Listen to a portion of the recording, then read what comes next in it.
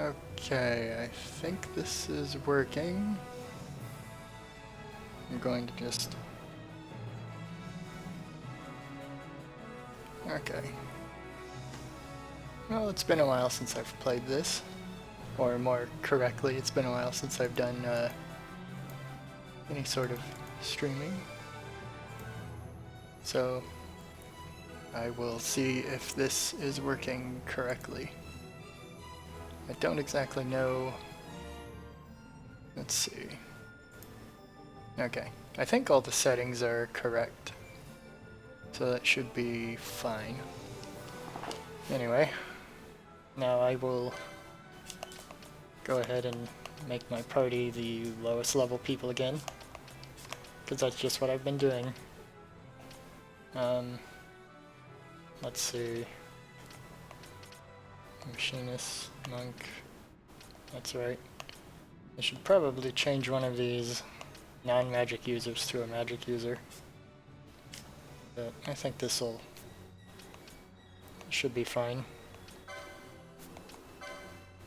And since I'm just starting out, I'll go ahead and spend whatever. Oh man, it's been a while since I've looked at any of this stuff. I guess he has all the... Okay, he has no magic, so increasing magic potency is pointless. Okay. It's been too long since I've looked at this, so I forgot how I was building everybody up. That's just kind of what happens when you take a break for a while. And other than the... well, sometime last month when I streamed this, before then it was another full month between the last time I was playing it, so... Okay. I think maybe... Okay, I guess I'll worry about it some other time, but I was originally thinking of just getting rid of one of the license boards just so I can give somebody that's that has no access to magic some magic. Because I didn't really think about how I was building the characters or the party. So there's some combinations of characters that have no access to magic at all. When really the ideal situation would be any 3 people, you'd have at least some magic. But it doesn't matter. I think I'm far enough in the game that, like, it doesn't really matter how I build the characters. Like, I have all the guns that I might want or need. All the equipment that I might want or need. All the points to spend. Anyway. Yeah, it looks like the thing's still working. Sage's ring doesn't do anything for him. But I'm still gonna buy all this stuff.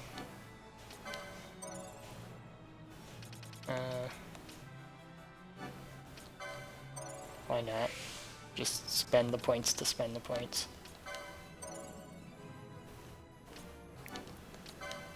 I don't even really remember what I was... Well, I remember what I was doing. Because last time I was in the game I got to a puzzle that for some reason I wasn't able to, let's see, Bosch and Ash are the other 2. I'll just have him buy the rest of the knight stuff. Because I've mostly been having him equip the knight gear. I don't think most of this is stuff that I'll be able to equip him with, but I don't think it matters too much. Revive. Okay.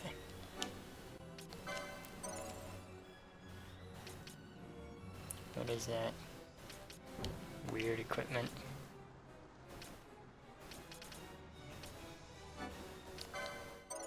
I don't think I'll have access to any of that, really. But again, it doesn't matter.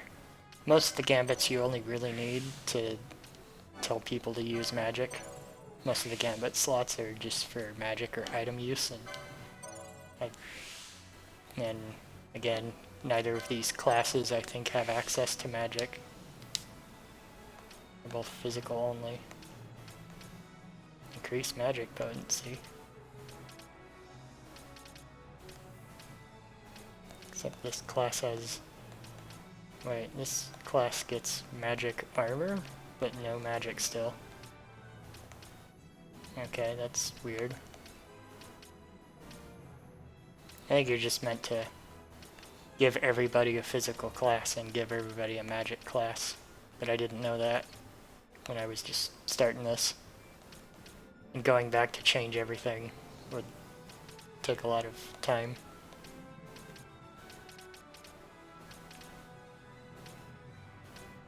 Wait a minute. Cast random magic on a foe. Okay, I guess I'll do that. I guess I'll give him that. That's something, I guess. Oh, okay, actually I know what I can do with that. I guess I may as well buy that, because it's not like I have any other thing that characters are doing with the points. I'm at the point of the game where I've done enough grinding that it kind of doesn't matter what you buy. Kind of wish there was a quick spend option, but it doesn't matter so much as long as you spend a while unlocking everything. 35 points. I'll just do that. Okay. And then Ash. Ash actually has magic to use. So I guess I'll unlock more magic options. Okay. So after last time, I actually decided to look up how to proceed. Because for some reason the solution didn't, like, pop out at me. It wasn't obvious. Even though in retrospect it really should have been. Because the solution that it gives you a hint that's like... Well, I mean, I'll talk about it when I start doing it, but... It gives you a hint that is sort of obvious in retrospect, but if you took a long break from the game and then came back to it after a while, the hint would be a little less obvious. Oh, good.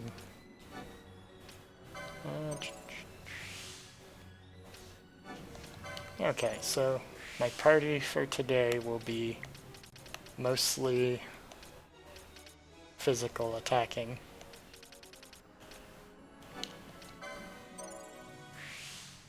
Like they mostly will not use any sort of magic.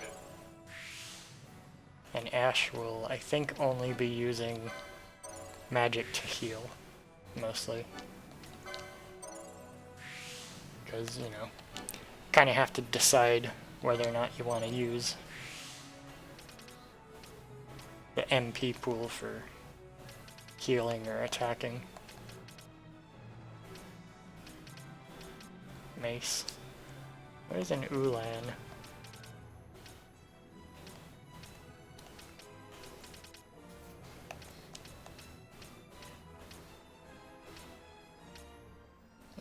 Okay, an Ulan is someone that uses spears, I guess, and heavy armor. Okay, so an Ulan is a warrior that uses spears, I guess. It's good to know, I guess. I think I'll just buy these random things. I'm not putting much thought into this because, you know, it doesn't really matter that much.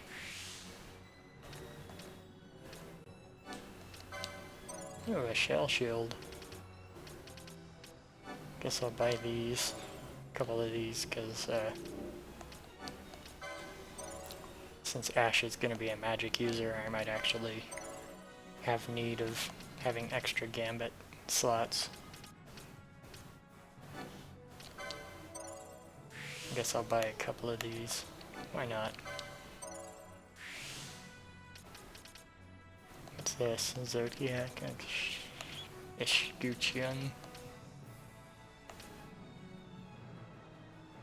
Yeah, Ishguchian. I don't know what that is. Well, I mean, I recognize the word because I've played, like, Diablo. And I think one of the many dozens of synonyms for shield they have is that one. But I don't really know. Okay.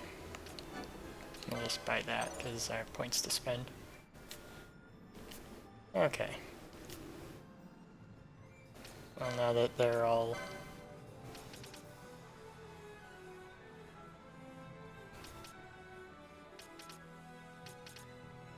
Okay. Revive. That was the skill that kills him, I think.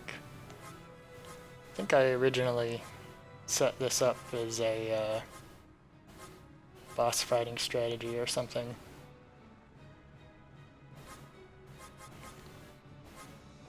So instead of that,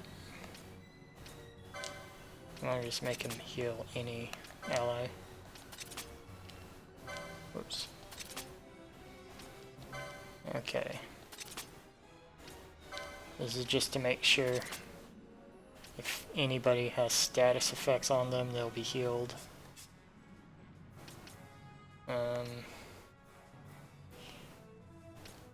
Okay. And since he has Shades of Black now, since he's a melee magic, or since he's a melee fighter, Shades of Black would be useful if the enemy is flying. Because if they're flying, you cannot run up to them. You can't run up to them and hit them with the sword if they're flying. I don't know why. I don't know why one of those doesn't work and the other does, but...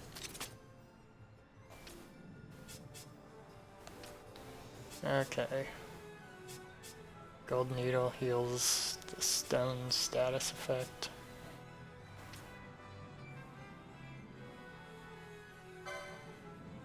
I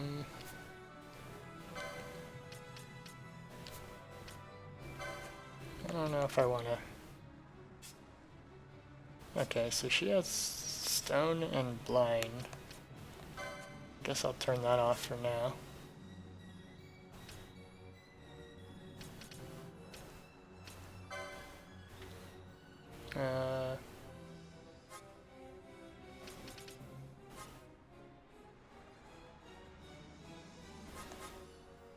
Okay. Looks like she can only heal blindness and stone.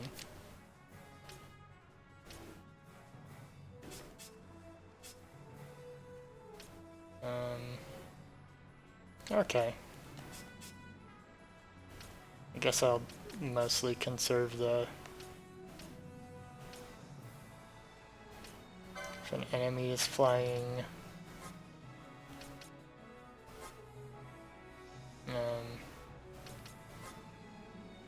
I don't know what to cast on him.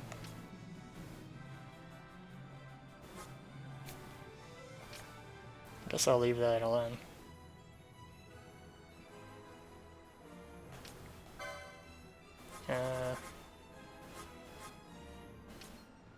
Maybe if they're weak to lightning, I'll cast lightning on him.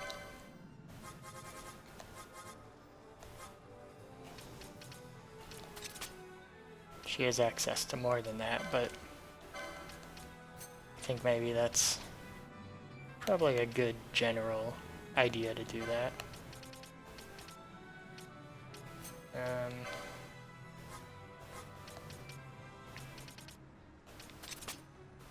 Okay. If combat isn't happening, cast regen on an ally that's below full hit points.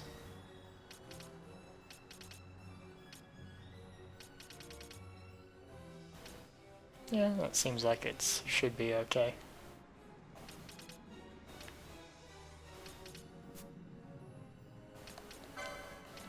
I don't know if any of the equipment is different. I guess I'll just hit the optimize.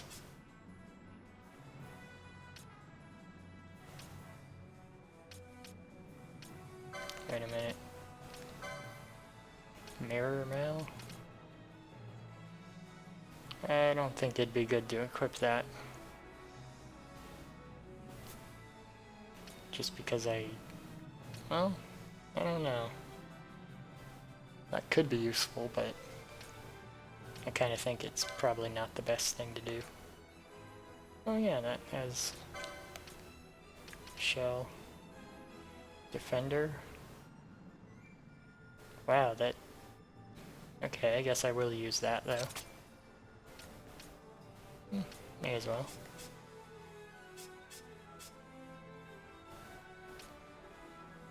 Oh yeah, that's right, she has the Sword of Kings.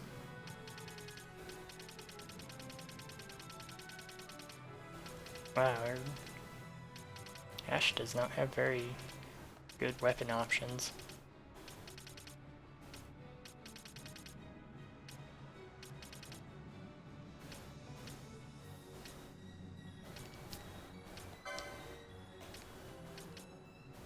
You could give her one of the better shields, but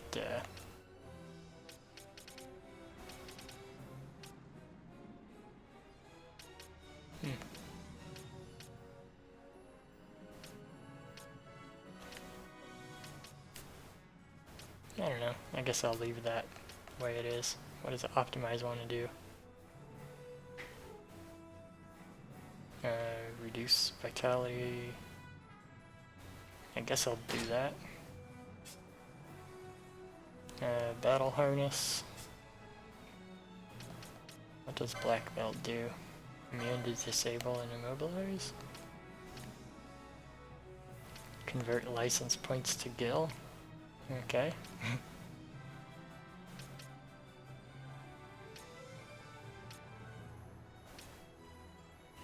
Huh. That's an interesting thing.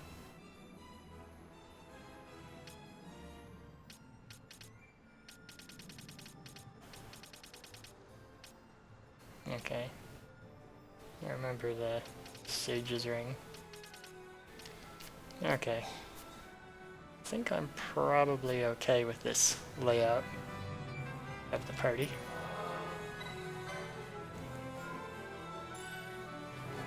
Okay, now I don't really remember what it was I was doing in this area. Like maybe I was doing a hunt or a side quest or something. It's probably what I was doing. But instead of that, I think I'll just... Yeah, I'm not going into there. Necrohall of Nabudis. Yeah.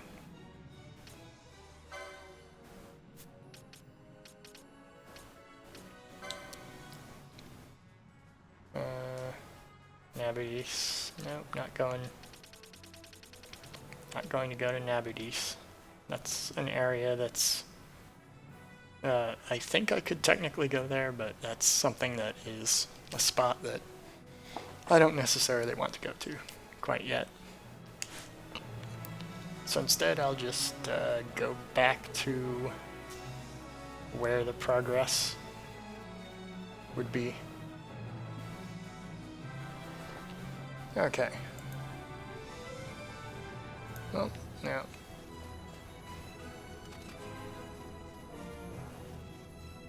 Now, if I recall correctly, kind of wondering if the, well, according to that, there's no dropped frames. I'm just a little unsure about about my setup, if it's adequately working, or if there's some slowdown or something. It looks to me like there's a little bit of slowdown. Let's see. Okay, maybe that's better. I'm not exactly sure. Okay. Yeah. My computer isn't the fastest computer, so I think there's at least a little bit of an issue with frame rate. Being able to do this correctly.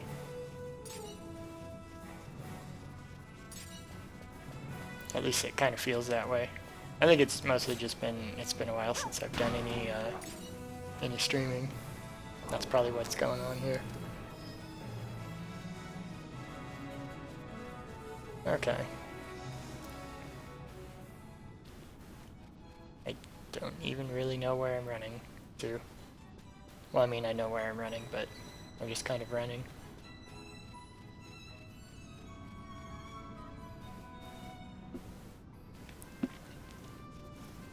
But I'll have them run to... Forgot the name of that place. Gulmir Jungle, I think. May as well attack the random enemy for loot. Oh, actually, I didn't check. Actually, there isn't really a shop to check as far as I remember. Okay.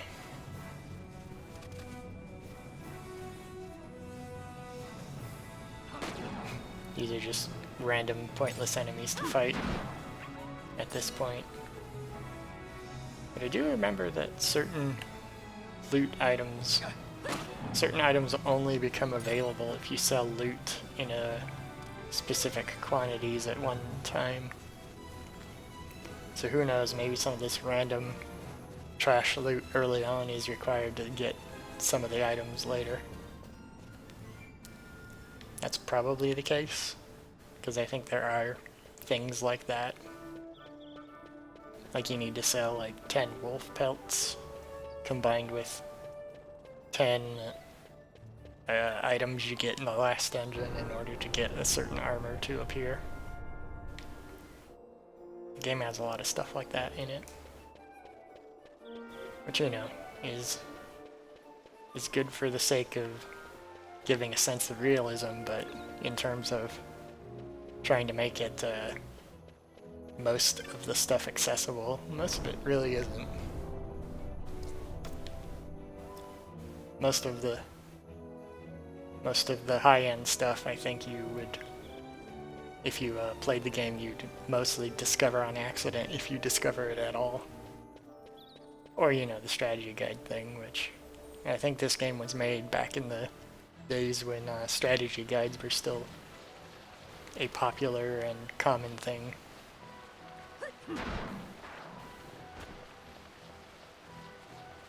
Okay.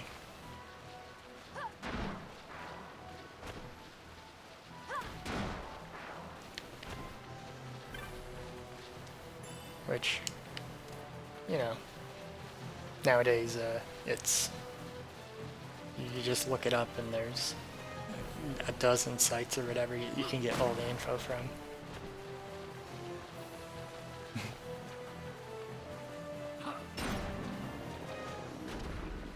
Okay.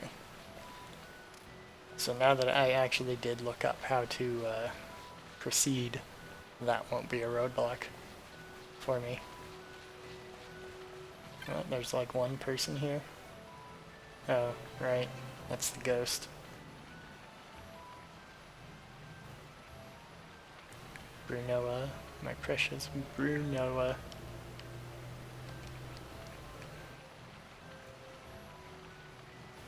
Yep. Finally rest. Oop. Yeah, there's like a quest that you do to retrieve a ring to give to someone. And that ghost is, I guess, the person that gives you the quest. But like, I already did that a while ago, so I only remember it because I remembered the ghost quest from the first time I played it.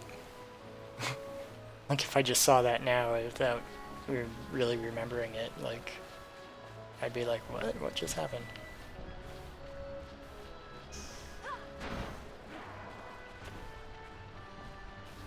Okay, I guess I'll grab this.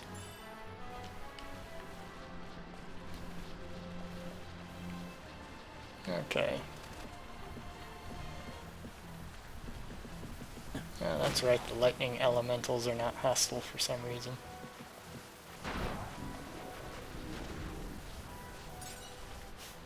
Let's see. Mardu N-type. Okay, it's a Mardu N-type, not a lightning elemental. Oh, it's immune to gunfire, I guess.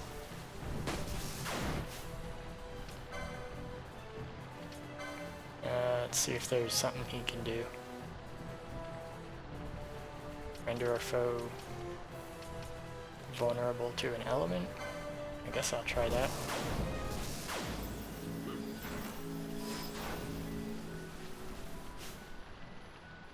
Okay, I guess I'll just run away from it, because I don't think I can really fight it that effectively.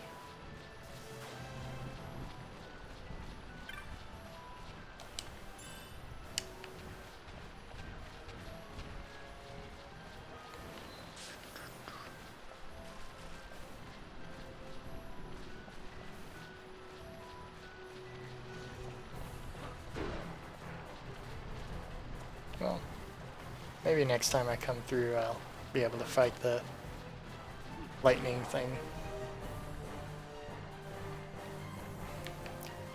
Okay. Yeah, weird flying fishies.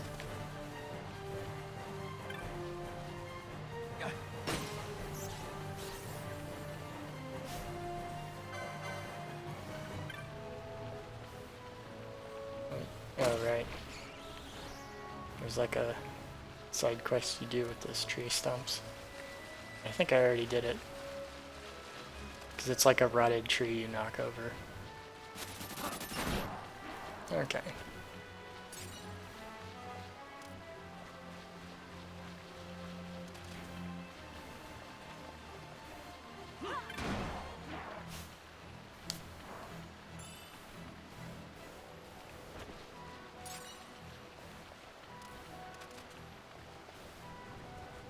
Okay, let's see. Well, they'll make it to the forest eventually here.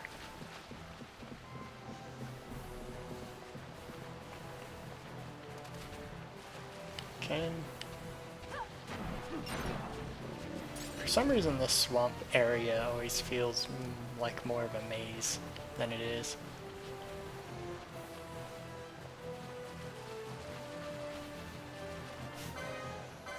Woolly gator. Apart from the head that opens up like an insect mandibles or whatever. I do kind of like the design of that thing. Despite its, you know, extra oddness that is there to just make it seem more weird. I do like that frog for the most part too. Okay.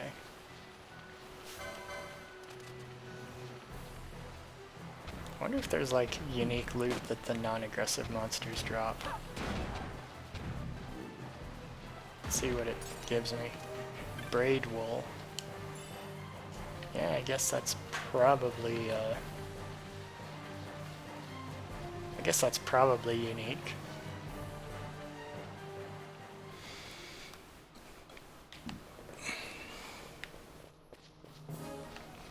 Okay, I'll be at the jungle pretty soon. Encoding overloaded. Well, it doesn't say there's dropped frames. So I think I'm still probably fine.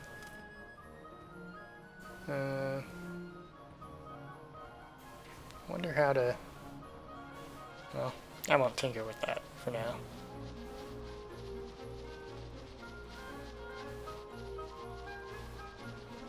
I think it should be fine. I think it was just, like, encoding overloaded was just a temporary thing, probably.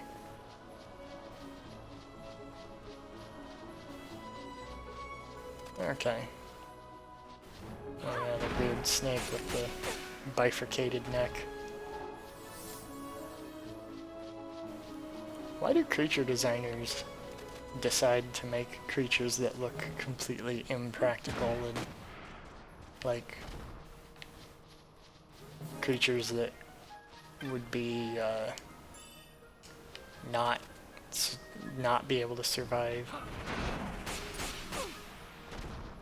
Like, that always seems weird to me about creature design when it happens. Like, I mean, Final Fantasy's particularly bad for it, but they're not the only offenders that do stuff like that. It's actually pretty common for people to do that, to design creatures. I don't really know why. Because if you think about monsters having a certain quality to them, like, you can certainly see an impractical design existing for monsters that are like the literal, like the historical idea of what a monster is, which is like the natural suspension of the natural order of things.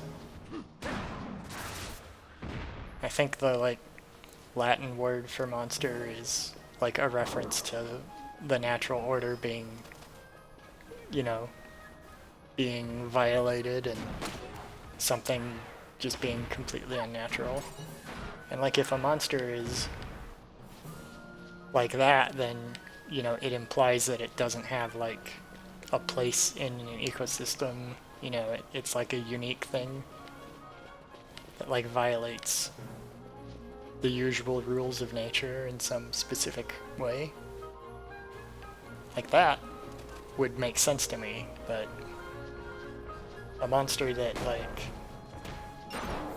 monsters in games mostly, they're flavored as if they are actually just creatures that exist, that happen to just have a particular property of being aggressive or powerful, or, you know, both. But, like, if it's just a natural creature that exists, it should... Like, these murder birds seem like creatures that would exist. But, like, the two-necked snake doesn't seem like a creature that would really exist.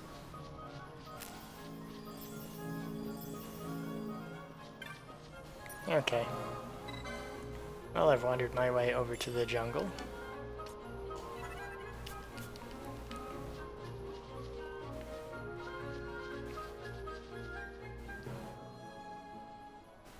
And now I'm going to make my way to whatever.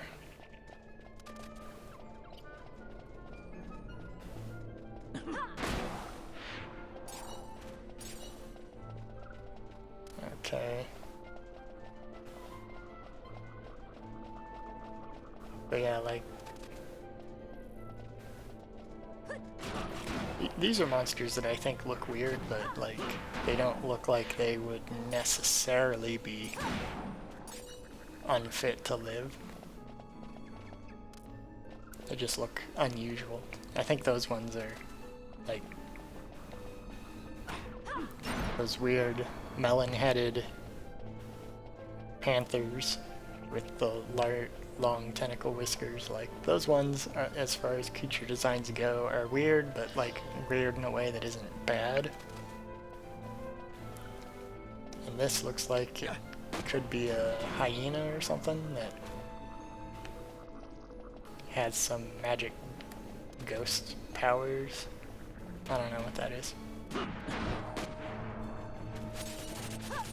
It's something. Okay.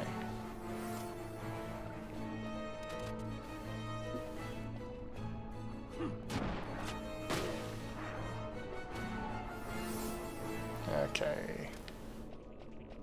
That is not the direction I want to go.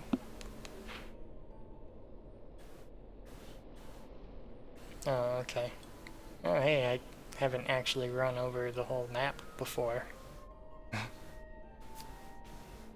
Okay, so this is the direction I want to go, and then I'll turn to the right. But hey, according to the map, this specific exact area is a place that I hadn't actually been to yet. Even though I don't think there's anything different to this area. There's like no unique treasures, I think, that is here that I've missed because I haven't been here before. I think it's just I've never literally stood on this exact spot before. Wait a minute. I don't have a raise.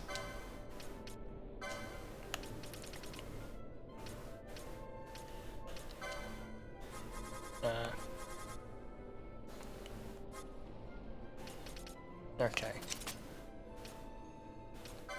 Ash does have raise magic. I just didn't realize it.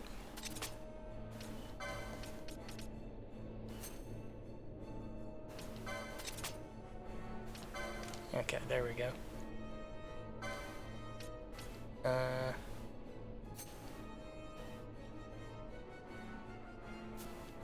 Okay, I think that should be fine.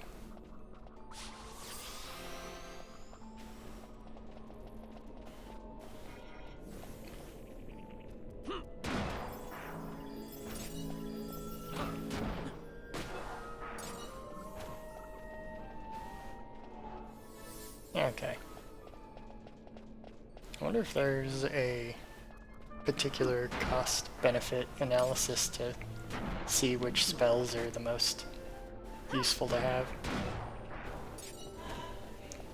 Like, I think at some point in the game you want to start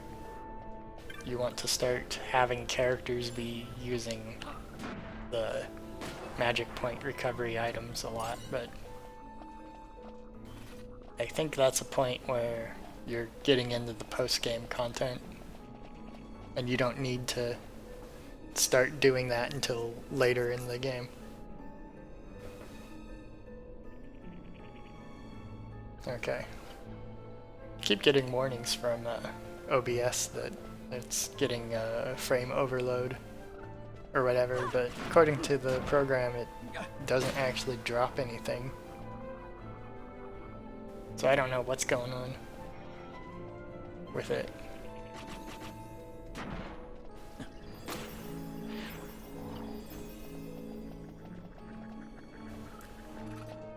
Okay.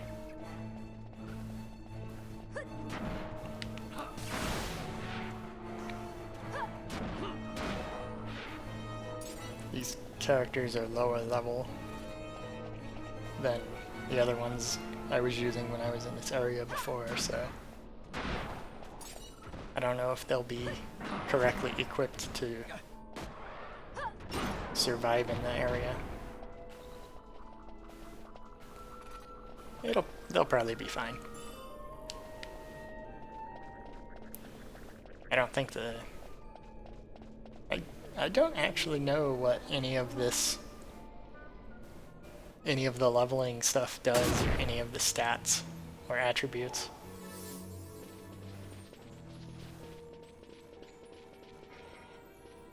Because, you know, not that I really keep track of how any of this works, but it always seems to me that getting new equipment doesn't really, like, make a noticeable difference. Like, I'm sure it does make a difference, but I never notice. Beyond the first few equipment upgrades you get, the first few times you do shopping, it always seems like it always kind of does the same thing. I'm gonna look at this thing here. Yeah, it looks like it's going okay.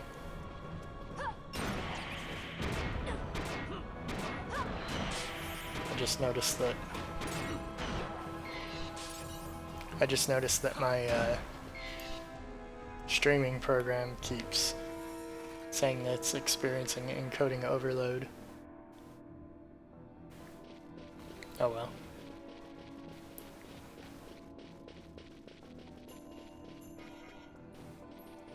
Fighting the tomatoes. But yeah, like this thing doesn't look like a real thing.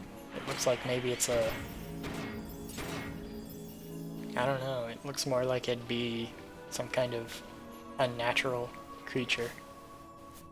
Or unnatural thing that has a unique origin rather than a type of creature that lives in the environment. Like those teeth come out of nowhere. And its black mouth-ish thing doesn't look like a hole, more it looks like a black piece of felt that's on the head, like it's a doll or something. Which, you know, if something like that existed, I could see it being like a magically animated doll or something like that. I think games like this tend not to, like, well, for one, if something's a magically animated doll that has black felt is its mouth and such, you know, it kind of leads you to the natural question of why are there so many of them if it is a magically animated doll. But, you know, there's really no way to answer that in the game. But, like, this thing is supposed to be a golem, I think. I read through all the creature bestiary entries one time. Yeah, it's just called a golem. But yeah, I've read through the bestiary entries before. And they give them all different descriptions, but, you know, it's not terribly super consistent. Okay, so getting closer to the area.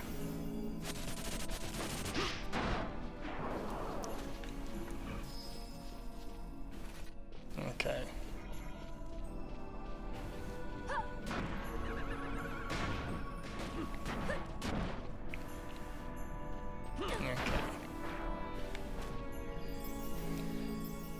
There's that mini-map area that gets scrambled.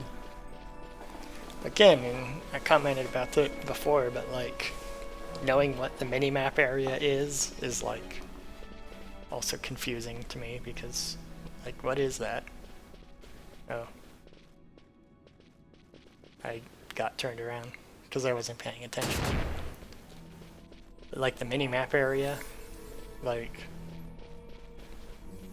it's not just confusion over where we are, it's like a magical effect that's on them somehow.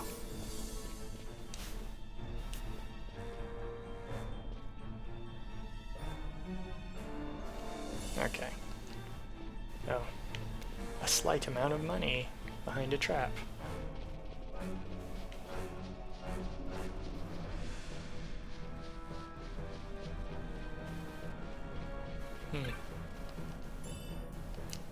Okay, another slight amount of money.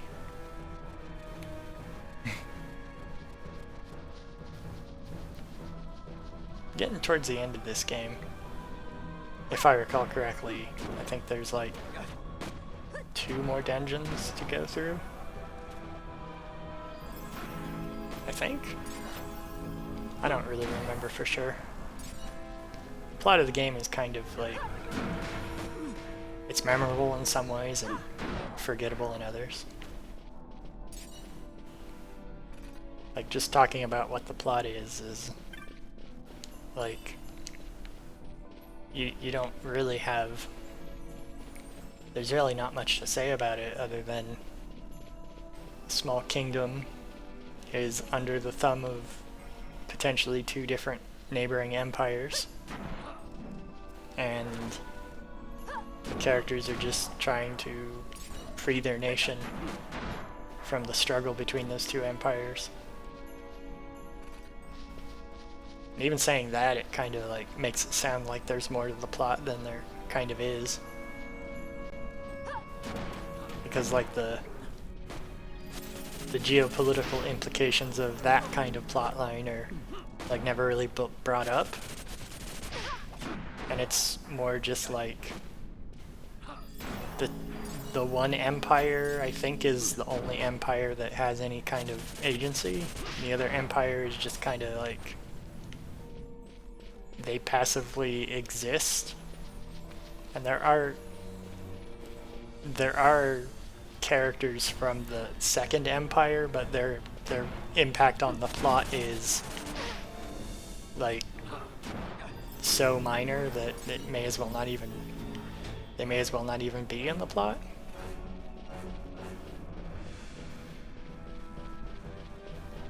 And basically the only thing that happens is you find out that there's super weapons and you go to destroy the super weapons. Because they have magical nuclear rocks.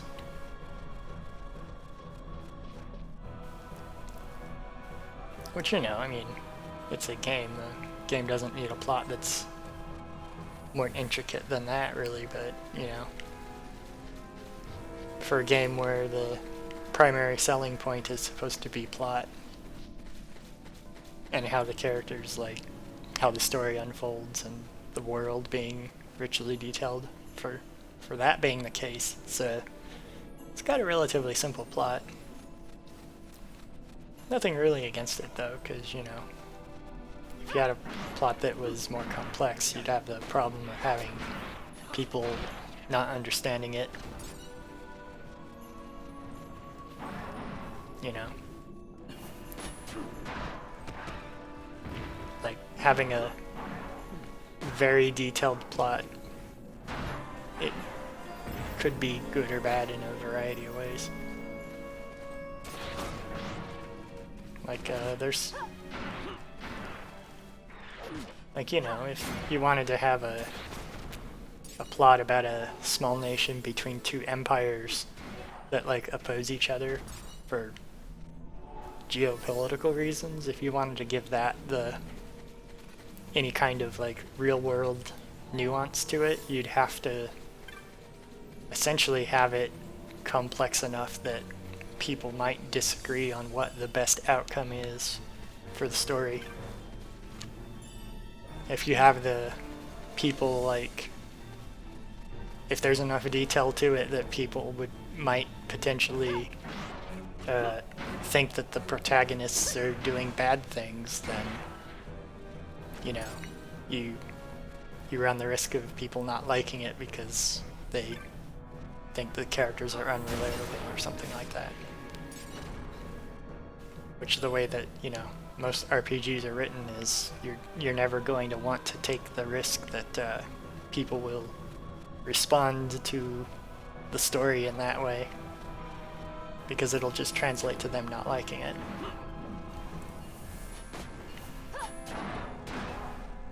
You know? I mean, there's a really easy way to fix that, though. You just make it so that instead of having two different empires vying for control over the same region, and the region wanting independence, you just have one empire trying to control a region, and the region wanting independence. Like, that's a real obvious solution there. Because, you know, everybody likes the idea of having free agency. But if you have like the primary conflict being two large empires vying for control over a region, then you kind of have to get into the question of like, well, what is actually the difference between the empires, and you know, how would they rule this region compared to the people ruling themselves? Or, you know, do the empires actually have the ability to control the smaller region? You know, things like that. Which, those would be very complex questions. But yeah, if you just make it a more clearly malevolent forces fighting against people that just want independence, like that's something different. Also, to do that, they'd probably have to make it so the main characters weren't like monarchs, because you know, having the main characters be I'm the rightful ruler of the kingdom, not exactly the best approach to make a relatable character. Man, I forgot how ridiculous the sword looks. Like, I mean, it looks kind of neat, but like that part inside that's just hollow, like this thing would bend. That thing would bend a lot the first time you hit anything with it. Okay, so I'm almost to the gate.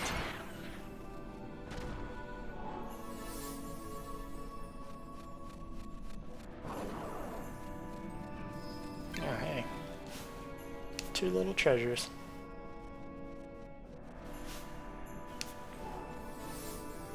Oh, okay, she kept trying to want to turn back to cast the magic.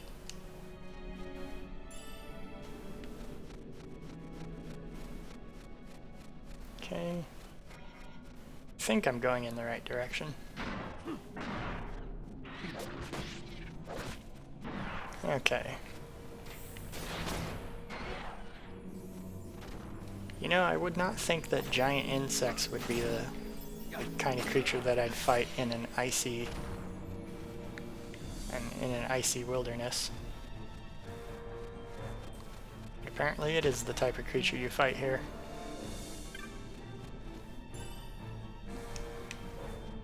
Okay. Oh yes, and snakes. Snakes and giant bugs.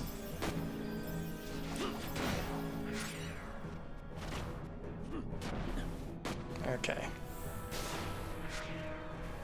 And it's apparently called a basilisk.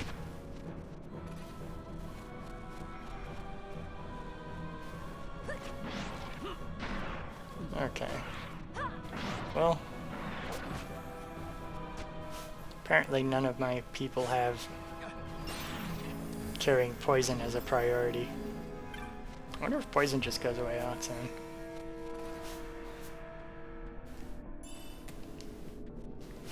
I guess I'll set one of them to get rid of poison.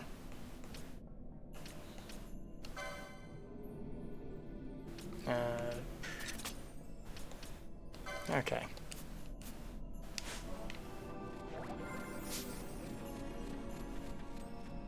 That's probably a good idea.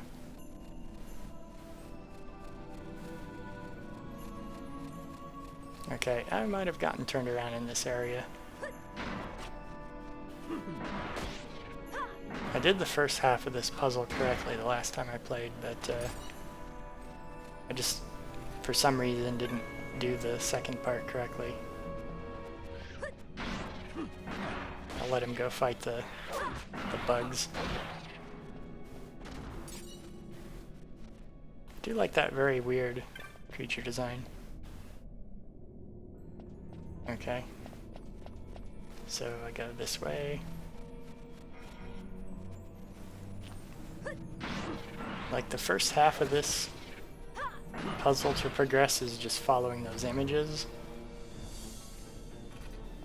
And like if you don't follow them, you don't you can't go to the next part of the map even if you technically go in the correct direction. But like, you only have to do it once. So if you only have to do it once, then, you know, I could have just theoretically gone the correct direction. I kept getting turned around and such.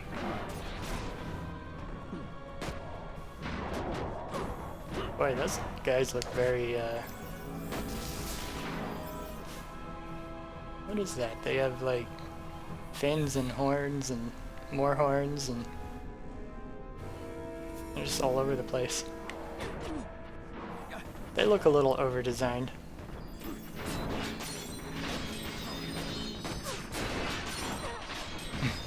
Having little gauntlets on their arms. Their forearms, it's like, do you want to wear clothing? Yes, we will wear clothing, but only on our forearms. Loincloths and heavy gauntlets on our forearms. That's it for us. Okay, so this direction. Okay. And I think it can go just straight ahead.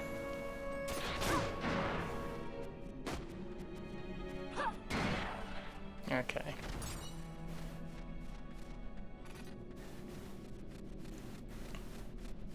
Going through the weird mirrory fog. I do like this fog effect.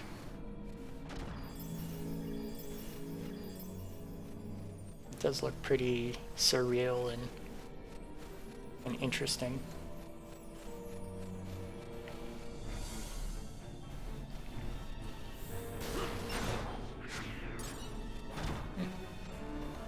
Okay.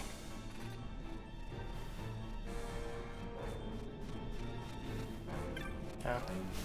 I thought this was the gate for a moment. Okay. I think I'm near it though.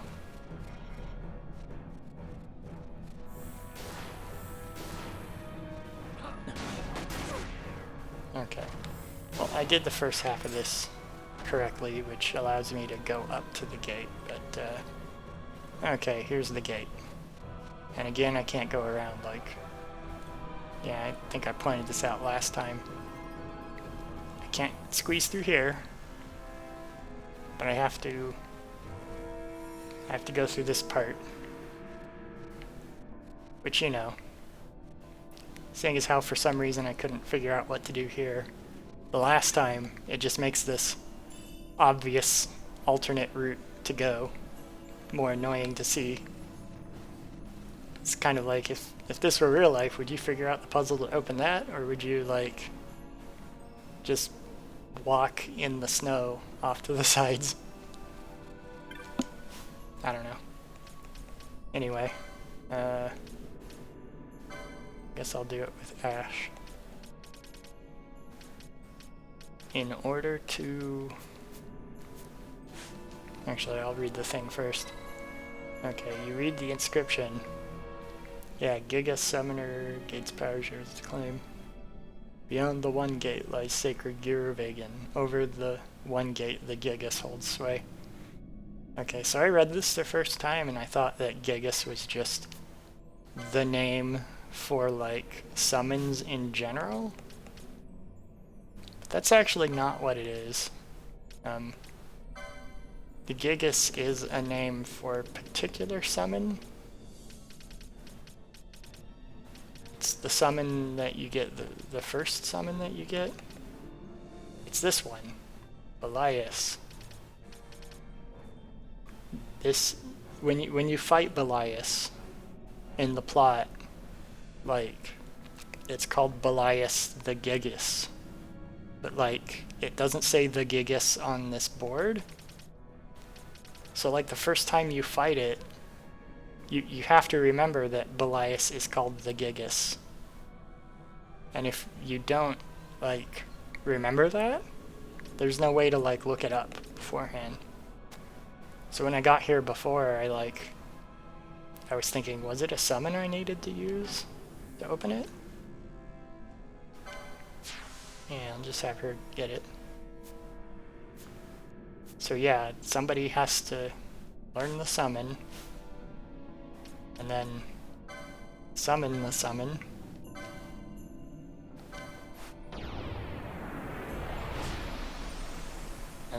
And then open the gate.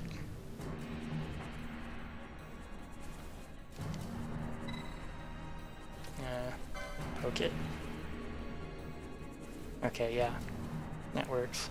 It has to be that particular summon. It can't be another summon. Which last time I was here, I tried a different summon because I thought all the Gigas were the same. They, you know, Gigas was just the name for all the summons, but no. It's only this particular one. Which I guess kind of makes sense because you get that guy in like the other ancient ruins that you visit when you're going through the plot. And these are like ancient ruins that you visit as part of the plot. So it's kind of like he's in one spot, he's kind of a key used to open this other spot. So it kind of makes thematic sense, even if it's a little bit like easy to forget or miss. But you know, that's what happens when you play the game and you stop playing it for like a month. On the farther shores of the river of time, shrouded deep in the roiling mist. What is it, Fran? The mist runs thick here. Like on the Leviathan?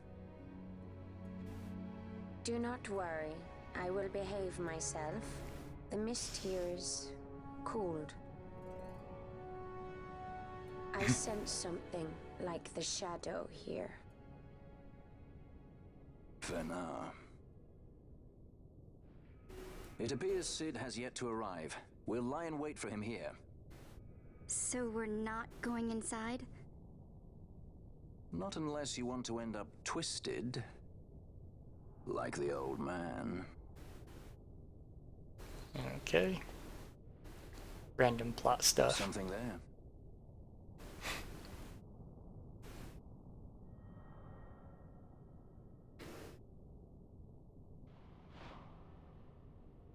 Alright, she's seeing a ghost again.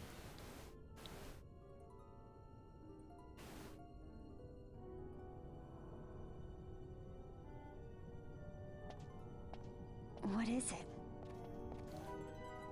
She can see him. Let's follow her.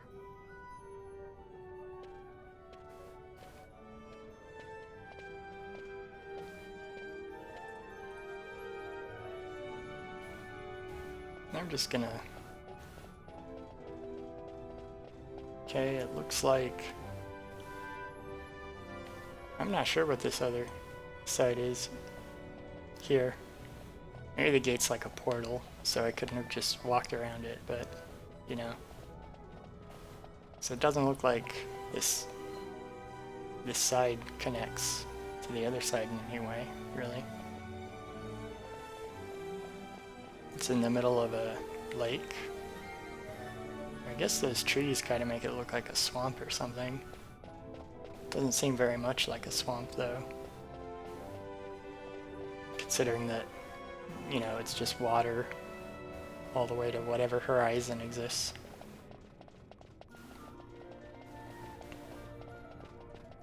But yeah. The other guy is like trying to come here by helicopter. And I guess I beat him here on foot somehow. For some reason I thought that he got here before you. Because you know, if somebody flies off in a helicopter and you walk on foot to get somewhere, you'd think the person in the helicopter would win that race. But this is also like the mist that they talk about is like it makes magical things go haywire, and the helicopter is a magic helicopter, so yeah.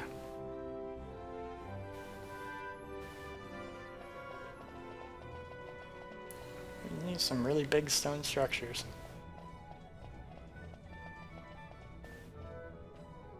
It's in remarkably good condition for being an old city. Old ruins.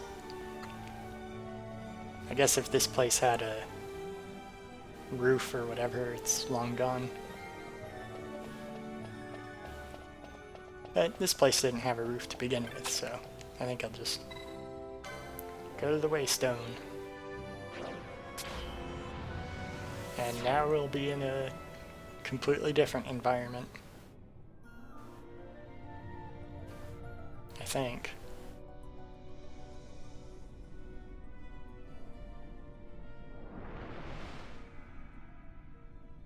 Oh, okay. For some reason I thought this was like an underground area. I guess I don't remember this specific thing very well.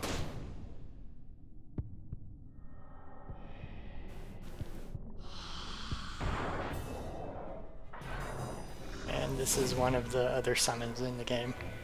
I think there's like 10 of them or something like that. And you only ever have to fight like 3 or something as part of the main plot. And all the others are like optional ones.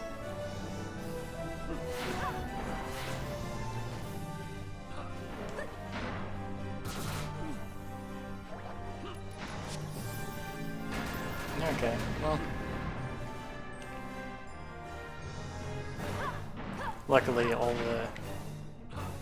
the ones that you have to fight are a lot easier than the other ones.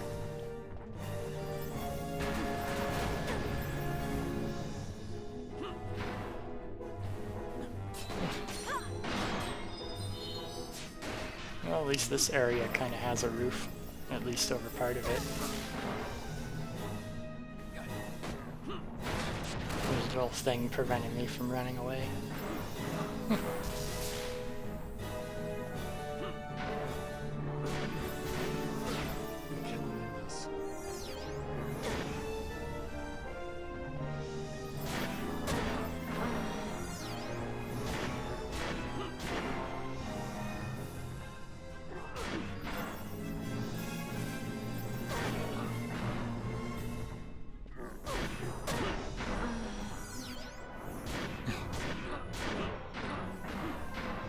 Oh, that's...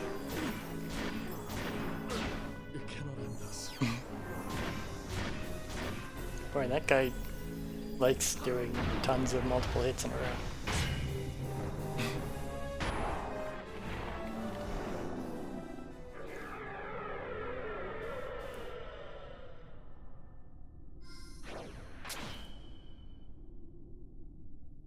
It's not even really clear what they're doing here. I'll play the victory music. Yeah, we beat up a thing. We don't know what it was, but we killed it. We're the heroes.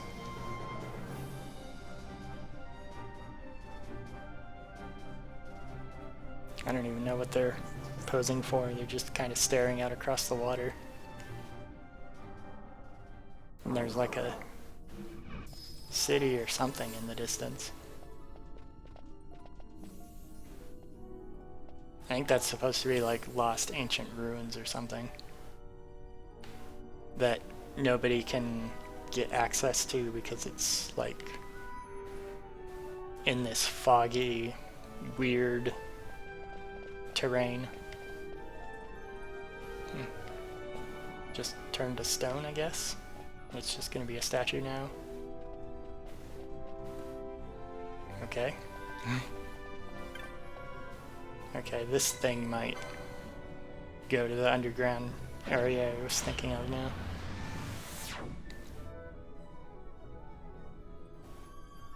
Or maybe it'll go somewhere else. Nope, this is the spot I was thinking of. Which, I have no idea what this place is supposed to be. I mean, whatever it is, it's just ridiculously massive. And considering that it's a giant cavern, and ancient. Like, the fact that it hasn't completely collapsed is impressive.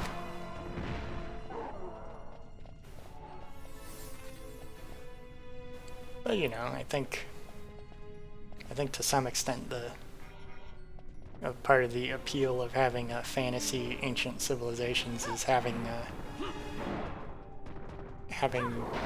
things or structures or things that are impossible for later civilizations to reproduce.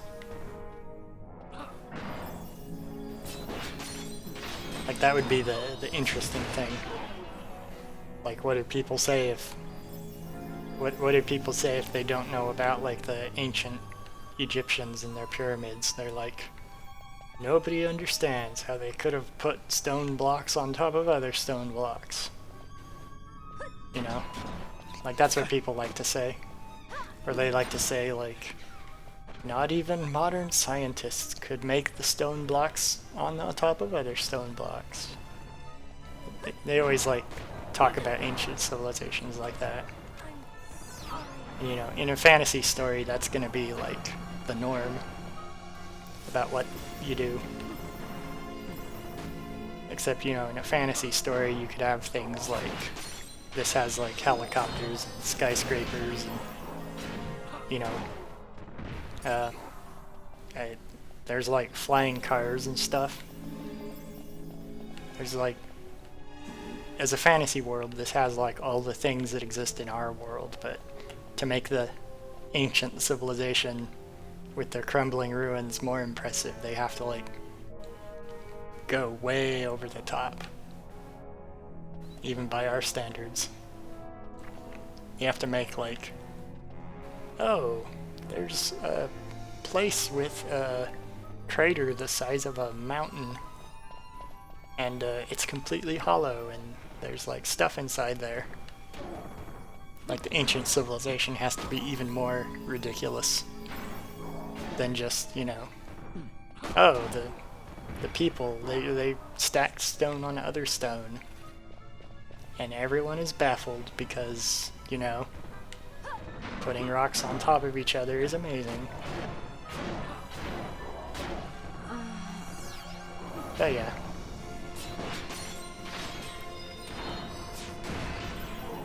But then there's also the problem that you, like, come in here and it's like, it looks impressive, but, like, what even is this place?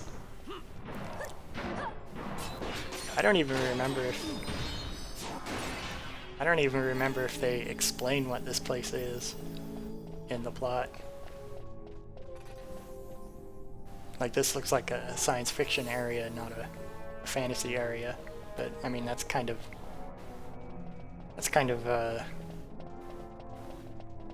what this series is known for.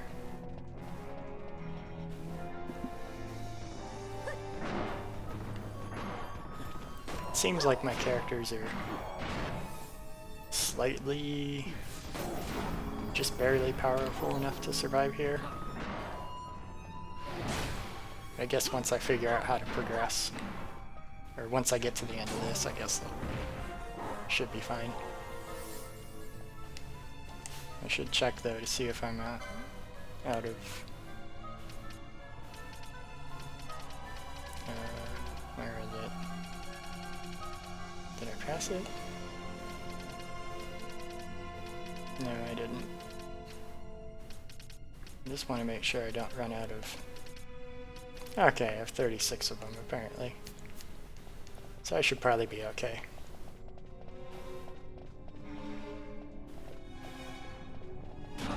Just if I was about to run out of those Phoenix Downs, I probably would have been a good idea to backtrack and go get more.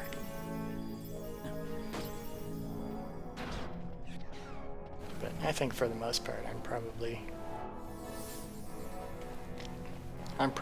going to be okay.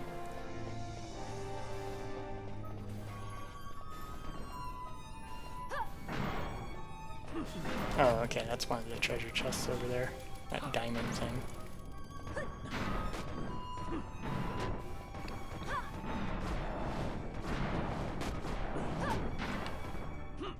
Ooh. Okay. But yeah, this place, I don't think they ever explain what it is, other than that there's like valuable stuff here. Like the guy that they talked about that we beat here, Sid, is like a guy that is researching ancient technology, because the ancient technology will the device this gate stone. I don't even Chethez? Yeah, maybe Chethez. I don't know how to do that. Anyway, this is ancient beyond reckoning. Do you want to touch it? Wait, how do they know that it's working without touching it? I mean, I guess it was glowing or whatever. So that's one thing, I guess. I think you just touch all those devices and activate the way forward.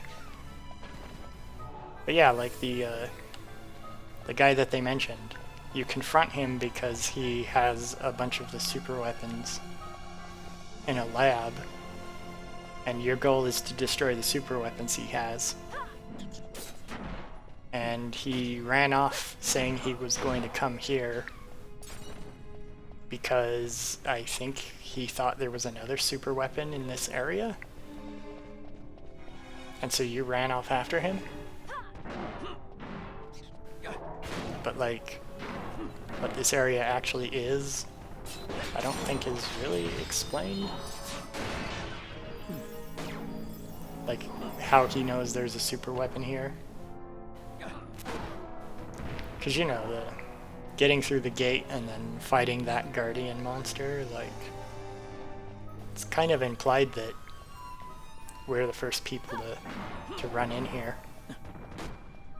I mean, there's us and then whatever this civilization of horned lizard creatures are that have loincloths and swords.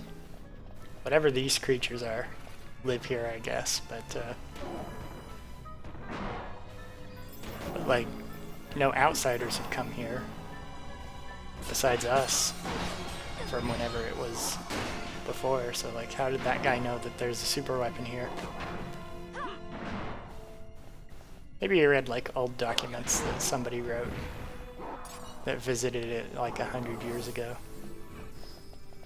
I don't think it ever explains, I don't think it ever provides an explanation like that, but I guess that could be an explanation.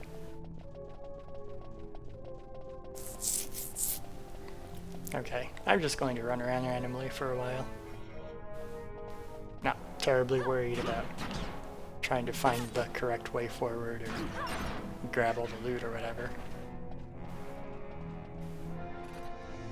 That's sort of how I've been playing through the whole game, pretty much.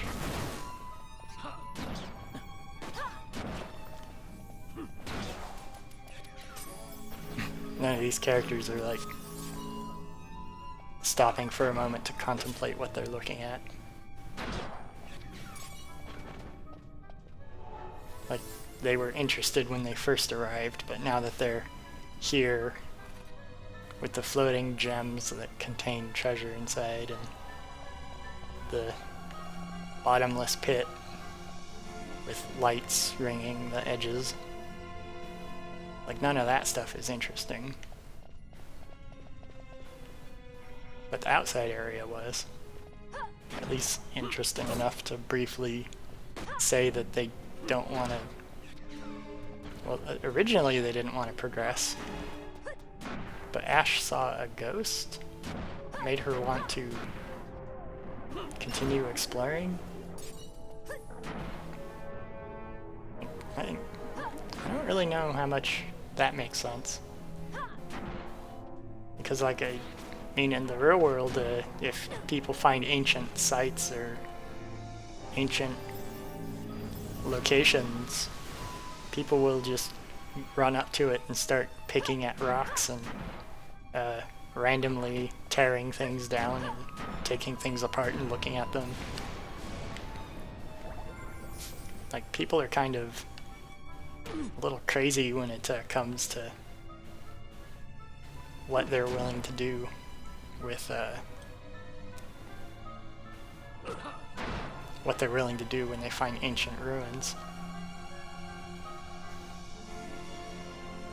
But like, these guys just see ancient ruins and they're like, oh, okay, that exists, I guess.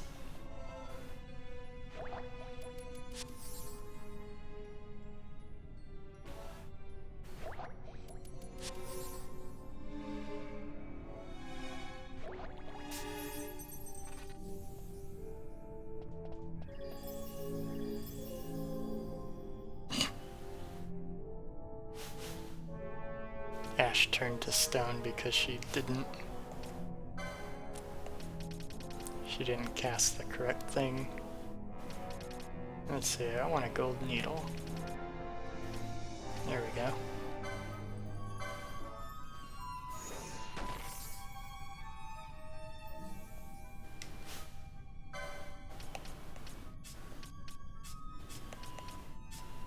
I'm gonna just make myself Ash again. Just because, since running around restores... Oh, she's immobilized, she can't run. Oh, she also has disease on her. That's not a fun one. I don't think I have vaccine. Or serum, I guess. I have 2 of them.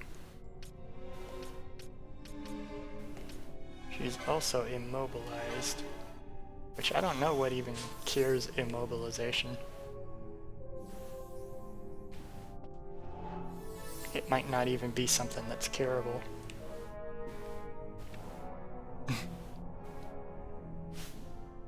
guess I will not.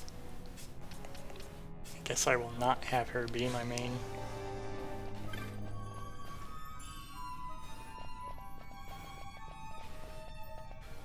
Okay.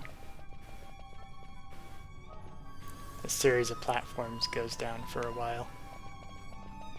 If I recall correctly, this is kind of a long dungeon area.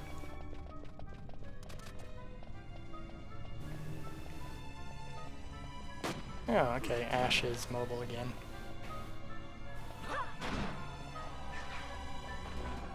That's good.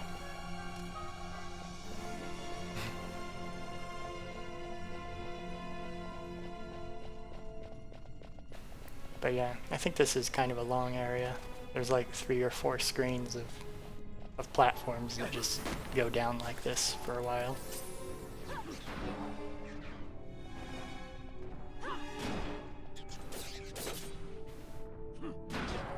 Oh, okay. Both of you got stopped.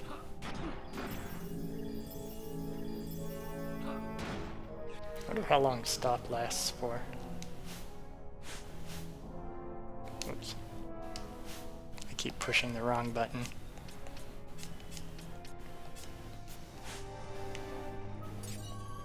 But yeah, running around is how you get magic points back. As you run around more, it does that. And since the AI only moves them around enough to make them go into combat and doesn't run around a whole lot, it's usually more advantageous to force the character to run around constantly. So in this game, if you have a magic user, it's always better to run around with them. Like, I don't think it makes a huge difference, but you know, it does make a difference to do it that way.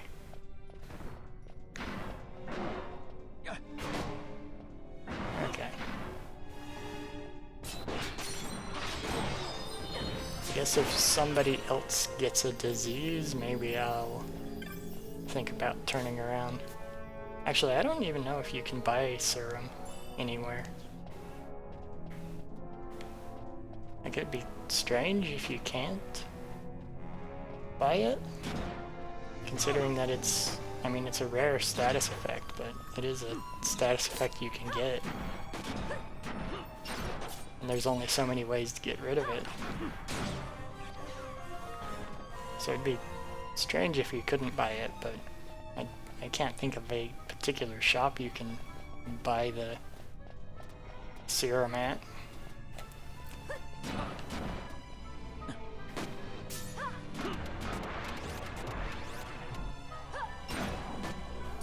Okay. Marlboro flower. Wonder how these plants are growing down here. I guess there's lots of light. I guess there is lots of light, but there's no soil, but I guess... Actually, there would be lots of soil around, wouldn't there? Because there'd be fungus and stuff, and then when the fungus dies, it would turn into soil, and then other plants and stuff would appear, would grow, and then when that stuff dies, it'd turn into soil. So I guess soil would kind of exist on these platforms. Maybe there's like an auto duster or something that goes around and just keeps the place free of debris. Some auto debris thing.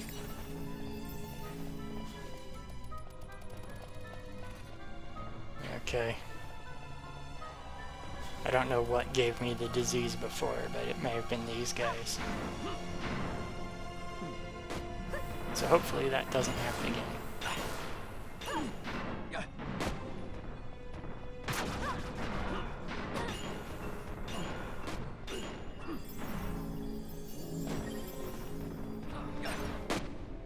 Okay.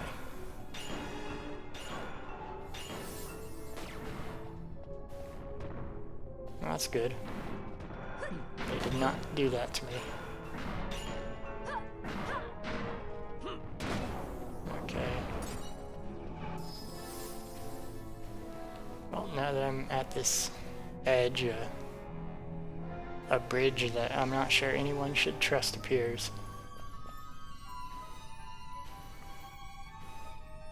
Imagine having so much energy that you can just, instead of having stone or something, or building a traditional bridge, you can just spend the energy having a bridge appear out of nowhere. That would be a very rich society, to just have all that type of energy to waste. Which I guess whatever society made the mountain-sized hole in the ground with lights and platforms in it and stuff. I guess it does have to be a rich society.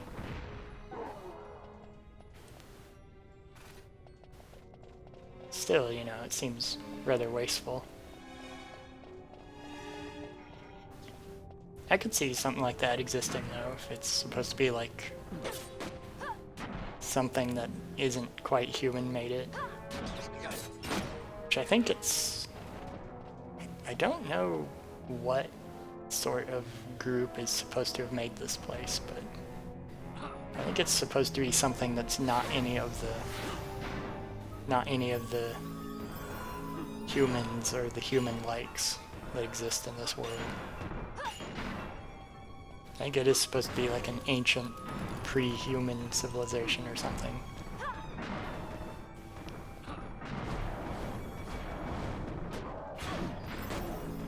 I don't know. Maybe that is something that is kind of answered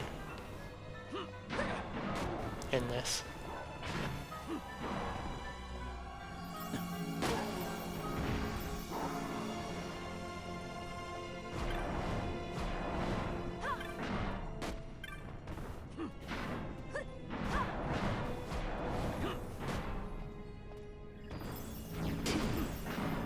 Okay.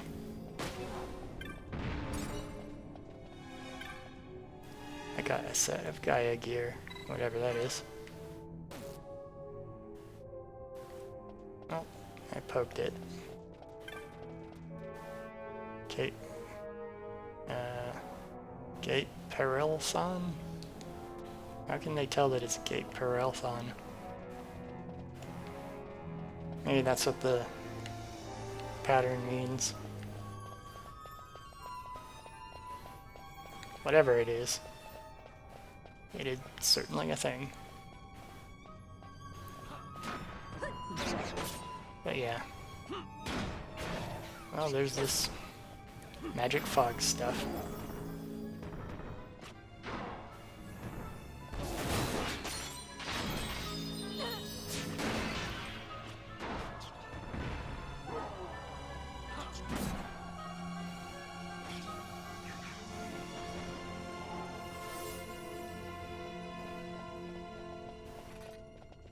Okay. It's kind of neat to see the layout of this area. I mean, even if I'm not sure what I'm looking at, really. It's kind of neat to see like a strange environment that has a sense of scale to it. It's very large.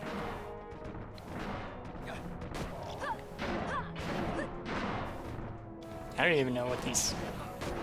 I think these characters are just here because they saw a ghost walking in this direction, and so they just decided to explore.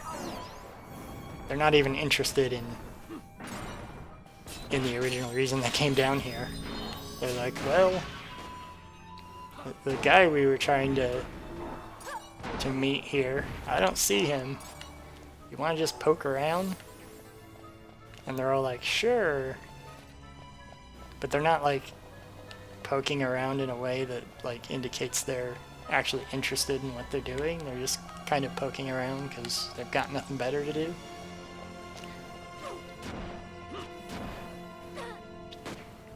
I think maybe...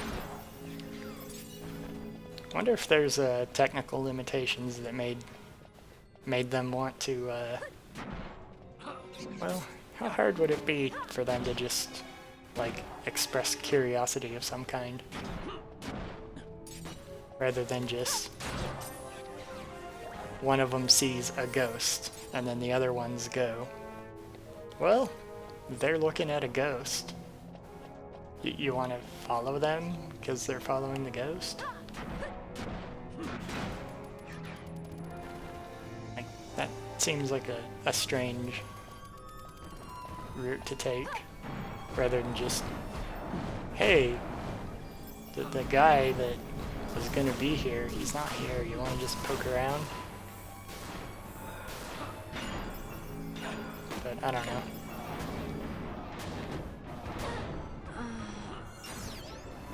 Okay, one of those elementals is here.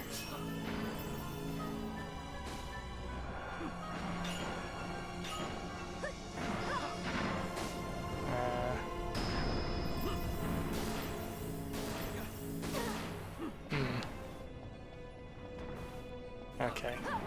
It's this thing that's doing all the damage to me, not the elemental. Elemental's hurting me, but not as much as the mithril golem. Ah. You cannot end us.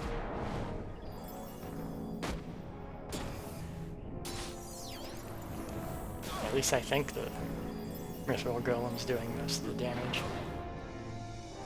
Oh, no, 3,000 hit points of damage.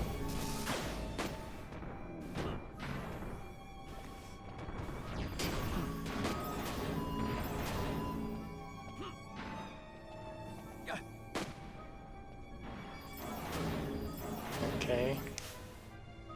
Was it immune to the gunfire?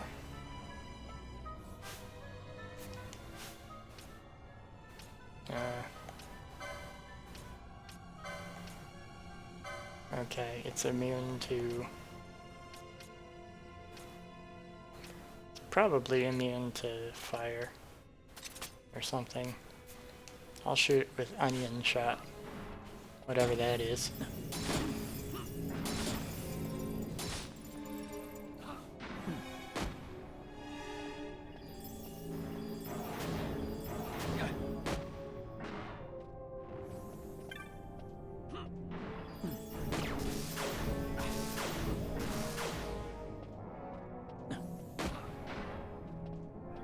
Well, I'm whittling away at it. Okay.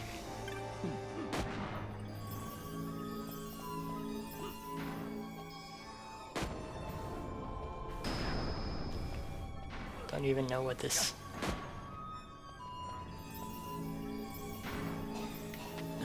Looks like it's supposed to be some kind of amoeba, almost. Or a cell. Because it has like a core, and then it has like a surrounding shell of some kind.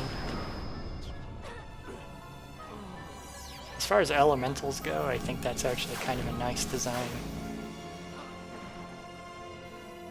Having like a core to the elemental, and then having like a surrounding sphere or structure to it.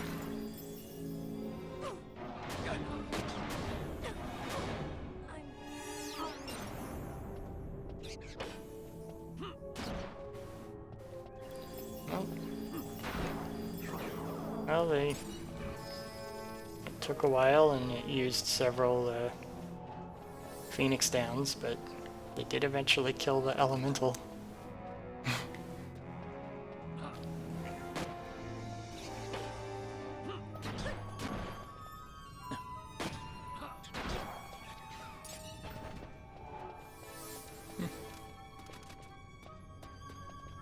Well, once I get through this area, I'll probably be able to get a significant upgrade of gear. Actually, now that I think of it, I did pick up something called Gaia gear earlier.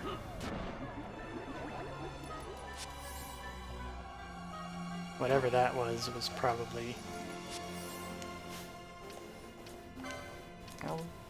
I'll see if it...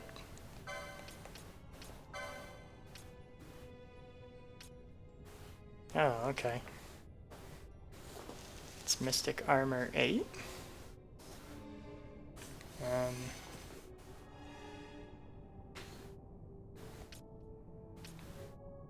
Guess I'll use it. Let's see if there's a hat that's better. No, looks like still have the best hat. These guys use heavy armor, so I think I haven't gotten any heavy armor. Oh, I guess there's platinum armor that I could potentially equip. Light armor 9. Oh, okay. He has the light armor 9. Gigas hat.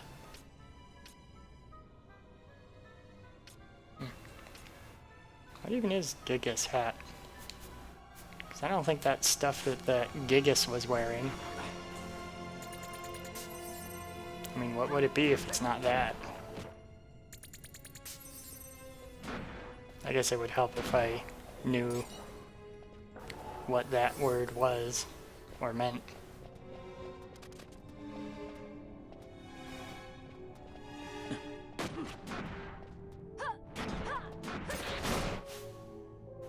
Hmm. 29.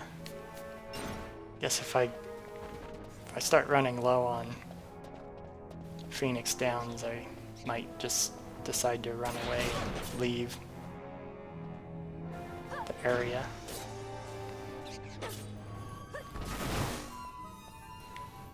Because I think I'd rather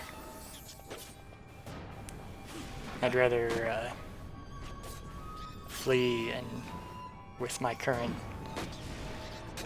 equipment and everything, and just try to re-equip and come back later, rather than risk getting killed here and having to restart completely. Okay.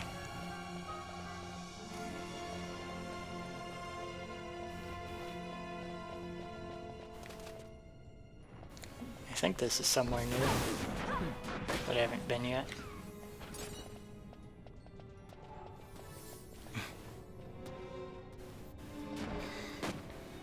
Yeah. These last few dungeon areas are a lot longer than previous dungeons.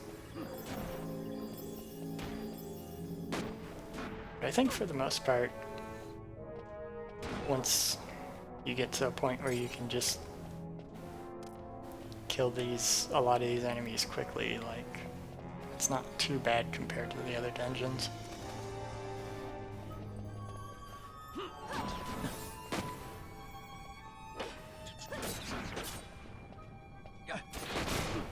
A lot of these look out of place.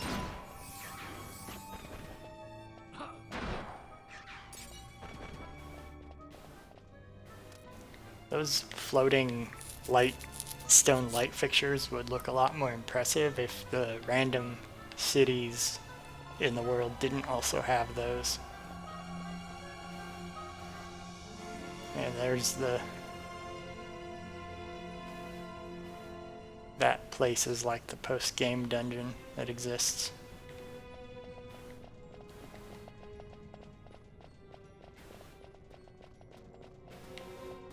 Wait, it came from... Did it come from up there or down? I think I came from that direction. So I go up, I think.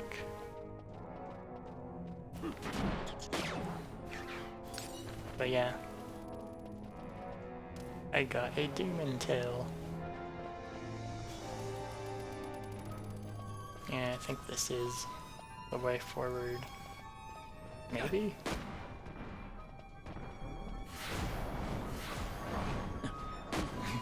I really don't remember for sure. I guess I could look at the map, but what's the fun in that? Looking at the map to figure out where I'm going. Wandering around confused and lost is kind of the whole point of this place, I think.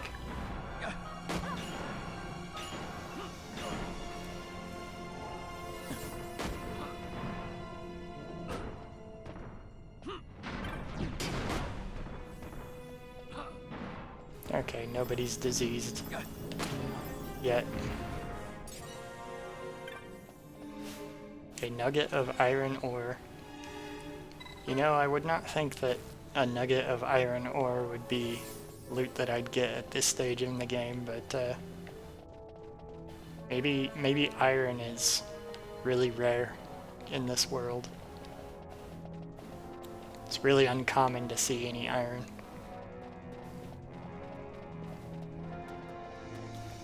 Like, how come there's no fantasy settings like that, actually? Where, like, things that would be rare to us are super common, and things that are super common to us are rare. Like, I mean, there were periods in history where iron was rare, but that was because people didn't know how to work iron. That was because people, like, didn't have like forges that used bellows, and so could make the forge hot, like a lot hotter. Like at one point people are just, how do I heat this metal and shape it? And they're like, oh, just put it in a fire. But they didn't know, like, that if you increased airflow to the fire, that it would allow you to make the fire hotter, so you could forge harder metals. They just didn't know it, so they thought, like, you know, iron, we can't do anything with that. That's stupid metal, throw it out. So, like, at one point, iron was a thing that they, like, it was trash. But when people figured out how to make hotter fires, they, you know, suddenly it wasn't trash, it was a usable metal.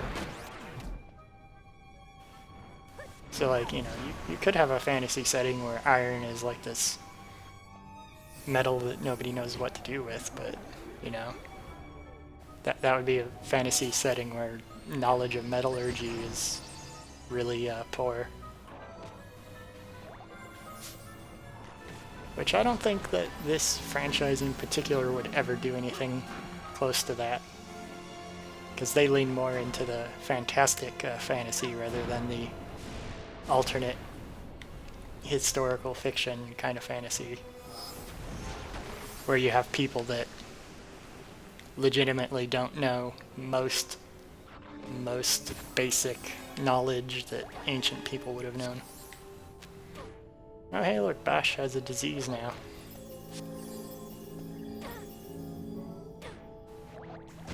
I guess it's these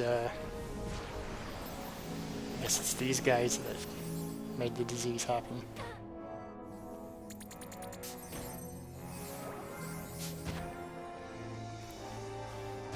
Well, I guess I'll recover the disease.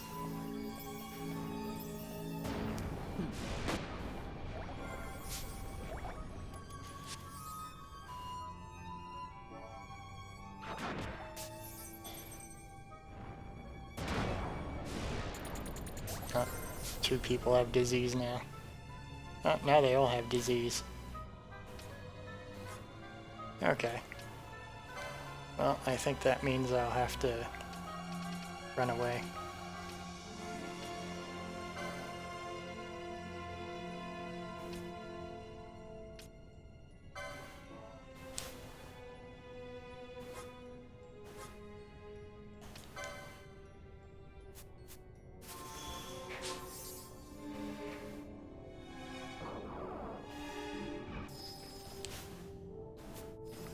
Sleeping cannot take commands.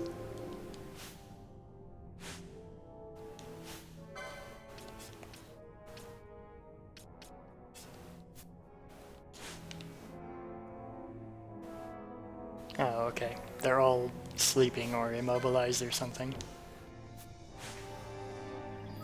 Well, that's inconvenient.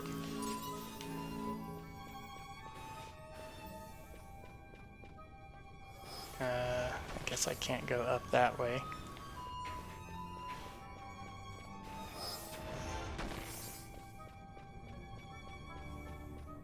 Well, let's see. I guess I'm going to turn around and try to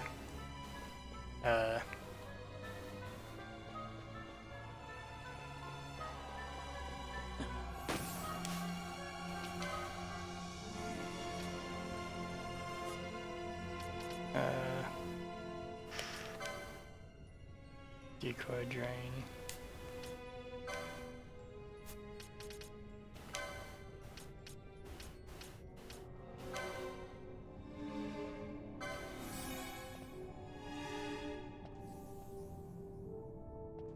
Okay. Can't do anything about the disease, but I can just force her to get rid of the sap.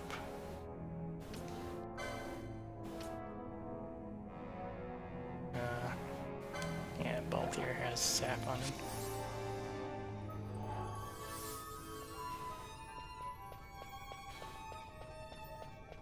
Okay. Guess I'll just run away from those guys.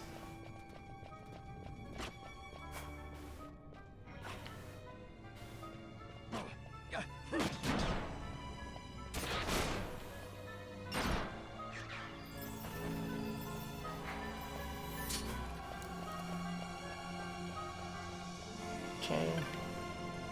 I already pushed that button, so I won't push it again. As long as it's an enemy I can kill relatively quickly, I guess I'll fight it, but other than that I'm just gonna run away from most of them.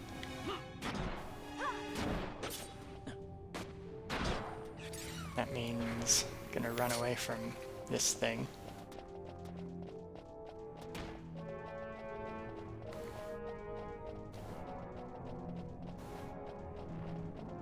And they're chasing me, so I'm gonna keep running away.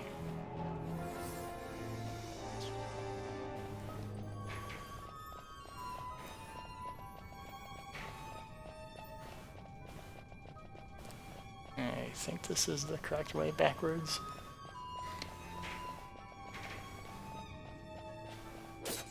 Okay.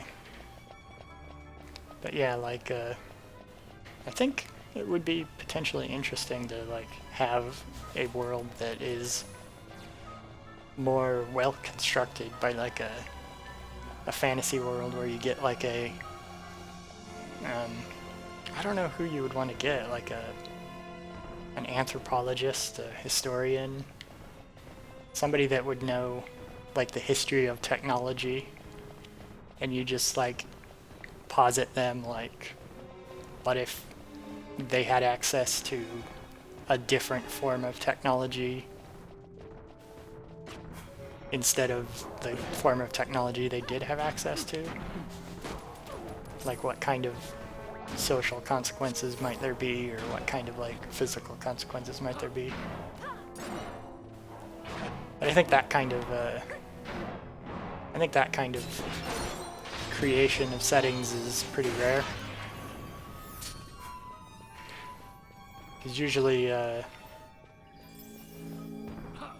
creativity is you just come up with random whatever, and you don't really think about things like sociological impacts. But like there's reasons why,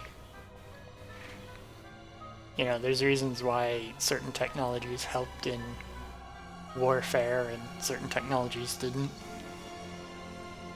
You know, there's reasons why empires in the old world could only grow to a certain size, and empires in the modern age can grow to cover the whole world. And a lot of it did have to do with basic things, like really basic things like travel technology, navigation, map making is much better now than it was in the past, but there's other reasons why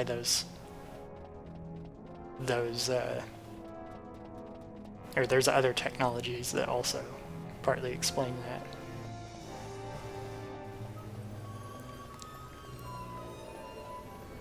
But like,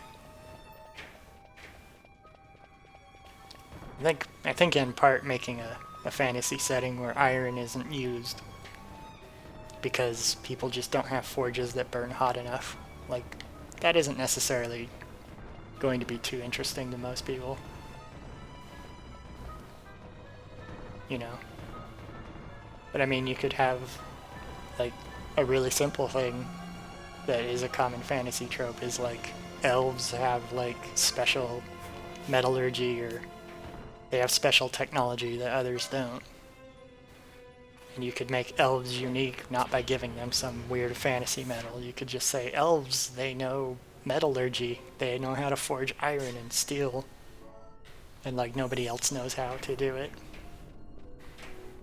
That would make it like, that would make an elven empire interesting and different, but it wouldn't, or an elven society interesting and different, but not like unreal in the way that, you know, fantasy settings usually prefer to have it. But then again, I think if you do that, you run the risk of somebody that actually knows about the history of forging and whatnot is gonna have a much more authoritative idea about what your own setting is. Whereas if you just make up a fantasy metal and say, elves do the fantasy metal, you can just say, oh, well, the fantasy metal has whatever random properties I decide that it has. And you couldn't do that if you just had them talk about iron. Like, they do iron working art. And then, you know, the person that actually knows about metallurgy will say, art is never made out of iron. That would be ridiculous. Then you have, like, no choice but to go, okay, well, I don't know what I'm talking about. But if you just do the same thing with, like, mithril, you could just say, oh, it has all the properties I say it does. And you could make mithril art pieces, and, you know, there's nothing wrong with that. Okay, let's see if this guy sells vaccine. Apparently I did a quest for this guy.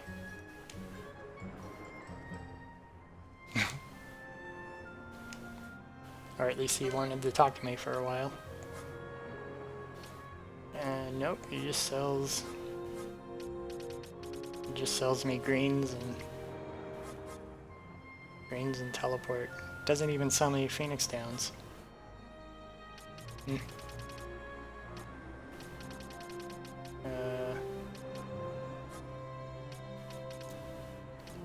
I would have thought that this area would sell me the best stuff that I have access to, but it doesn't look like...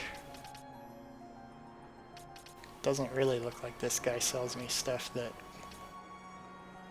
is better than what I have. Nobody uses a crossbow or bombs. Oh, okay. Here we go. What's this other thing then? Oh, okay. It's a loot category. I thought that was an item category.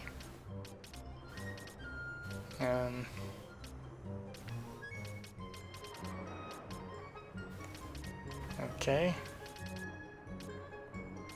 Well, this guy doesn't sell serums.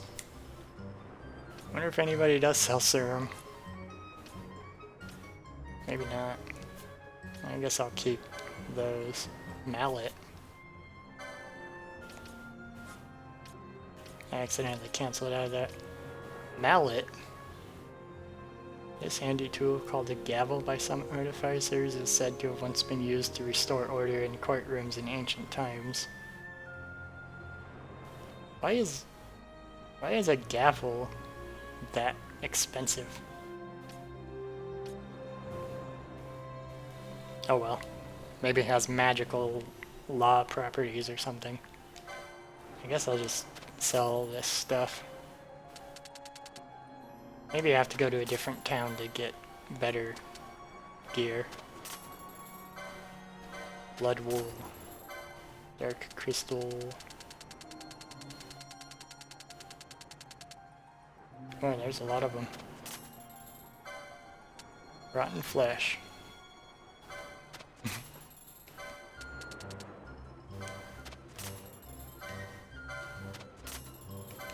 Pebble. I have a lot of pebbles to sell. Horaktes flame. Okay, I don't know what that is. Unpurified ether. Oh well, I'm just gonna sell all this. Besides the potentially useful items. Maybe one of the bundles that appear will have serums in it. Kind of doubt it will, but you know, there's always a chance.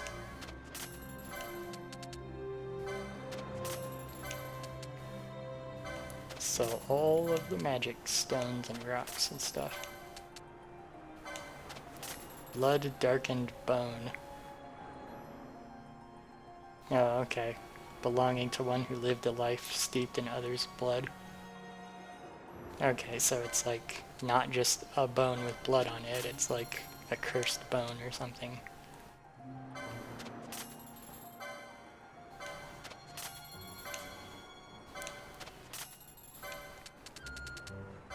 Just lots of random loot.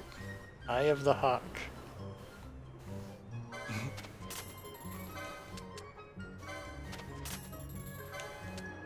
There's a lot of random stuff. Giant feather.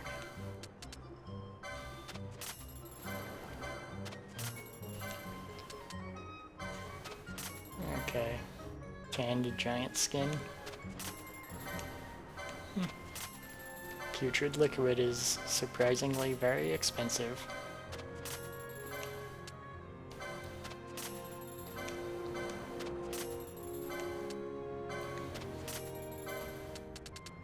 Okay. Maybe the... Now that I think of it, maybe the Vieira shop will have vaccine in it, or serum in it. Because the enemies that can inflict the disease are near there, so it makes sense to have the shop that's near that location also be the one that... Wow, iron ore is rich. Or iron ore is expensive. Okay. I mean, I guess it would be, because, I mean, it's metal, but still. I would not think of iron ore as being late game loot, just in general. Okay, let's see what's here. Files and filters. Oh, okay. I did get some serums from that. I guess I got lucky. I guess they would have known what type of loot I'd get in that area, so they could have just set, like, sell 5 of the loot in that area of the game, and you get access to some serums. I don't know if this guy would.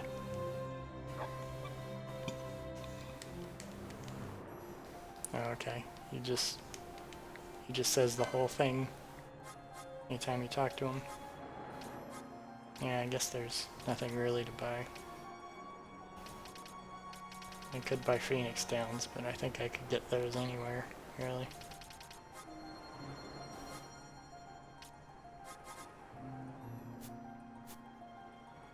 I don't think anyone in the town is going to necessarily, I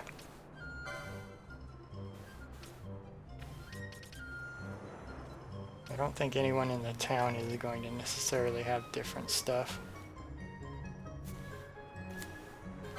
Actually, maybe while I'm here, I'll go talk to the person at the bar.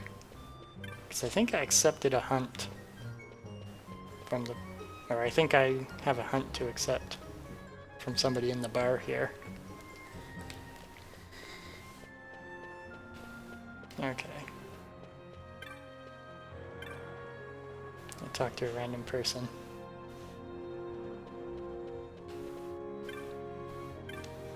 Let's see, he's well informed.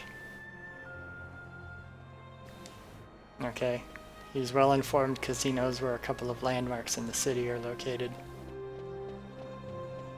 I mean, I guess that's theoretically more informed than my character would be, but it doesn't seem like it's particularly well informed to me. Okay. I'll double check to just make sure.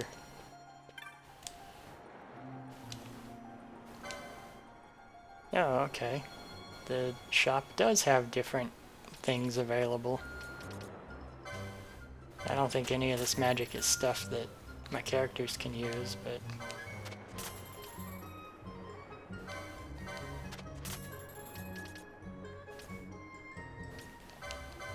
I guess I may as well buy it because I have a bunch of money.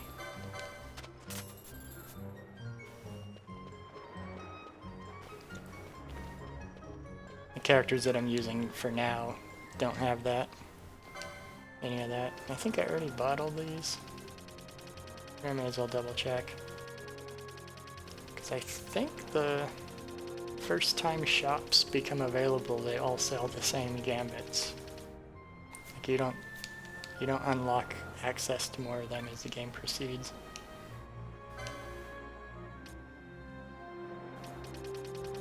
Okay, he sells more accessories.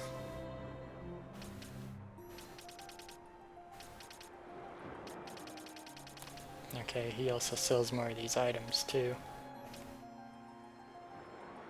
Bacchus Wine inflicts berserk.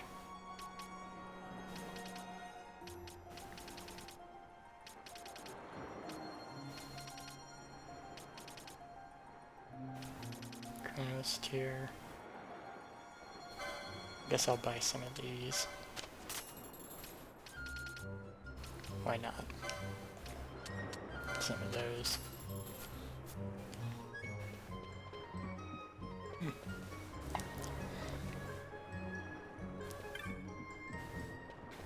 Okay. The bar is around here.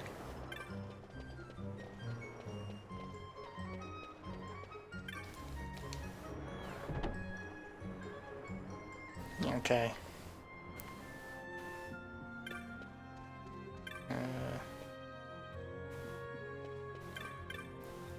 Is it her?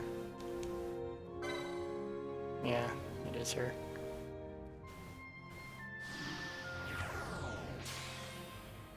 I guess I could go do this, since it's on the Cerebi step. What do you say, relaxed man?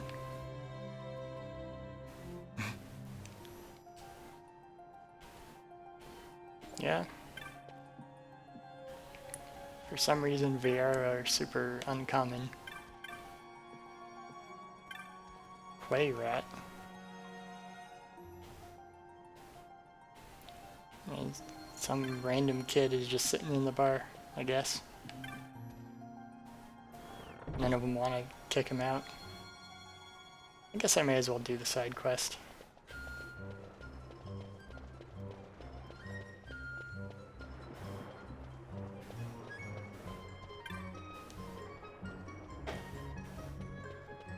I guess I'll check to see if there's a weapon in the weapon shop that's better.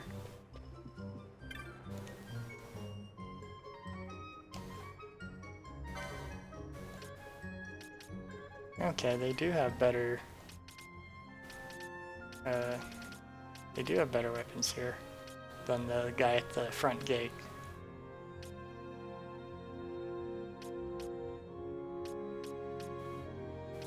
Do they have stuff that's better than what I already have?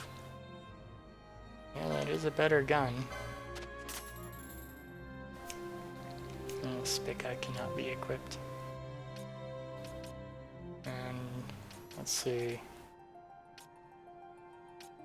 Bosch has a great blade, or a great sword.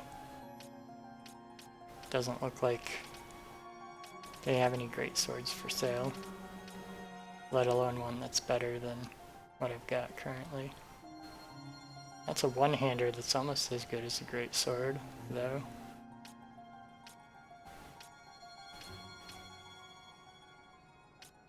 And I don't even remember what weapons. Okay, Ash could use. Ash had access to pole arms, but I don't think or spears. But I don't think I actually unlocked any spears for her. Okay. Yeah, she has that great sword. Okay, what's the neighbor cell? Yeah, okay, there's armors here.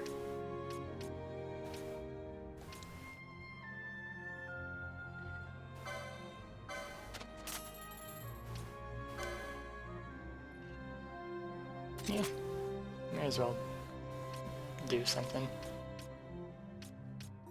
Slight improvement is better than what I had before, so.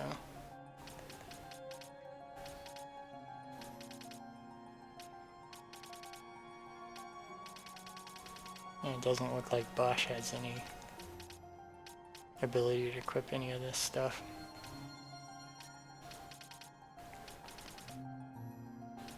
Okay. Well.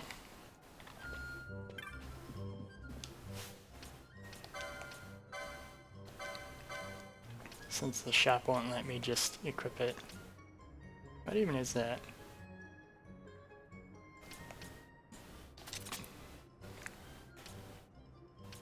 Okay.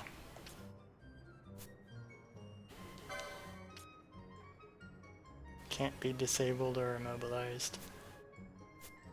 Okay, well. My characters are slightly more powerful.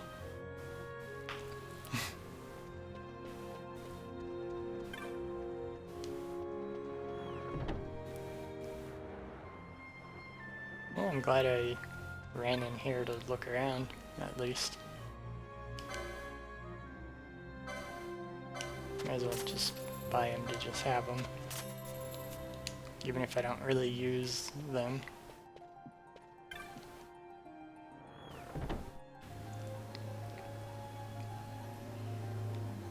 Okay.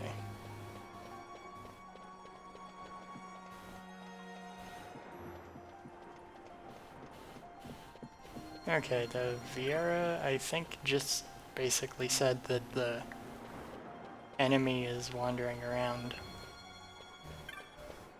Yeah, I already checked to see if he had serums, and he doesn't.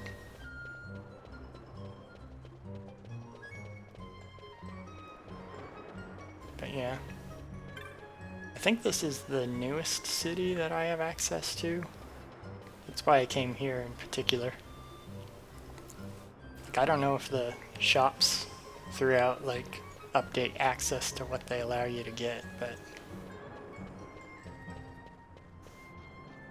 I think this is the most late game city that I have access to. I think it might be the last one you get access to.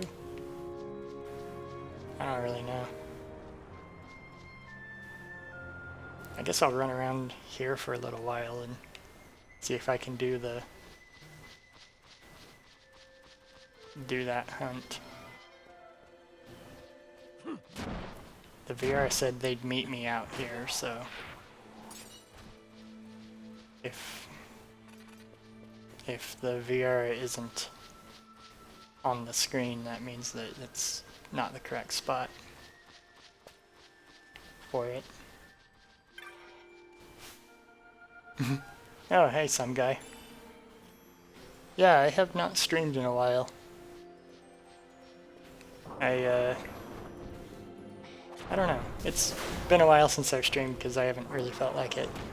It's nice to see you, though. Mostly I'm just slowly going through this and rambling about whatever the game makes me think of. Which, earlier I was contemplating about why iron ore is a valuable loot item in this. Because that seems weird. Yeah, all it took was for you to get COVID. Yep.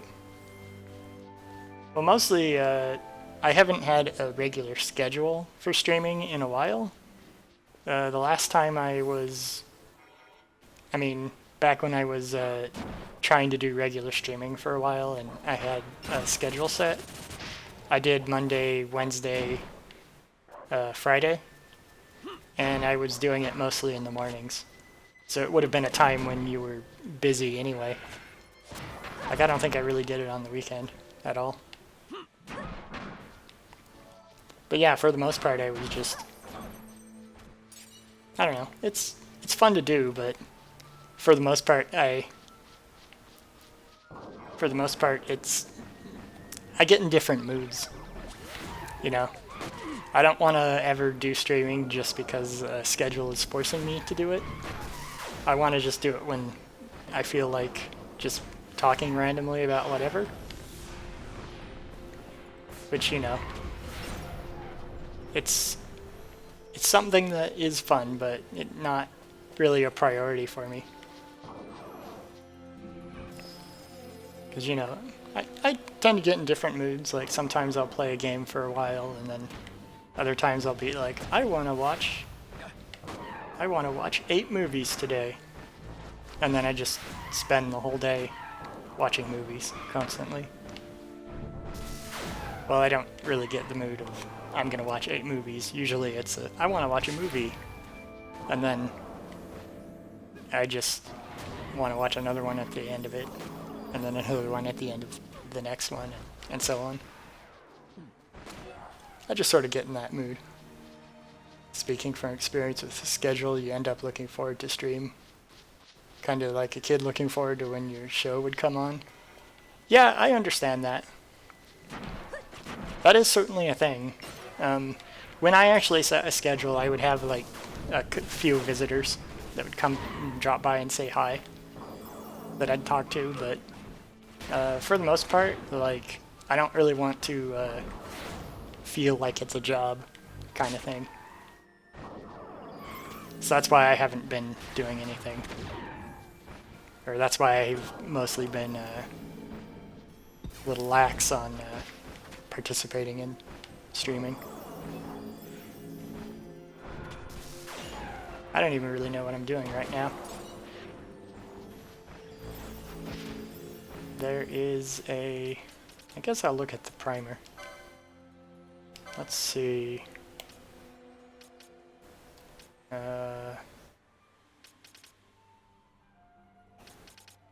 I guess there was a thing.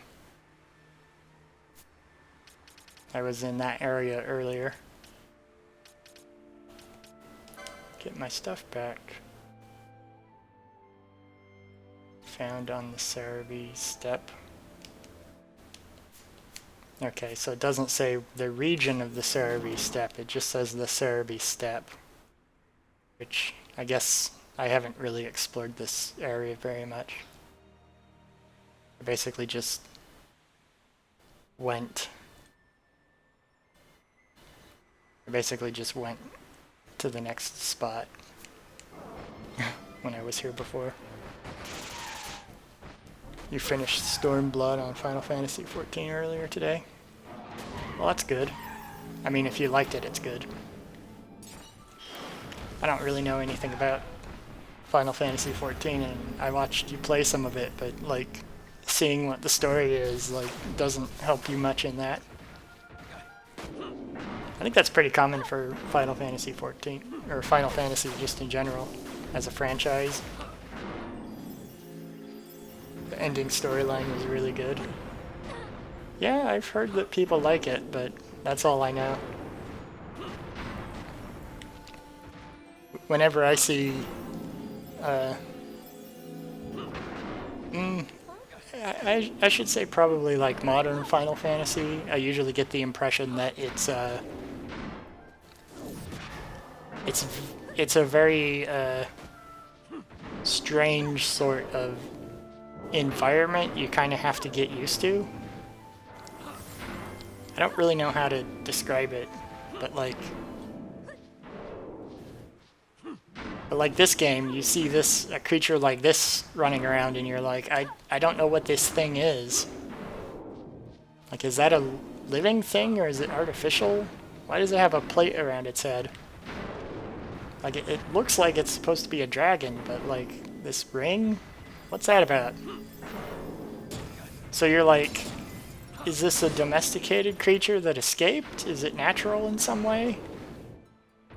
You know, you never know what you're looking at, kind of. And that's like, all of the aesthetic design of Final Fantasy is like, you never know what you're looking at. And you never know what the people are doing, kind of. Like, you have to pay attention, but it kind of like only half makes sense if you pay attention. Square Enix has always been creative to a fault. Sometimes being too creative can be distracting. I wouldn't say that it's just Square Enix, because if you play like, I think the Dragon Quest series, it's made by like a different creative team, but the Dragon Quest series has a lot of creativity to it, but it's like, it ultimately is, things do make sense. But this is like, they try to like make it so creative you like have no idea what's going on or what's happening anymore. Like right now, I'm running through a wilderness. This is like a wilderness countryside, and there's like these things here. Like, I don't know what these things are. They're like windmills, but they're not. And are they like grinding grain or something? Like, and are they... And why are they surrounded by monsters? Like, what is that thing? It's not like a windmill. Like, you know, I think Final Fantasy is they kind of have the feeling that they have to, like, make things more confusing and more nonsensical each entry in the franchise. Which, you know, sometimes it works better than other times. Oh yeah, you're talking about Final Fantasy series, so you kept it on topic. Yeah, I think that's pretty fair. But like, some of the creativity is like, I think works a lot better than others. Sometimes it's best to be okay with being ignorant. Yeah, but like, if you want to actually think about the media that you're looking at, like, I mean, that's always been my approach to things. I want to look at things and understand what I'm seeing and try to interpret meaning or whatever to content that I engage with. And like Final Fantasy is very resistant to that kind of approach. Well, I think it varies. Because I think one of the most... it's kind of weird to say, but I think one of the most sensible Final Fantasies I've seen... The video feed stopped? Can you see it now? Okay. I don't... The video feed didn't stop for me. Although it does say that I dropped some frames. Except the number of frames dropping. Is the video still bad? Maybe I'll let me try to refresh. Looks like the settings are fine. I don't know. I never quite know if my thing is working. Oh, okay. It was just something with you. Yeah. Oh, it's okay. I'm not quite sure. My computer, I don't think is completely up to the task of doing this. And I'm never quite sure if I have the settings right. So, you know, there's a pretty good chance it was on my end too. But anyway, like, Final Fantasy is a series, I think a lot of it, like, I don't know what I'm looking at. And I sort of get what's going on, but, like, half the time the characters have motivations or goals that seem a little bit out of place or, like, nonsensical. Like, you know, like, that's a neat little thing to see from a distance. I can imagine that being like a tinkerer's workshop or something, but if I get close, it's like, nobody lives there. But like, as nonsensical as the some of the ending is, like, I think like Final Fantasy X makes among the most sense of most Final Fantasy games. Like, there's an aesthetic choice that, like, makes sense there that I can understand. I think a lot of Final Fantasy X's aesthetic doesn't look good, and a lot of the characters are annoying or stupid, but it's like, I understand what's going on in Final Fantasy X. At least until the ending. But I mean, even that kind of makes sense. But this, it's like, there's so much in this game that I look at a building and I'm like, I don't know what that building is. Like, what is this place? It's confusing. Or like, I see creatures like this gigantic turtle with anklets on, and the anklets have chains between them. Like, is this turtle a living thing? Because it looks artificial. But like, if you were to make something artificial, like what purpose would these chains serve? Like, oh, it can't spread its legs too far. Like, well, no, it can't do that anyway, because, like, you can't arbitrarily spread your legs a certain distance. Like, no living thing works that way. So, like, what purpose did the chain serve? To get caught on stuff? So if it walks over uneven ground, the chains catch on things and it trips. Like, that makes no sense. Or like this thing, which I already commented on, but, you know. It's just the kind of thing that I think makes... I don't know. I just see this stuff and I just get confused because I want to try to figure it out. Fashion over function. Yeah.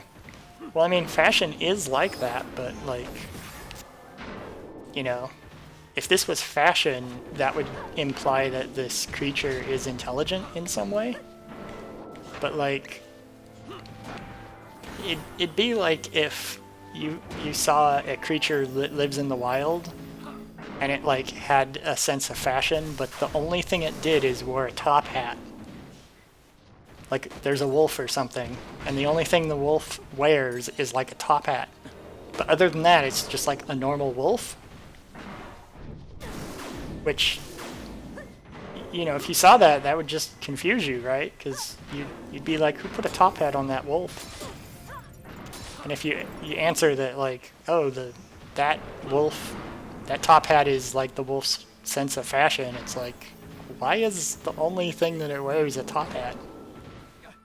Like, you'd think that on a wolf, like, almost anything else would make more sense than a top hat, but, like, you know, like, I don't know, how would it even get it on its head?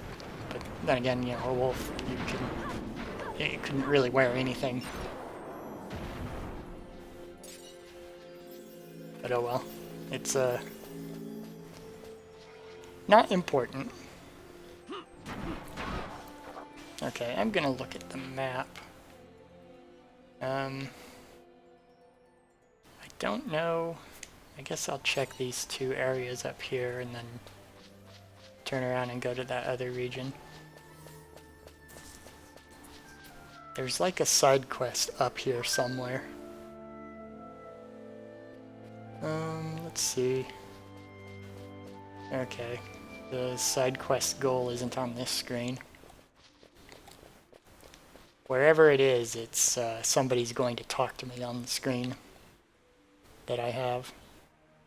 Oh, okay, there it is. Good, you are come.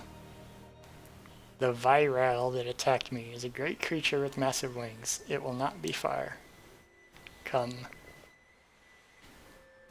That VR looks better than the one in my party. Not that that's a very hard thing to... it's not a very hard bar to pass, but yeah. Ah, there it is. Probably. A giant bipedal scorpion monster. Dragon. Oh yes. The camera being... insisting on being close range.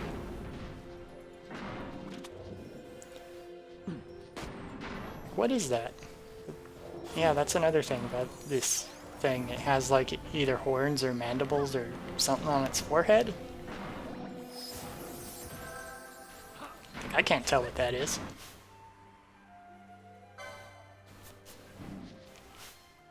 What is that? It's got two eyes, but the eyes are... like, that's weird. And it's got like mandibles. And like... I don't know, that just... I mean, it's weird looking, but you know, it's a monster, so I guess it's supposed to be weird looking. But yeah. Like, it's got wings, but the wings have like lots of holes in it, so the wings are just for design. It's got little things on its feet. Like, some of these features would look okay by themselves, but like all combined together kind of give a weirdness to it. Okay. Let's see what you're saying. Final Fantasy has always had this extreme unique trait of monsters or characters that don't make a lick of sense. Yeah, you got Final Fantasy VII with Cloud and Sephiroth's swords, Cactuars, little green dudes with lanterns that move slow and take a long time to kill, but if they get to you, they instantly kills you. Not holes, transparent flesh. Yeah, maybe it's transparent flesh. I don't know. Anyway, I used to remember what those green guys with the lanterns were called, but, I mean, those things I don't really have a problem with. The thing I have a problem with is complicated over-design. That, like, you see a thing like this, you're thinking, this is not a normal creature. You know, it's like too ornately fluffy and randomness looking.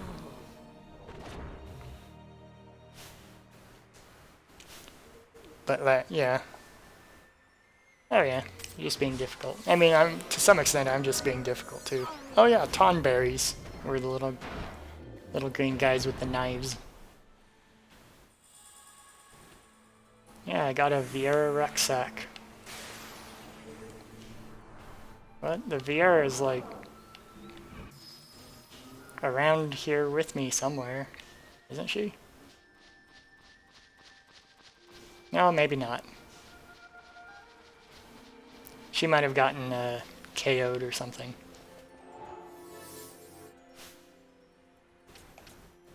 Let's see what's in my inventory. A bundle dropped by a Viera traveler as she fled a viral. The cloth is dyed with an intricate pattern of trees. Okay. Let's see, let's not forget huge summon spells that show the world being blown to pieces, and then it zooms back into the battle, and it did a few thousand points of damage. Yep. Yeah, that's... As a whole, the franchise is very much style matters way more, or presentation matters way more than making sense. Which, I mean, something like that, like, you're not supposed to interpret literally. You know, it's just supposed to look neat.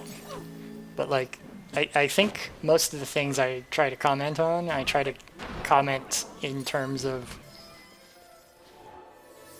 like, they aren't like that sort of thing. But to some extent, you know, it's a game and everything's going to be presentation. So, like, making sense of absolutely everything is going to be either unreasonable or always going to leave you with some problems.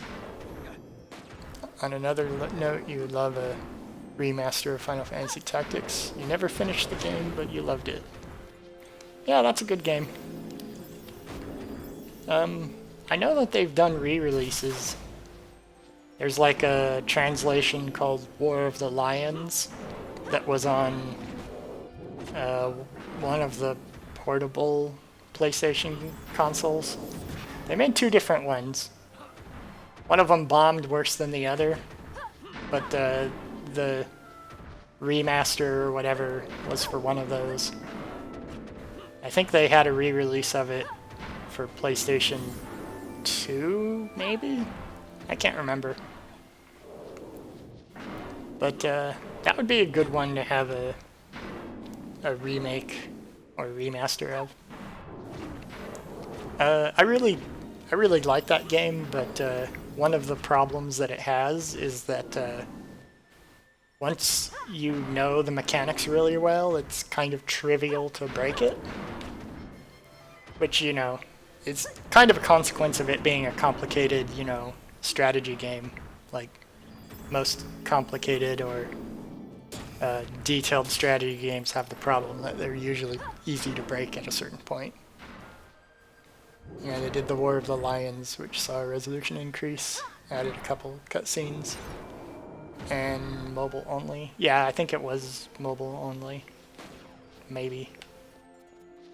But one thing they also did for War of the Lions is they also did a retranslation, because the original Final Fantasy Tactics had it had a complicated, like, political intrigue plot, but it also had, like, bad translation in a few spots. So, like, there's some cutscenes in it that I think are supposed to say like the opposite of what they intended it to say, and that's because of a mistranslation. I only know about it because I read that happened in the original translation of Final Fantasy Tactics. Which, you know, I do remember liking Final Fantasy Tactics, but I do remember being confused at a couple spots during it. And I think that was why. You have...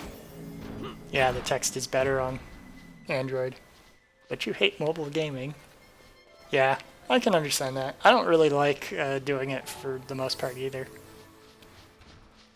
You know? I don't know. I haven't given it a try, but I can't imagine liking it to some great degree. You just don't like touchscreens. I think touchscreens are kind of limited in what they are good for. Like, I would not want to play that game on a touchscreen, I think. Like, touchscreens are good for very limited uses, I think.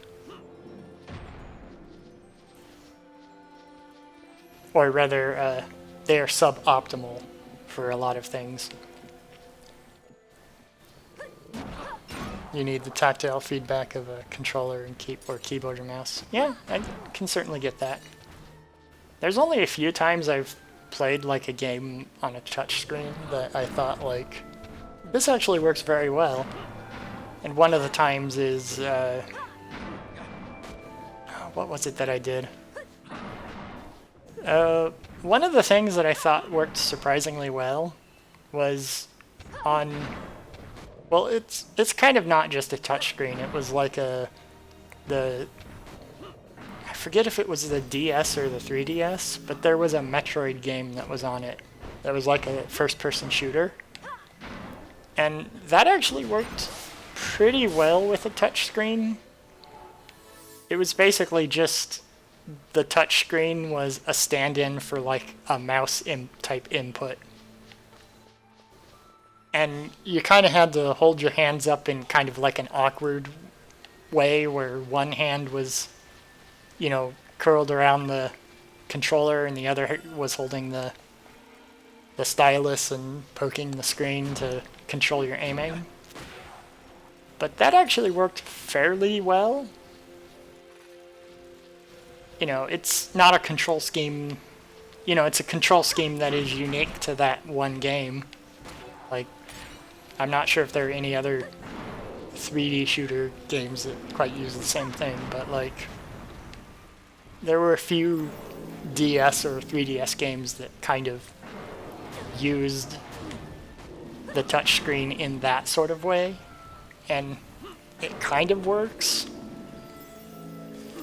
but it's probably a little more awkward than a keyboard and mouse would be. So it's the kind of thing that, like, it works as an alternate to a keyboard and mouse, but it's not really, like, superior. It's just different than a standard controller. I don't know. But yeah, I don't really much care for mobile gaming. Just the general... Just using a controller feels better 99% of the time than any other control scheme. And that includes keyboard and mouse. Because while I think that like 3D shooters are generally... I would say that 3D shooters are best with keyboard and mouse controls, but I don't think they're quite as fun as a controller, generally. I don't know. It's hard to explain, but just nothing really beats a just regular controller.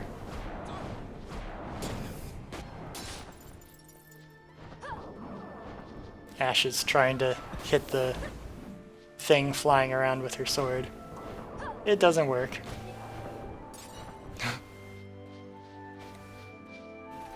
Okay, well, I'm headed back to town so I can complete the side quest. We found a couple of online sources claiming that a remaster of WOTL is coming to Epic Games. Oh, okay. War of the Lions. I was looking at that thinking, like, Wrath of the Lich King? No, there's no K. What is that?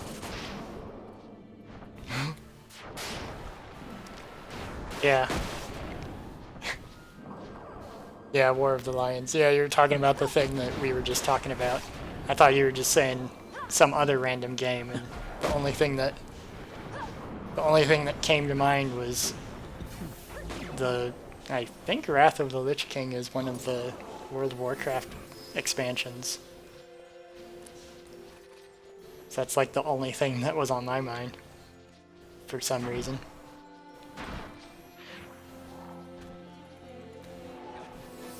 Even though that makes no sense.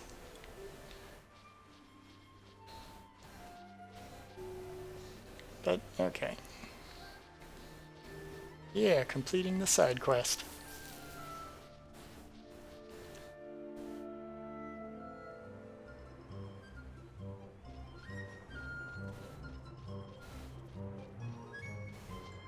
Oh. Oh, I didn't say anything, really. I was just talking about how I thought your acronym there was a different one. Because I saw WOTL, and I thought that was Wrath of the Lich King at first, despite there not being a K. But because there wasn't a K, I was trying to figure out, like, what else would that even be?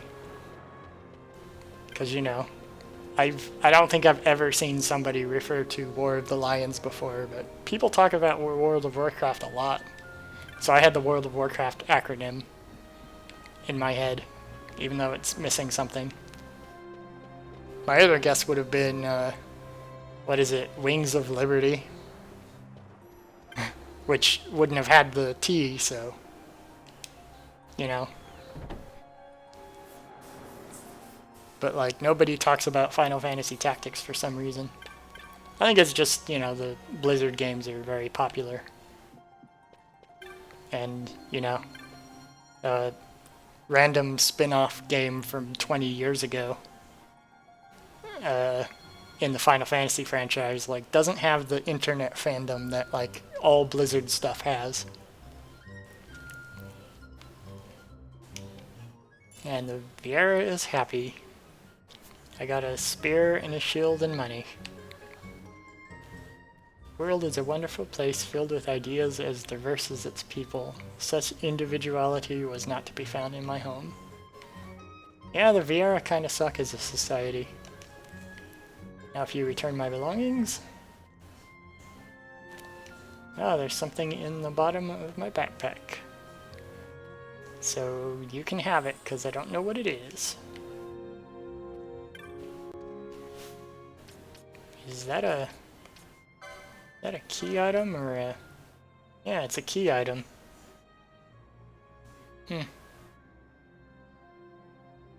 Okay. Natural philosophers studying worms and their kin are known to pay well for such. Well, I do remember it was a guy that you talked to that says that he studies dragons. I don't remember where in the world he is, but I do remember that he exists in the setting somewhere. Now, if only I could remember it, I could go complete that side quest by selling it to him. Okay, well.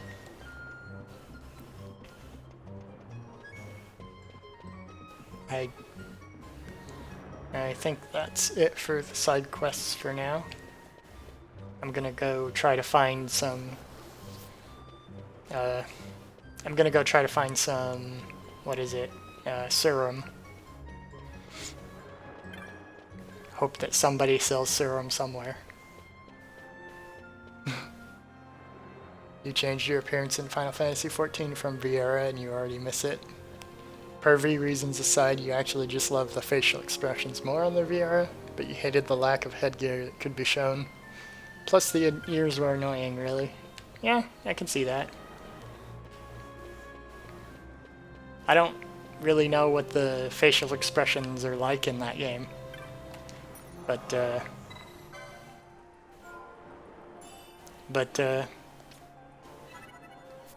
I appreciate the idea of making characters that are not human and look different, but like I don't know if it's just Final Fantasy 14 that does it, or if it's just like a general Final Fantasy thing, but like whenever they have humans, they tend to be, or whenever they have like, this is a non-human creature, it always seems to be like Vera, where it's like, well, if they pinned their ears down and wore a hat, it would be a human. Like, it doesn't look different, really, than just a human, so like, why is it even a thing?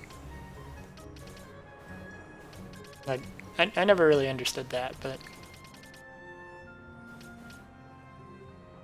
I'm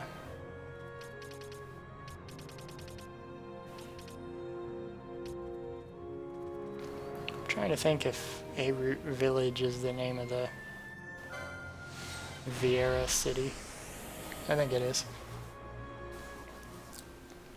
You love everything about the Viera except the ears. You say the shape of the face and the oversized eyes make them less human-like. I guess that is true, but like, I don't know, you can't really, yeah, for some reason it has like a blur on the, I mean, this is a remastered game from the PlayStation 2 era, so they aren't gonna necessarily have the best textures, but like, I don't know, that just, I don't like the aesthetic style of them, really, myself. But, you know, that's something that most people like it.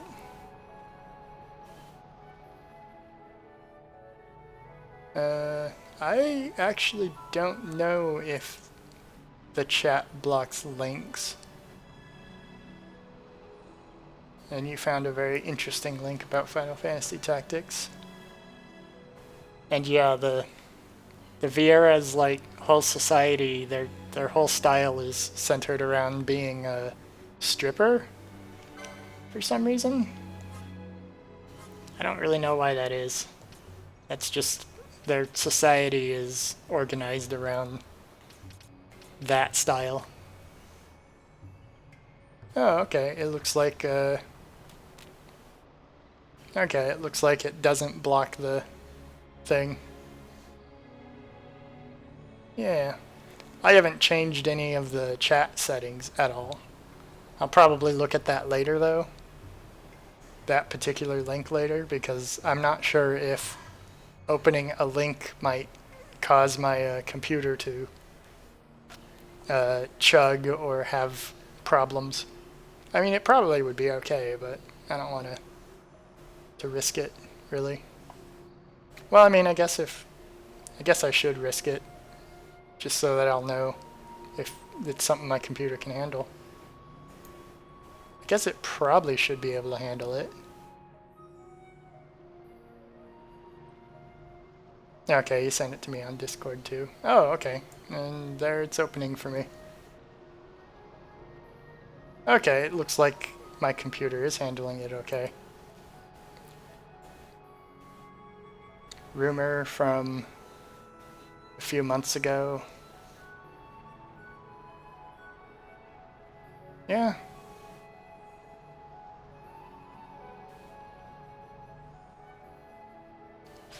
First February 2022. Okay, so it's kind of like in the sort of rumor area. Yeah. It would be interesting if they did that.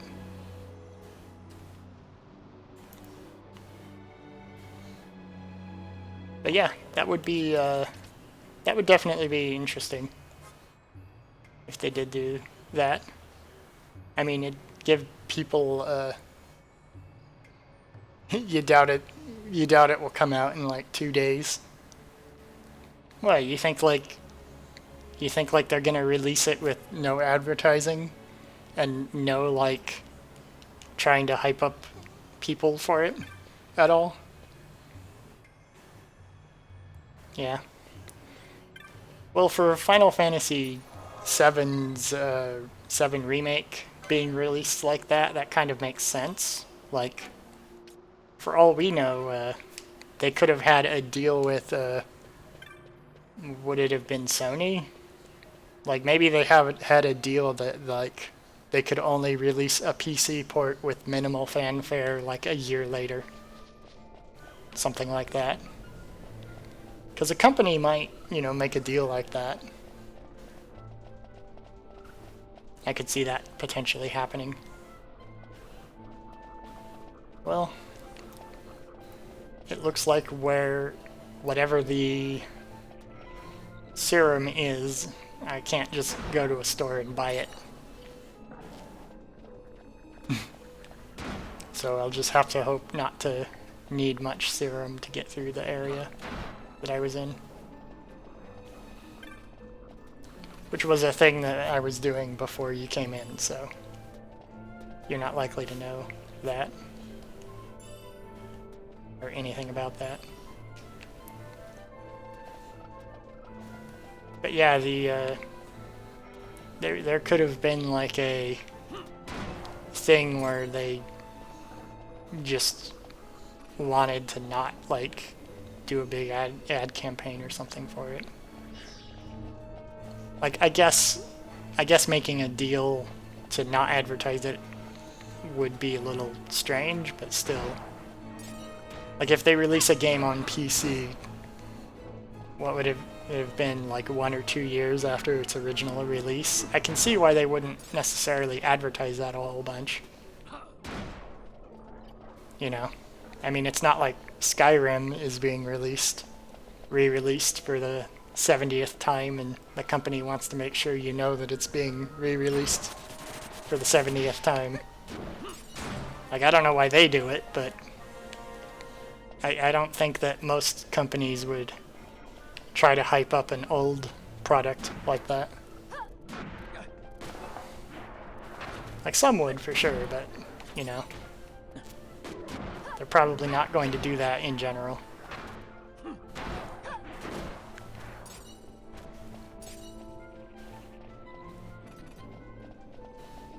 But yeah, wasn't Final Fantasy VII Remake the first part of like a 2 or 3-parter or something? Because I remember when I first heard that that was a thing that was made, they planned to split it into like 3.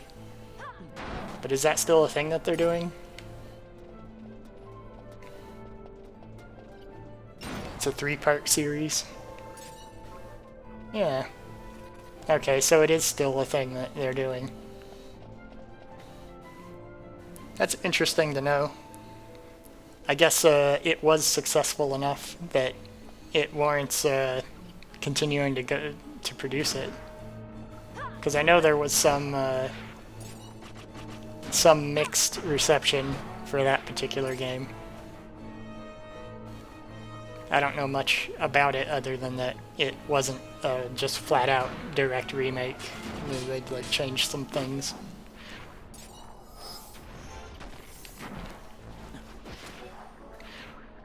But yeah.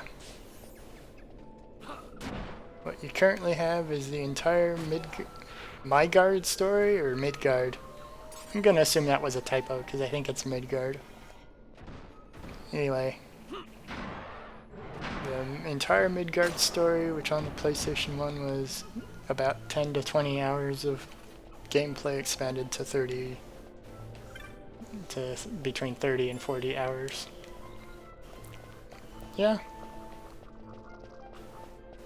I only know the very basic idea that it exists.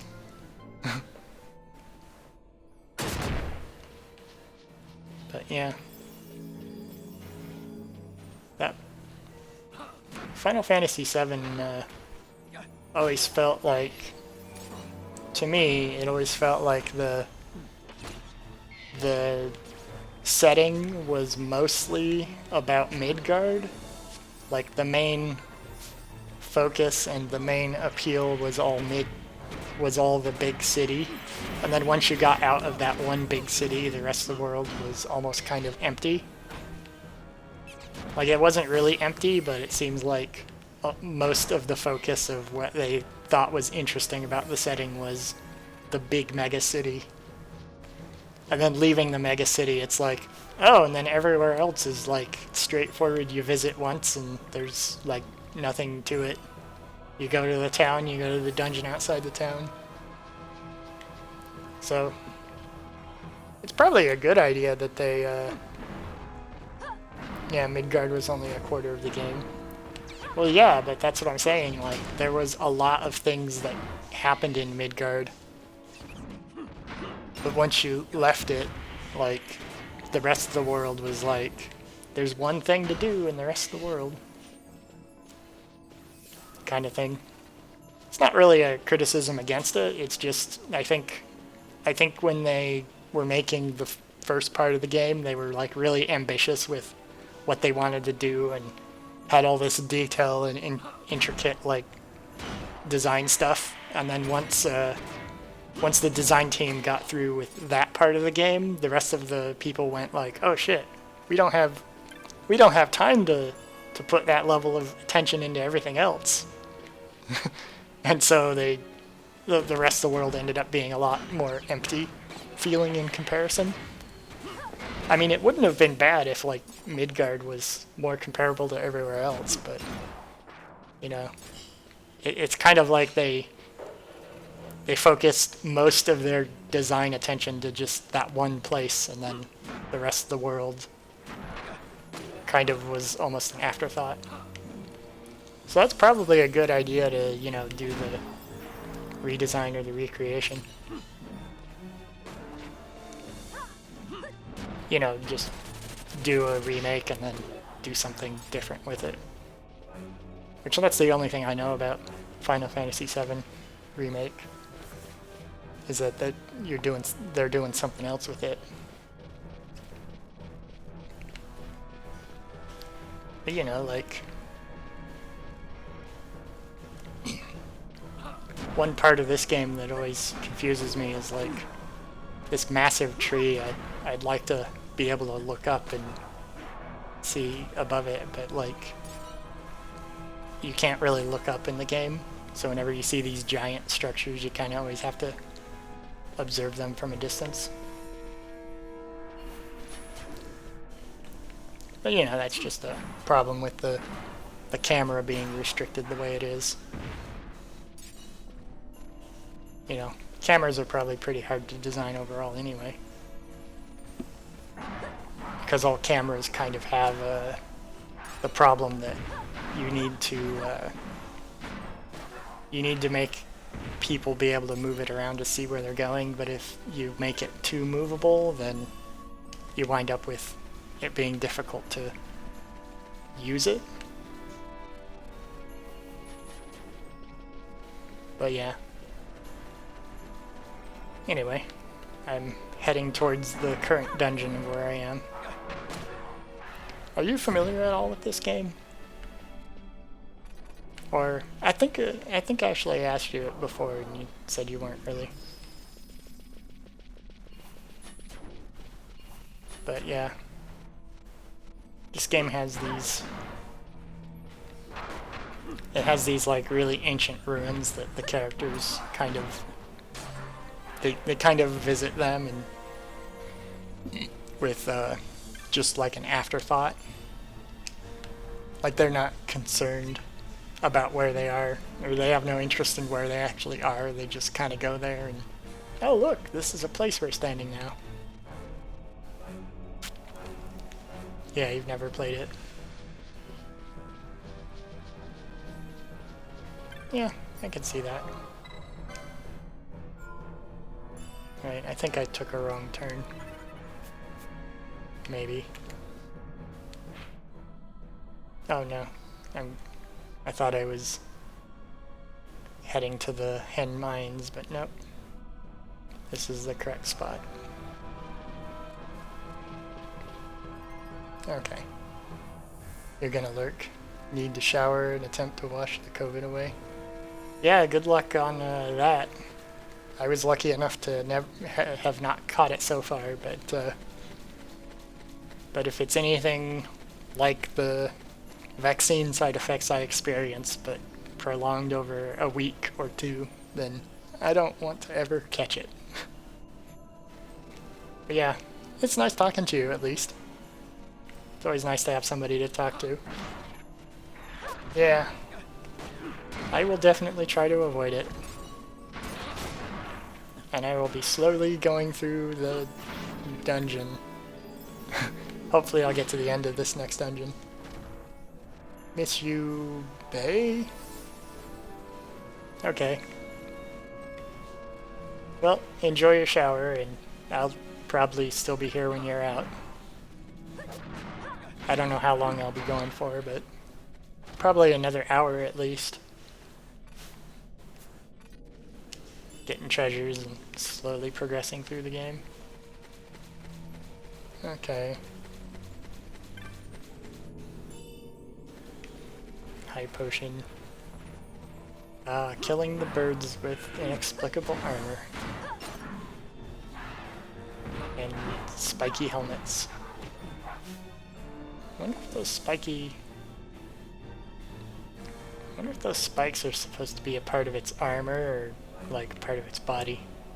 I guess it doesn't really matter. That's just one more thing that I'm confused by, but like most people wouldn't ever pay it any mind.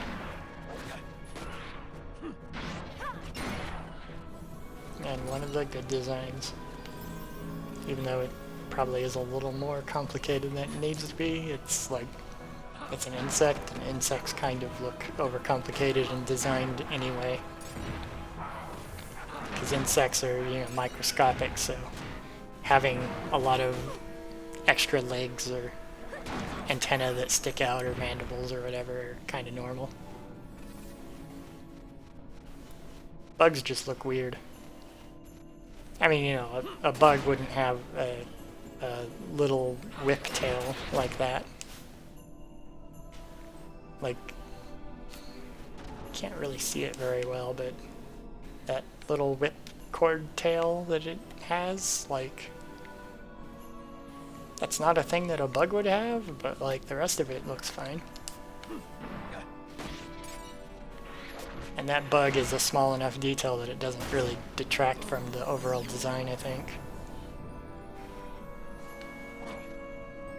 Hope I'm not burning through my Phoenix stands too quickly. 36. Okay, so I still have some.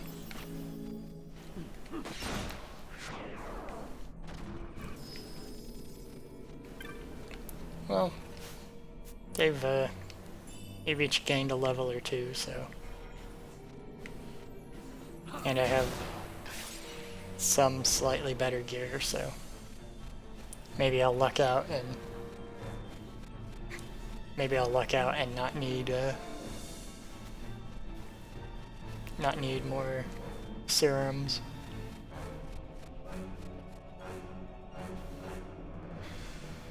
Okay. Well, let's hope I can just mostly go in the exact path that I need.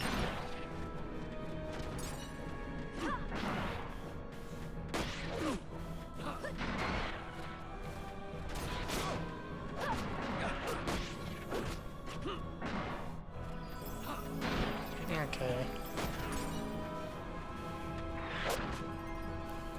Wait. Okay. I thought I killed all of them. I guess there was one hiding around the corner or something.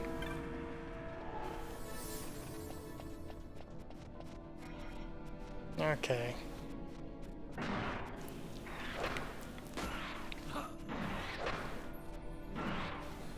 Okay, time to make my way slowly towards the dungeon again. I may as well grab those because they're there,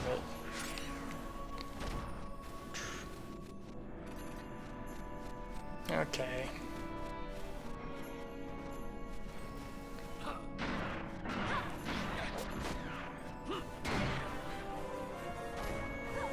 Level 45.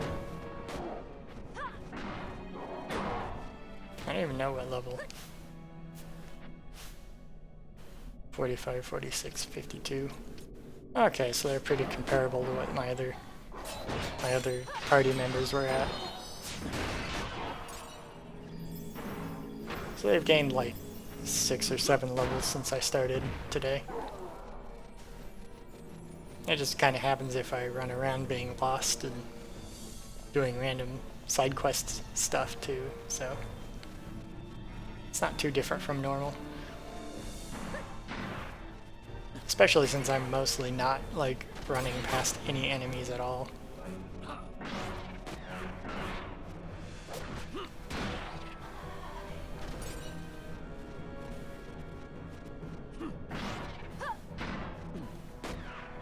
Okay.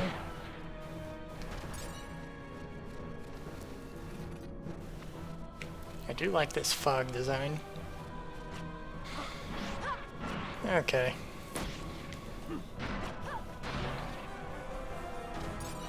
I remember there was one guy that I saw he was an artist that drew a book that was like it was like a book of weird animals or something. And he drew like a bunch of weird versions of animals, like a squirrel that had crab claws and, you know, 10 pairs of eyes and, you know, all sorts of bizarre designed things and whatnot. He said that when he was showing off his book to people somewhere, like, somebody asked him why he didn't make a book like that, but for plants. He said that it's because plants already look weird and alien. And just seeing these bizarre designs next to regular trees and, you know, grass, you know, just regular looking plants, it just makes me think of that every once in a while. Because, you know, plants already look weird. Like, I don't know. Just always makes me think of that when I see weird creature designs and then plants, because you can't really make plants look weird. Weirder than they already are.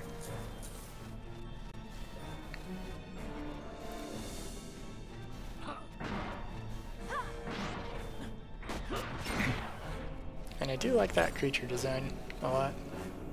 I got a cancer gem.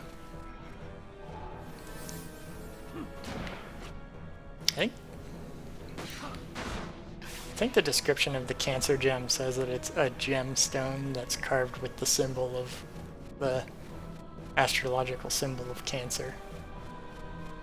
That's something I don't understand about this world. Like, it's supposed to be a fantasy world, but they have all the same astrological signs. Like, I guess the people who make this think that the mysticism of astrology is fun. I guess that's the point of it. Like, you know, what if astrology was real?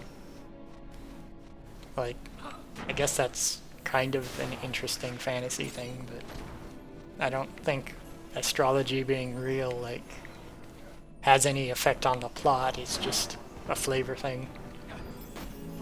And you'd think that if it was real, that it would, like, come up at some point as a plot thing.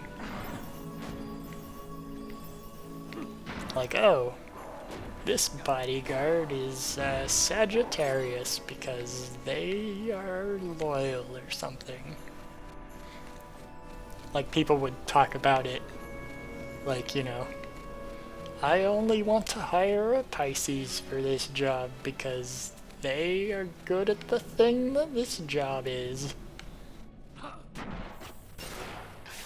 You know, like in a world where astrology had a point, like, that would be what you'd do with it. Huh. It's an invisible dinosaur, apparently. I don't know.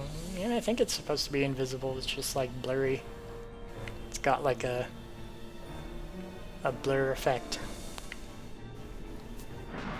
Well, of all the things to find in a foggy, ancient wilderness, I guess an invisible dinosaur is one of the things you might expect to find. So I like that. Okay. I am going to... The gate's somewhere around here.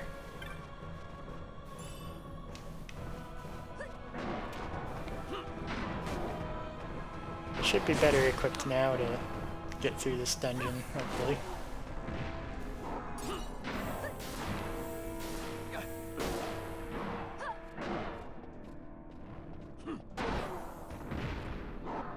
Okay.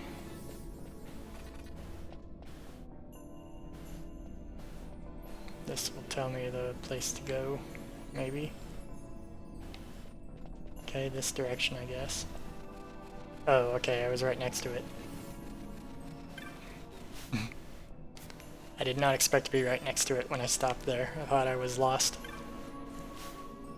Even though it's kind of a small area to be lost in. Wait, I didn't mean to do that.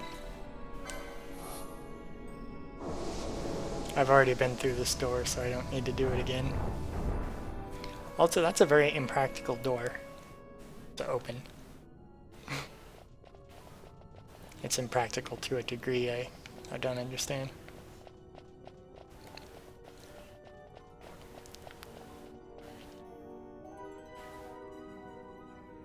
Not like a... Is it supposed to be a red barrier that's around here? I could see that being a thing. Is that supposed to be a tree in the distance? That's like...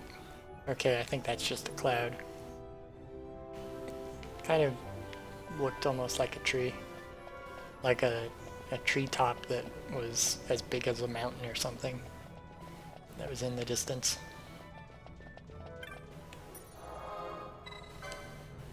Okay. Well, now that I've refought myself here, I will go ahead and head through here again.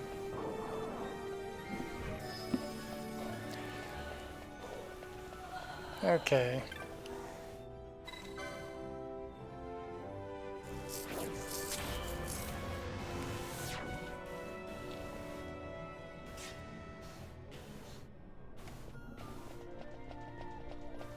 Okay.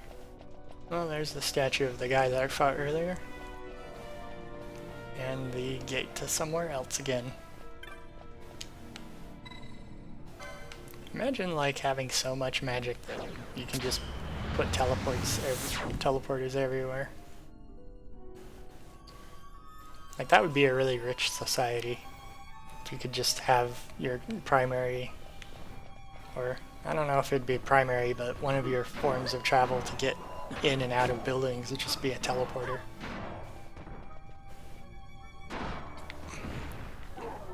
Like imagine if you had a house that the only way you could enter it is in a car. Like I don't know what kind of design that would be, but like that would be roughly an equivalent kind of thing. I guess you'd make it so that you can only get into the house if you like go through a garage or something. Like what, there'd be no front door, you just have to access it via a car. And the garage door only opens if a car weight is pressurizing a spot on the pavement, you know, out front. Maybe something like that.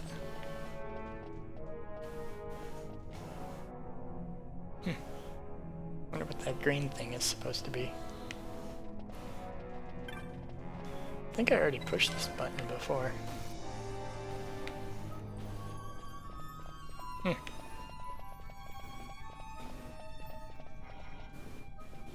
I don't know, maybe I just have to push all the buttons every time I come in here.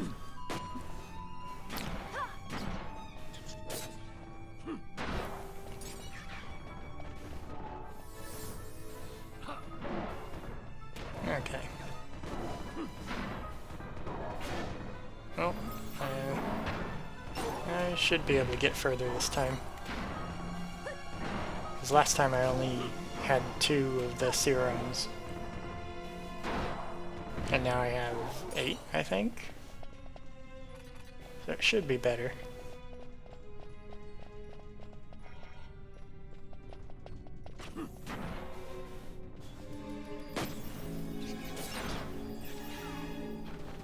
Okay.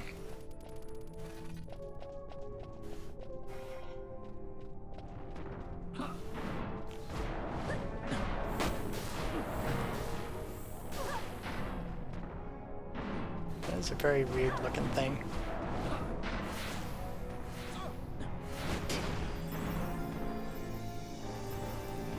Like, why does it bend at the... It looks like it's stone, but the sides of it are made of like elastic or something so it can stretch.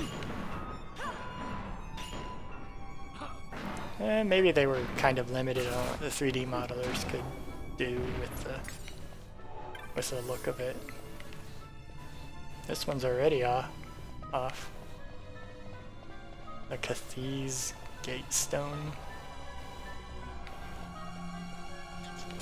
So I think that one is already off.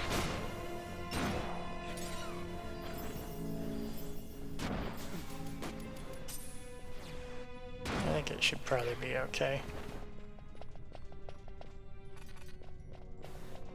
I wonder if having shields rather than great swords would be better in this area.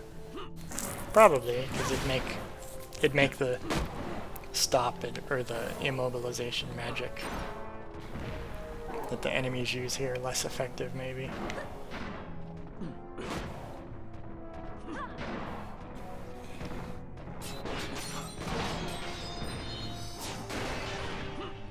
But hopefully that isn't something I need to worry about too much.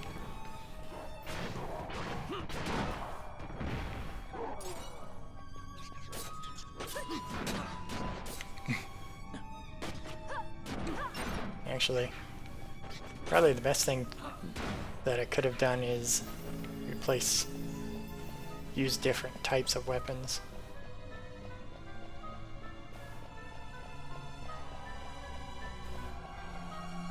So I think each weapon has like different attributes to it.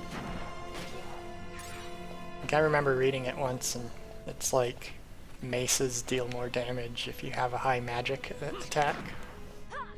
And like great swords deal strength damage and daggers deal more damage if you have a high speed. I think all the weapons had different attributes like that.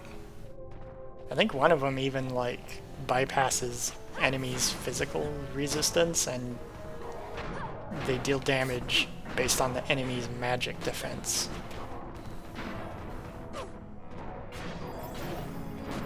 And so, like, the way it effectively works out is that if everybody uses a different weapon, you're equipped for all the different strengths and weaknesses enemies might have. Because, you know, if an enemy is strong against one type of attack, they're going to be weak against others.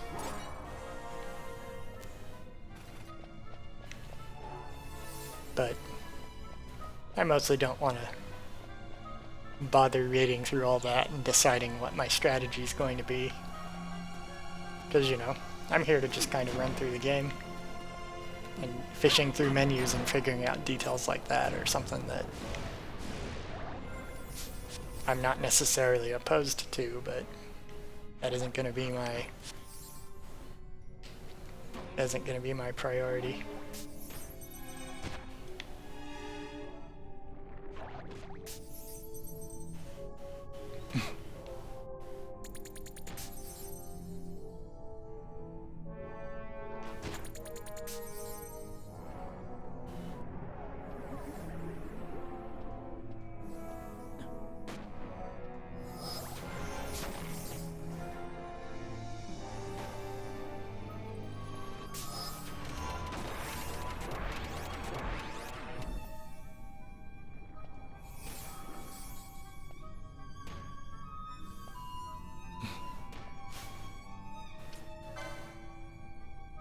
I guess I'll use the serum now.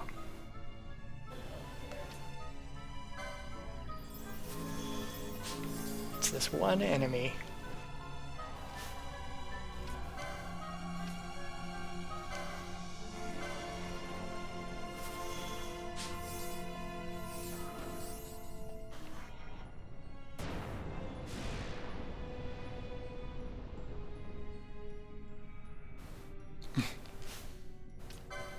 Well, that's what being frozen does, I guess.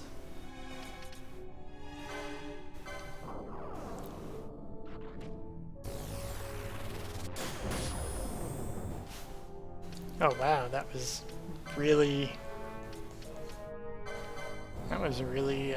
effective against that guy. I think that was the highest. I think that's like the highest level lightning magic or something that it was used on him.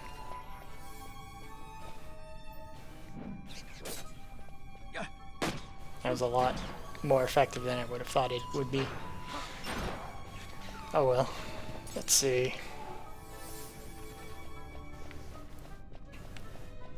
I'll have him slowly work down there.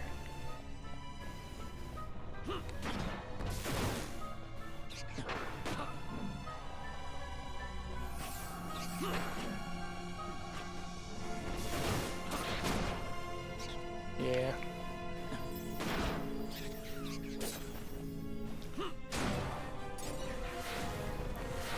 Very slowly I'll get there. Even if I have to keep getting halfway through this dungeon and backtracking. At some point my characters will be high enough level and I'll have enough loot that it shouldn't really be a problem to go through here despite the whatever random status effect the enemies dump on me.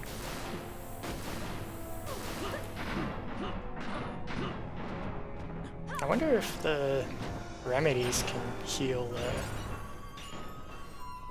the disease status effect. I know that remedies get more powerful as you unlock more things on the board, but I don't know if disease is one of the things they can cure. I don't think it is.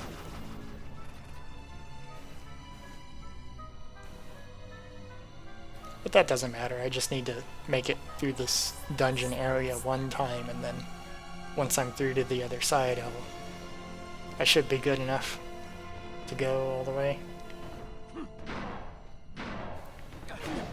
Because I think there's only a few areas in the game total that have the disease status effect. That's why it's also an uncommon item to get. The thing that cures it. That's why there's no spells that cure it. It's that it's meant to be a rarity.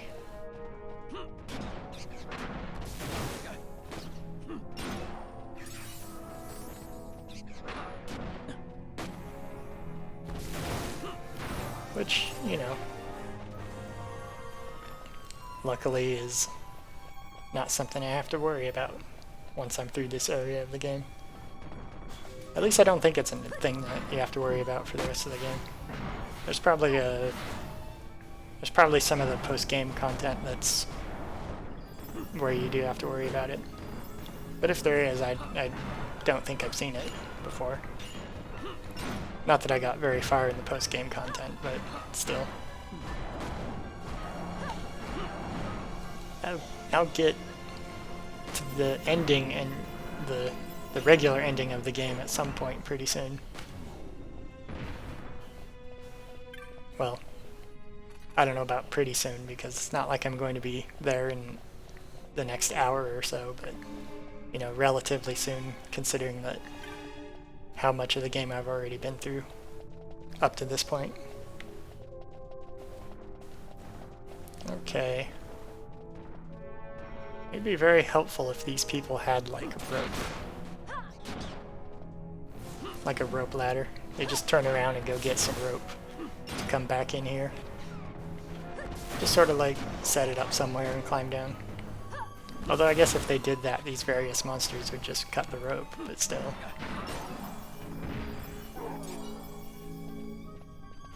It'd be a lot more relatable if the characters like had a a clear way forward that they actually used, rather than, you know, having multiple avenues of progress that they just don't use because they're not that kind of adventurer or explorer.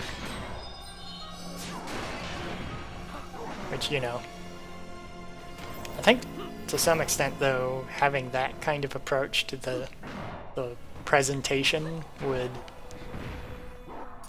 you'd have to design the environments to be less traversable looking,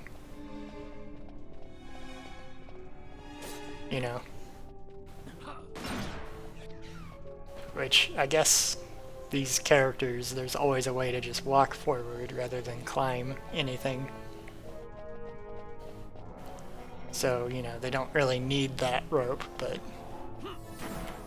you know, if somebody were going to explore ancient ruins, especially if you knew that ancient ruins could be craters the size of mountains, like, you'd think that they'd bring something to do caving with. Supplies of that sort, rather than just, well, I got my sword, I got my gun. Time to go explore the cave. And then they don't even have like a lantern or a light source of any kind. They don't even have a glowing magic rock. It's just, well, it's a good thing.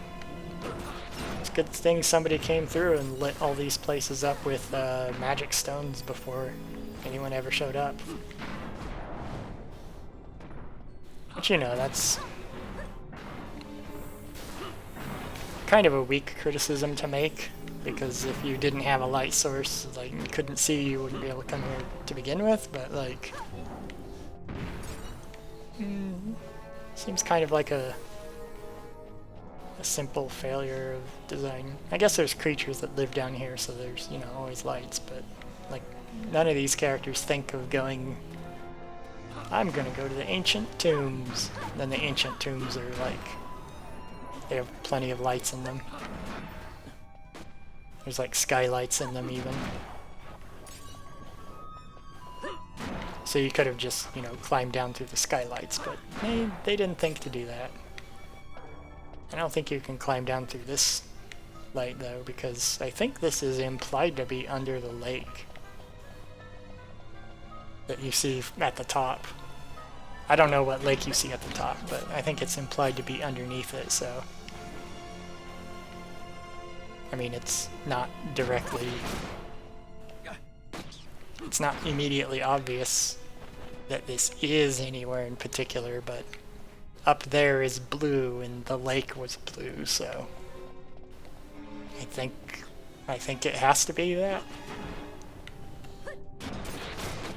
I mean, this could just be an unrelated giant hole in the ground that has nothing to do with the lake that I was just at. But you know, these characters don't care where they are, why should I?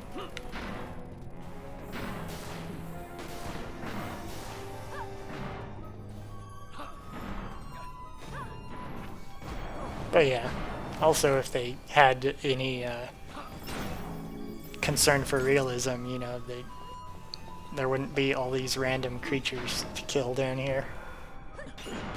That would also kind of ruin the game sort of approach to things. Which, you know, to some extent an RPG is gonna mostly forego any sense of realism in favor of having the actual gameplay occur, whatever that happens to be.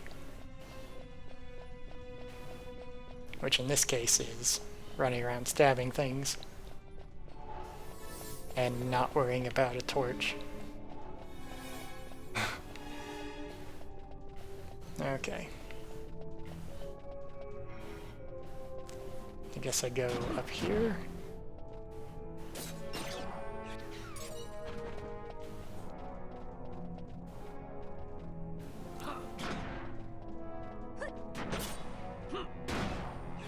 Okay. Eventually I'll get to where I'm going by just wandering around.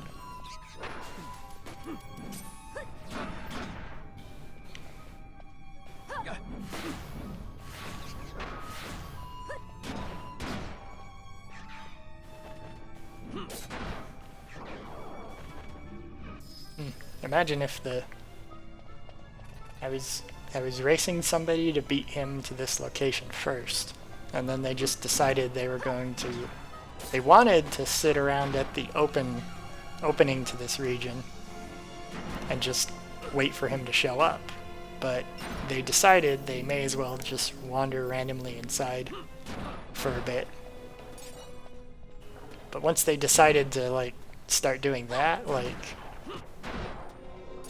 how do they know that that guy isn't like waiting for them outside? Like, imagine two groups of adventurers are trying to go to the same location, and like one of them beats the other one there first, but neither of them really have like a goal other than one's trying to get there first. Like, I don't even remember what I think the guy had like, he was a super weapons researcher, and he thought that there were super weapons at this location, and so he wanted to get here to get the super weapons. But like when our guys showed up, we just kind of like, I guess we got here first. And then they just decided to start looking around. Like there's no urgency in whatever it is they're doing. They just, oh, I guess we'll look around. I mean, we're just waiting for him to show up. But like, there's a reason why they were all headed here in the first place, and either the characters forgot, or they don't care. I mean, the guy was a super weapons researcher, so like the point of fighting him was to, I think, kill him so that he can't research super weapons. Like, I think that's the point. So like, they don't necessarily want the super weapons he wants. Still, it seems a little bit odd to have them not care.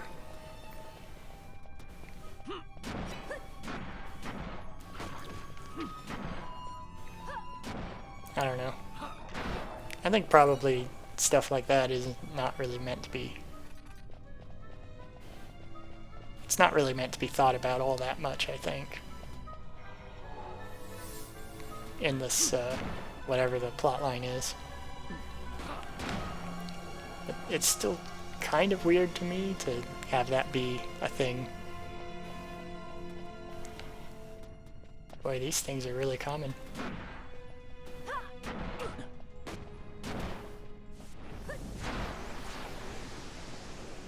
Oh good, it missed.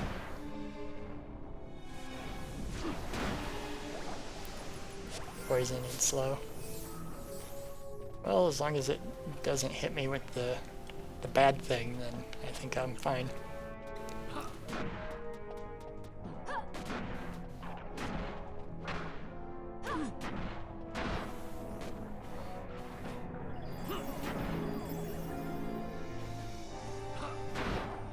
So they have bad breath and cloying breath and putrid breath, I think, was the other one.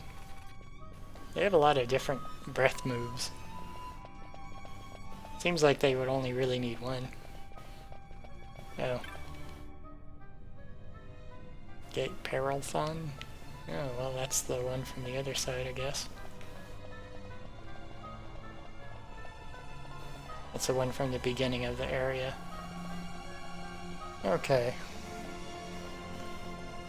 And...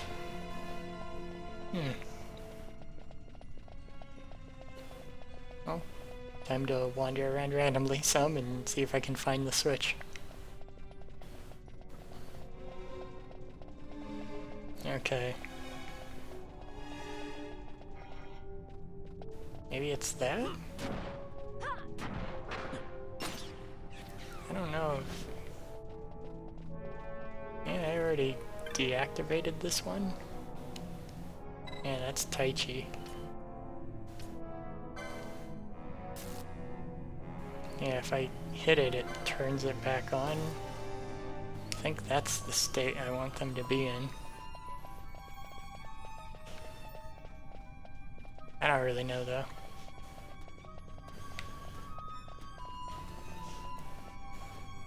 Oh, there's a thing there?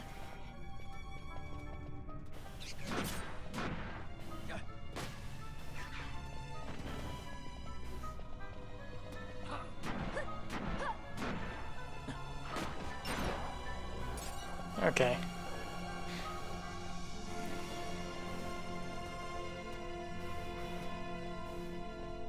Okay.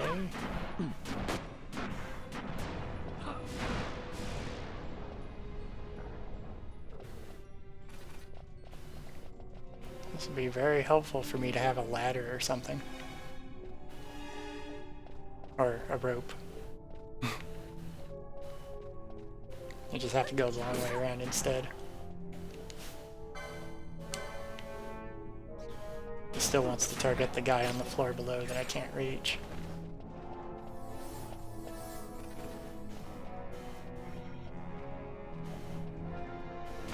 Okay.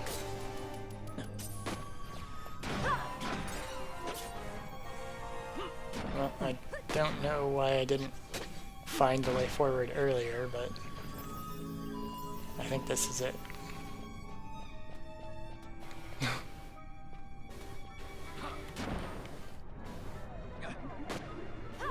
Wonder why the fog thing is here too. Like that fog is supposed to be in areas of like high magic energy or something, but like having the fog in the area above makes more sense than having it in this sealed off chamber. I guess that stone down there I think is supposed to be like a big magic rock, so I guess it makes sense in that regard.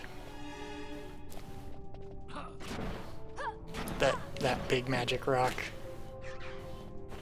which is also gigantic. Whatever it is.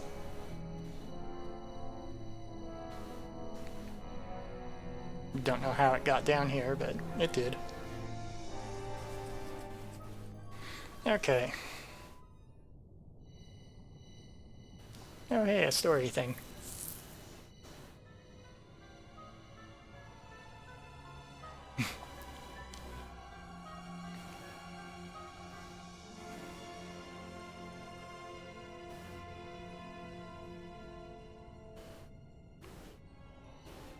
I can't shake the feeling we're somewhere we're not meant to be.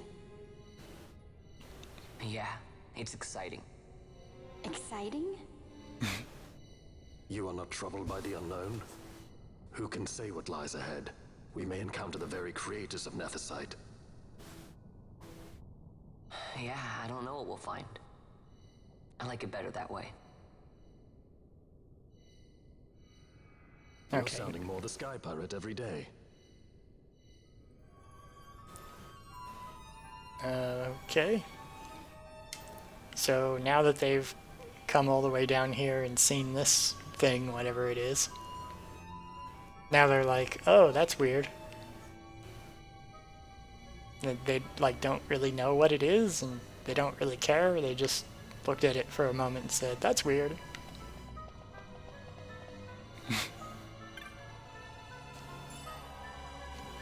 Yeah, I got a treasure. A sleep ga. Powerful sleep magic. Which I don't even really remember if the sleep magic is useful. But okay.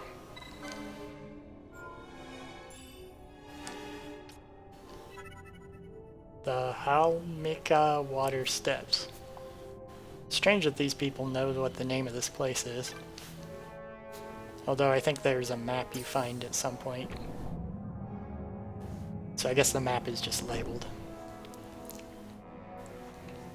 I don't think this is a boss chamber. It's just a different room. There's steps, and then there's ramps besides the steps. I guess these people don't want to, like, walk up these steps. I guess it would be I don't know, is that a little high for steps, maybe? Yeah, that is. Yeah, that's almost hip height for steps. I guess we're lucky that whoever built this decided to have easy access ramps to make it more accessible. Because, you know, if they had to, like, climb up those steps, like, these people wouldn't do it. They'd look at it and they'd go, that's an impossible barrier to surmount. Because, you know, these people aren't gonna climb or whatever. There's no enemies in this area, I guess.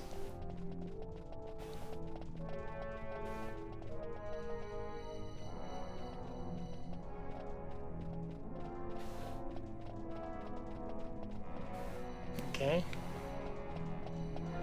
I thought there were enemies here.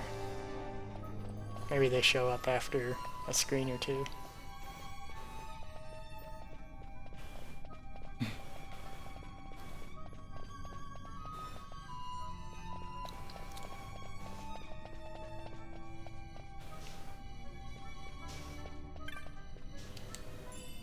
Yeah, just wandering around.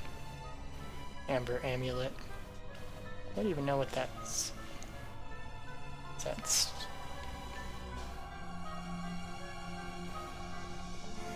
Looks like a stone top, and then the giant crystal or whatever goes down forever.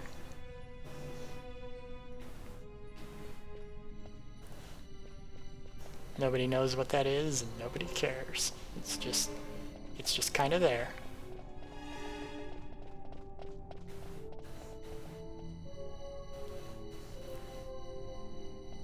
This looks like the door I came through. I guess it's not an openable door. Or at least not yet.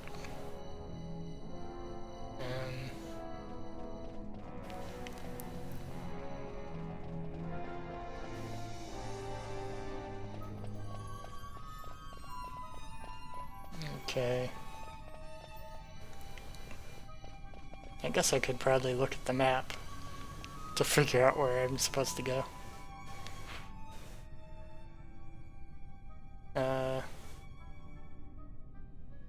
Okay, so I guess there's one area I haven't been to yet, and it's next to the entrance of this place.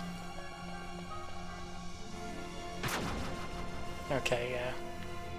I saw those things down there. This is the spot to go.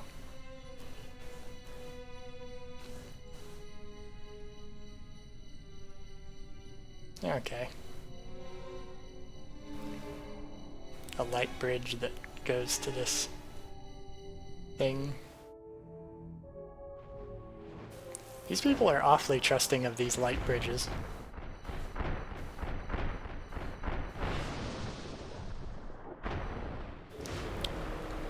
Hey, I just fought one of those things before. It looked almost the same, but this is a different one.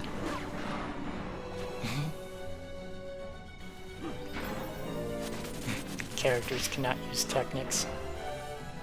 Well, joke's on him, I don't use techniques anyway. Well, I guess I use the Shades of Black one sometimes, but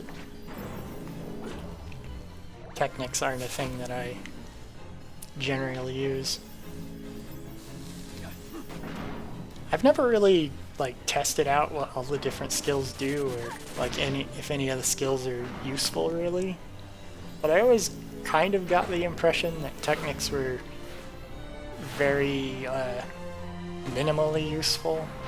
Like they were only useful a slight amount of the time. And that most of the time you just want to attack. And magic is mostly not useful too. Because magic always takes, it has to play the animation before the magic completes and that you can get another turn, but attacking is quick. You get it like twice the speed that you use magics. So you can attack, have another attack ready before the first person has finished using magic. But maybe I'm just biased towards things with more speed.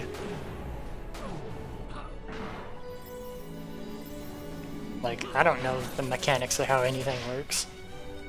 I just know that it's frustrating to watch somebody with a gun like shoot off twice while another person's casting my most powerful magic spell. Then the most powerful magic spell doesn't seem to do much more than the gun firing does. So it's kind of like they're using a limited resource, magic, and they're slower than the person that just has the gun. That always seems to be my experience with a lot of Final Fantasy combat. It's not necessarily always the case, but you know, I mean, kind of feels that way in this one.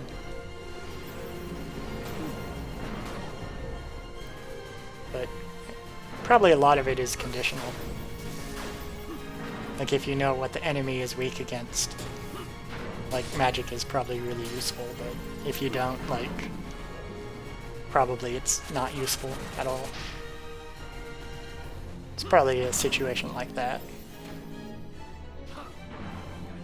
where if you just barrel through it and do whatever, then yeah.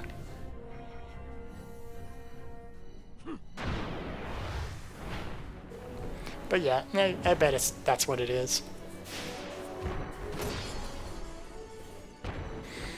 But you know, most of the time I'm going to not have a specialized tailored strategy unless I have difficulty progressing. And as long as you do a lot of level grinding, you're never going to have difficulty progressing.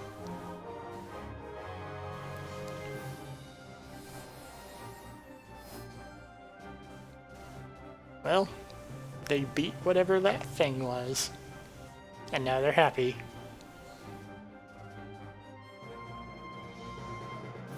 So they're just kind of staring off into space. They're not even staring at the interesting thing. I guess Ash kind of was. Ash was kind of looking off in that direction, but everyone else was like, I think that void is where I'll stare. I'll stare off into the black void. Rather than the void that has a weird floaty stone thingy in it.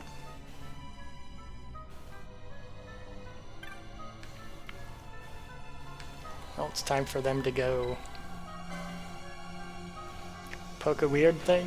Yes, we will poke the weird thing.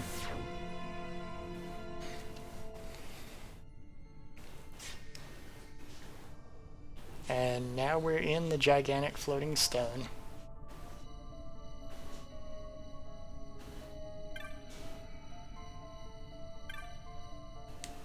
Gate Scorpio.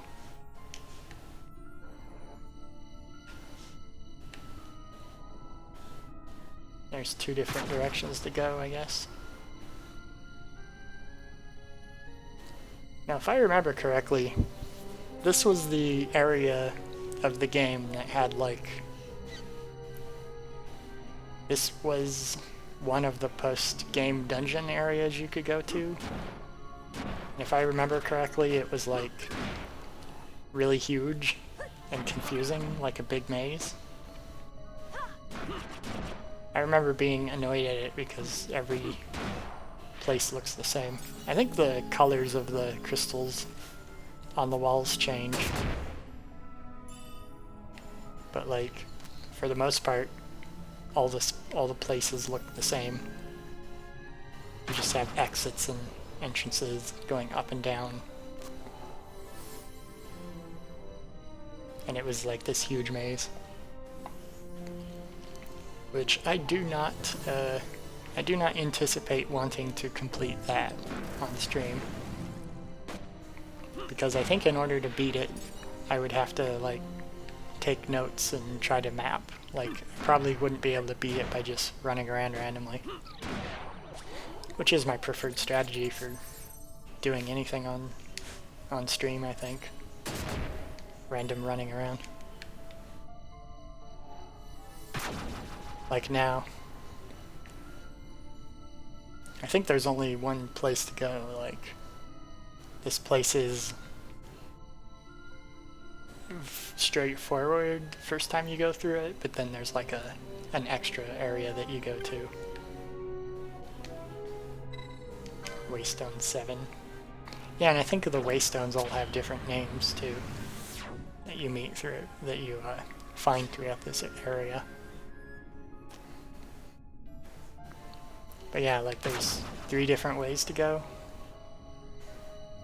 here.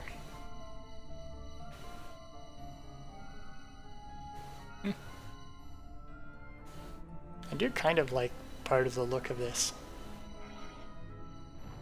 Even if, you know, you... Oh wow. That was like every status effect. And also killed.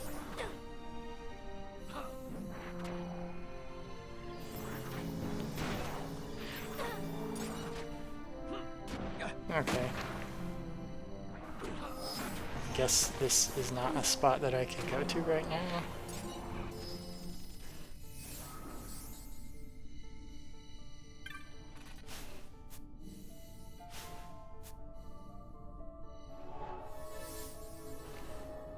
Yeah. Gate cancer. Yep.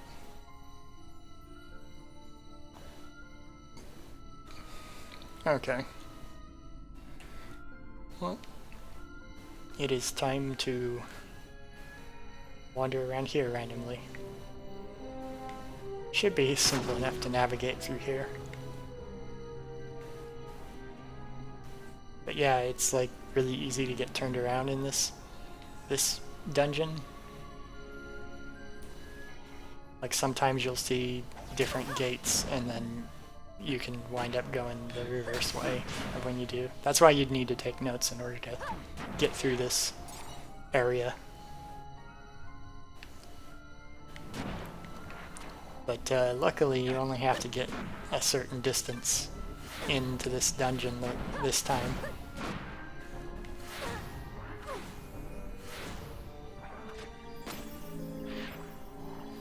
But hey, these characters are running around in here. Instead of fighting the guy that they raced to this location in order to fight.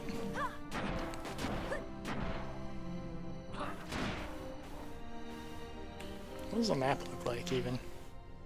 Okay, yeah. This is also why this place is annoying, is because there's no map to it. Like,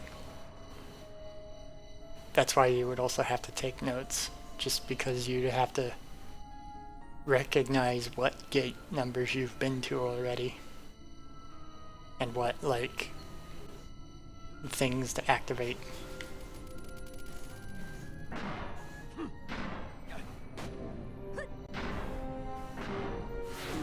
But hey, at least I'm past the part with the disease inflicting enemies.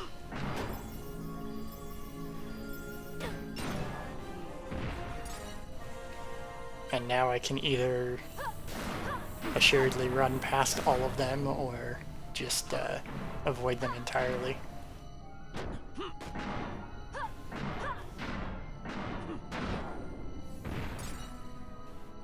Okay. Time to hit the Cancer Gate. Cancer Gate Stone.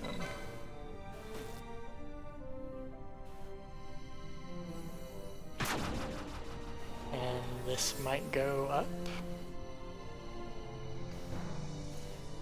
I don't know if this goes in a big loop, but it might. Okay.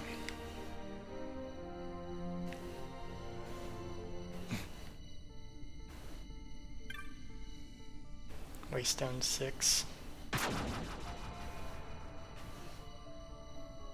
I'm gonna see if this, before I go through the Waystone there, I'm gonna see if this goes back to the start area. No. Actually, maybe Waystone 6 there was the start area. Or I think I came from Waystone 7.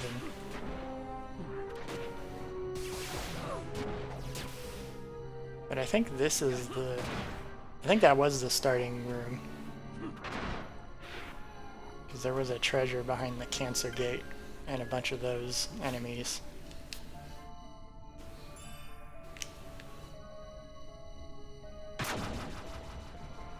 So I think this actually is the way forward. Okay.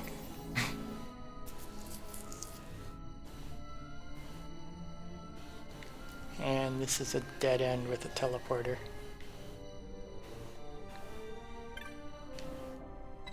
Okay, I think this is the one that is the way forward, I think.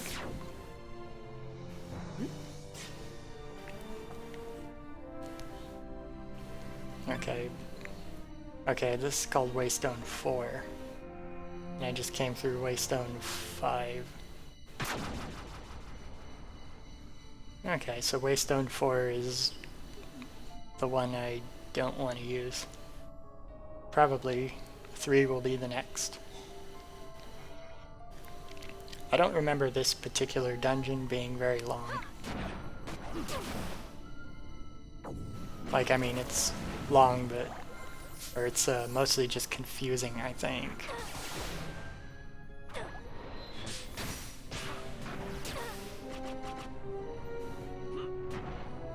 Boy, these things do a lot of damage.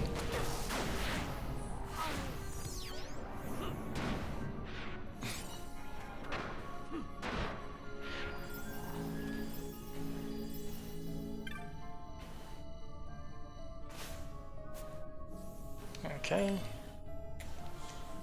Set of Gaia gear. I already had some of that. Okay.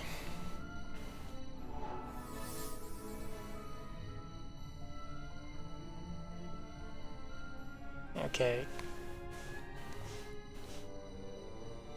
I'll get through this eventually.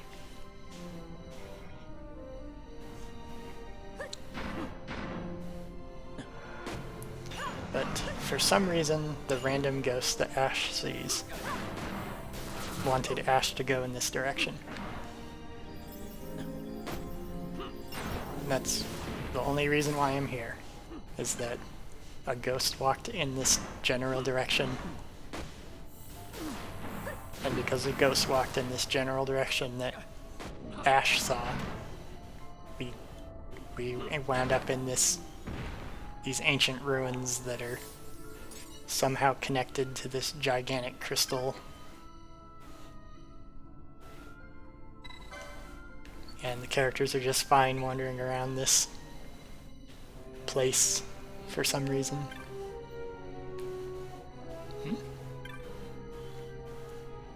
That's Pisces Gravestone.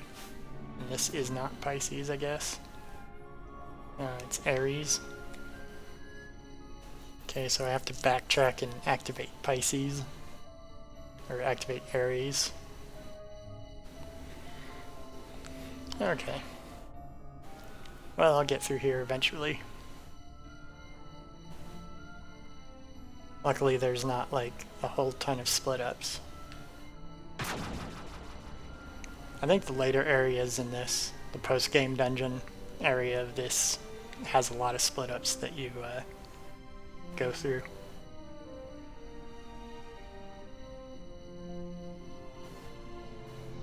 That's the gate I came from.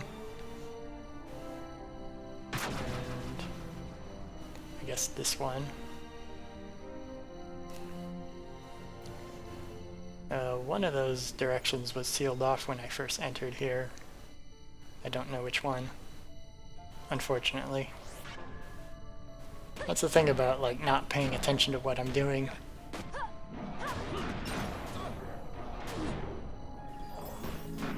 Is that I will always forget what I was doing or where I was going.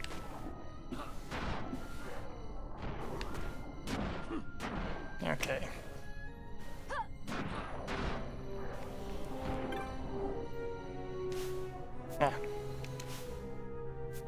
keep not clicking on it. It's one of the things that confuses me about this game too, like the same button picks up treasure as opens the menu for giving commands. So if the character isn't in a state where they want to pick up treasure, it'll open up the command menu. Or interact with objects too. Hey, it's a ghost. It's a ghost called a necrophobe. It seems very inconvenient for a ghost to be afraid of dead things.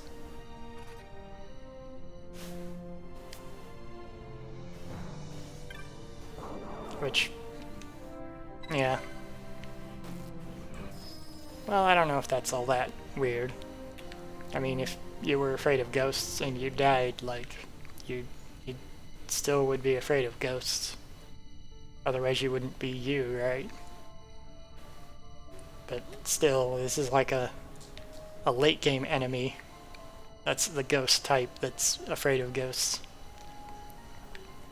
Maybe being afraid of ghosts makes the ghost more powerful. Like, the inherent contradiction of being afraid of ghosts, yet being a ghost somehow makes it more powerful than ever. Oh hey, it's another ghost. That one's called a Reaper. I think that might be one of the rare enemies or something. Actually, maybe not, because I think the rare enemies tend to be enemies that are a lot more powerful than others in the same area. So maybe that wasn't a rare one. Alright, what's this?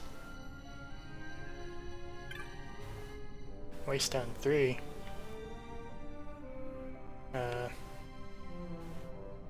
I guess that's where I want to go. I don't think I went everywhere in this region, but I'm more for just progressing rather than... Oh, okay. Here we go with random story thing. I've never seen this much mist. Are you all right? I'm fine, thank you. Is that nethicite? I wonder. With that much nethicite in one's grasp. It's a little big to You carry. could destroy all of Evilise, if you wished it.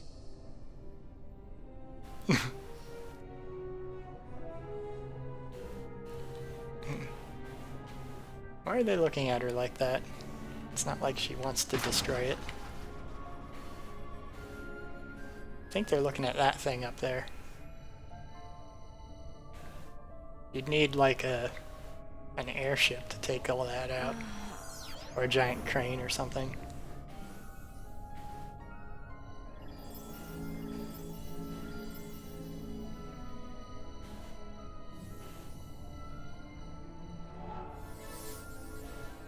This whole place.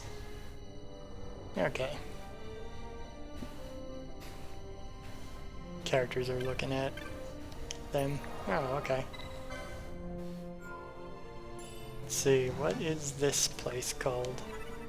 Crystal Core. The Great Crystal. Yeah, I guess that is Waystone 1. Okay, now time to just go in here and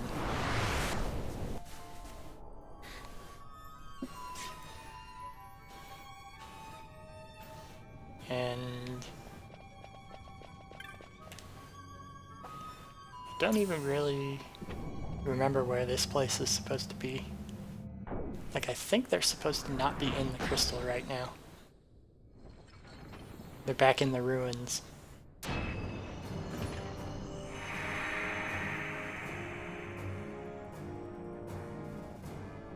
I think this is another summon fight.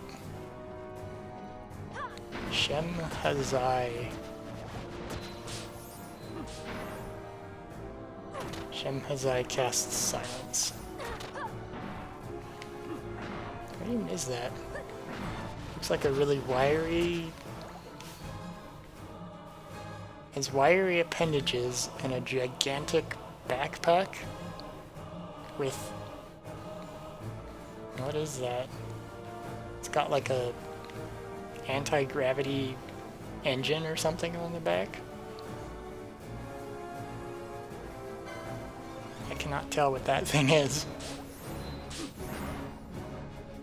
I think it's supposed to be like a backpack or something.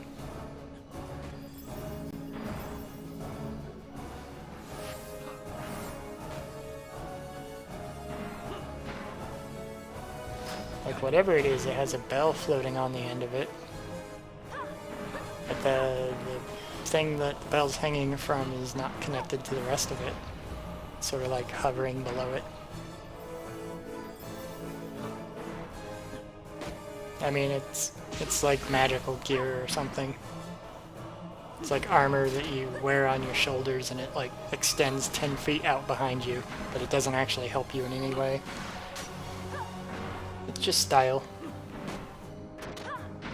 I mean, it's a magic thing, so maybe it just doesn't have to make any sense, but...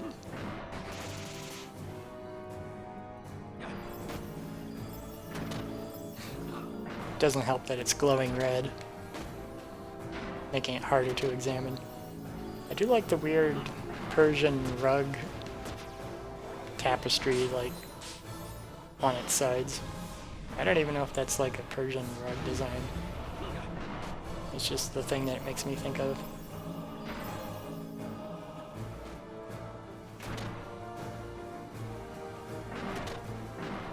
Well, luckily whatever it is, it's not very good at fighting.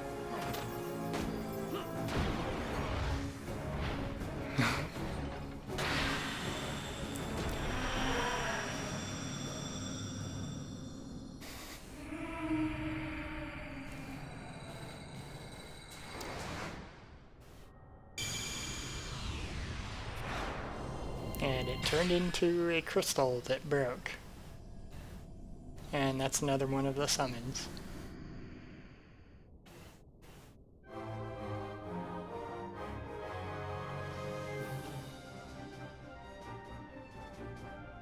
And now they are happy that they killed whatever it was. Shemhazai the Whisperer. Okay.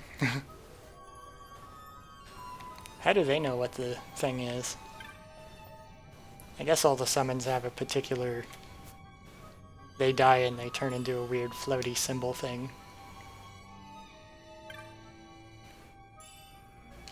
Like, if a creature died and turned into a weird floating symbol thingy, I guess you'd figure out eventually that it was a special kind of creature, but...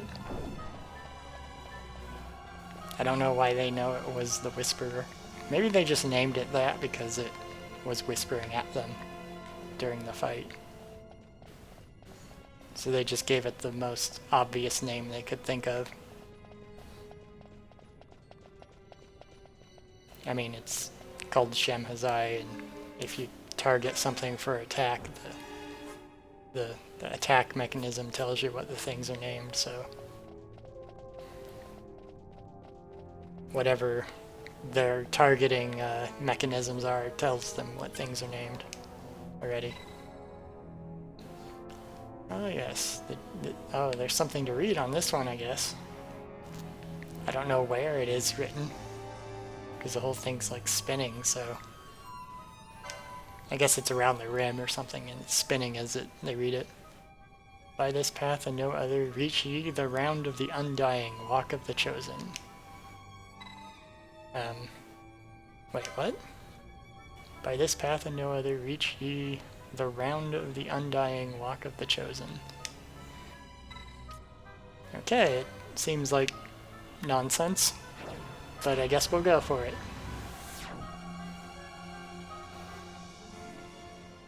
Reach ye the walk of the undying.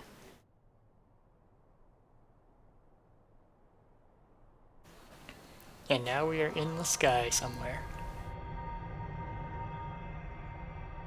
I guess.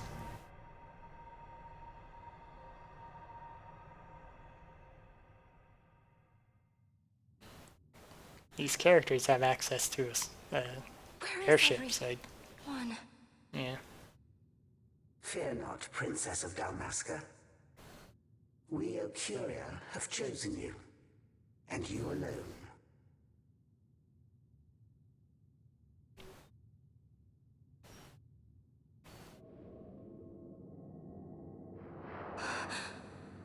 And here's the thing, kind of.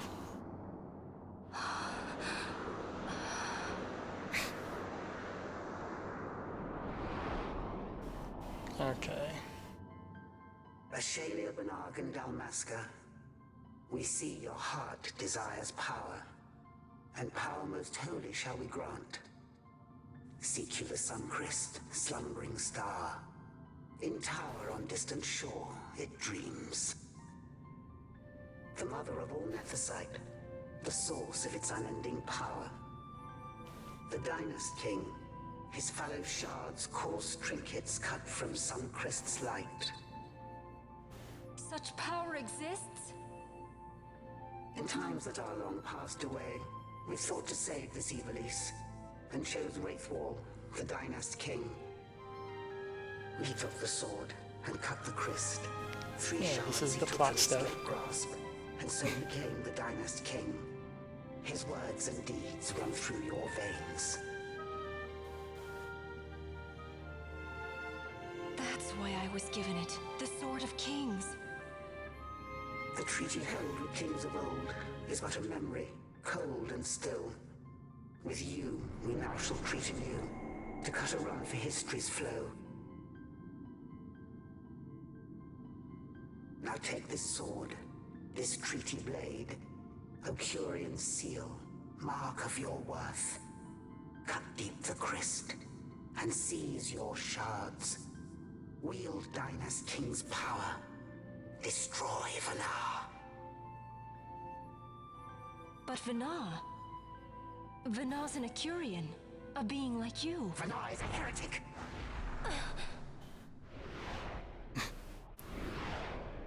Oh, hey, those things get mad. The Nephesite is ours to give to chosen bearer, or to none. The heretic trespassed, and set the rose of knowledge in man's hand. With imitations they profane. It is anathema to us. We give you now the stone and task. Administer judgment. Destroy them all. Judgment?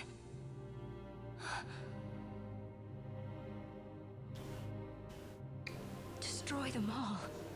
The Empire? The hues ever skew history's weave. With haste, they move through too short lives. Driven to there by base desires. Toward waste, and wasting, on they run. Undying, we Ocuria light the path for wayward sons of men. Oft did we pass judgment on them, so that Evilise might endure. Eternal, we are history's stewards, to set the course and keep it true. The chosen is our hand, our fist, to let live some and crush the rest. Princess, you have been chosen. Take revenge against those who stole your kingdom. Fulfill your role as savior.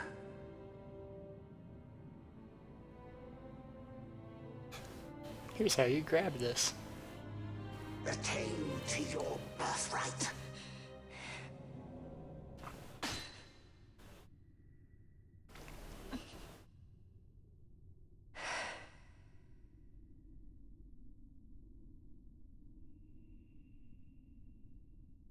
Ash! What's with these Acuria? What gives them the right to tell you what to do? Will you take revenge, as they ask? They were We did watching, not see I them, but we guess? heard the Ocuria speak. They may be Oh, gods, okay. but we are the arbiters of our destiny. Your Highness, I'm against this. The Empire must pay, but destruction? Does anyone know what happened to Dr. Sid? Wasn't he saying he'd be here? He should have arrived by now. And I should have realized by now. Now they're worried He's about not where coming he yet. is. He laid out the bait, and we bit. Remember what he said? He wanted Ash to get the stone. He wanted that all along. That's why he flaunted his nethicite, and reeled us in with his stories about Giruvegan, all to bring Ash to the Okuria. But wait, if we got a hold of the nethicite, wouldn't that be bad for the Empire? Maybe he wants to see what happens when foes with nethicite collide. That'd be just like Dr. Sid. So he's a crazy guy. He just wants everyone to blow up. I will search out the Sun Crest.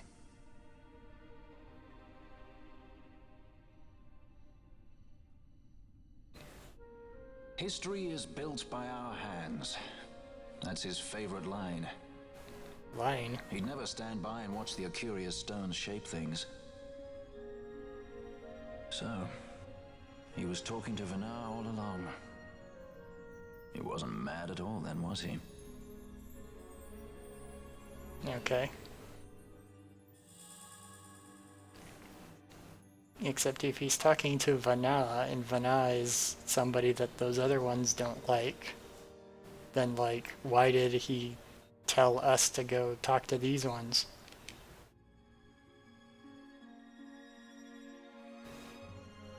Restore Dalmasca's sovereignty and make our amends with Lady Ash. It's the only way to avert war. It is a war of necessity. Your Lady Ash herself is bent on it. She desires it above all else. She will not rest until her revenge is full wrought. I fear you misread her intent. She would sooner shun war than embrace it. You are young, Larsa. And you presume beyond your ken. Then let us look closer. Judge Gabranth. I would have you seek after the Lady Ash and judge whether she makes overtures of peace or war. Yours shall be the eyes of the Empire. And should I espy war, I am to put her to the sword. She is a rebel. Wish, Excellency? I mean, that's kind of what the plot It will has not been come so to far. that, I am sure. I have faith in her. Faith in you both.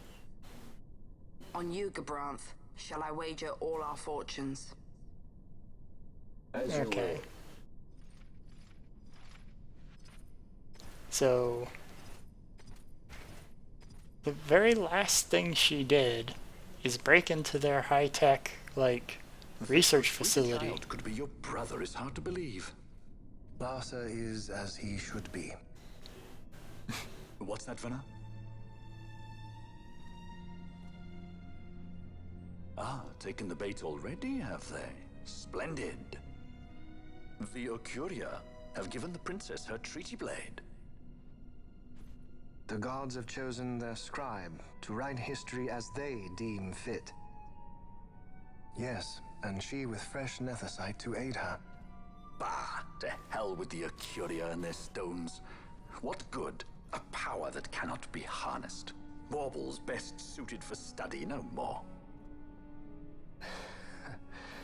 We conquered 2 kingdoms that you might study these baubles. Oh, I am grateful for the sacrifice. Without it, manufactured nethicite would have eluded us. An unrivaled weapon, I warrant you. Tell me, Vanar, have I not been an apt pupil?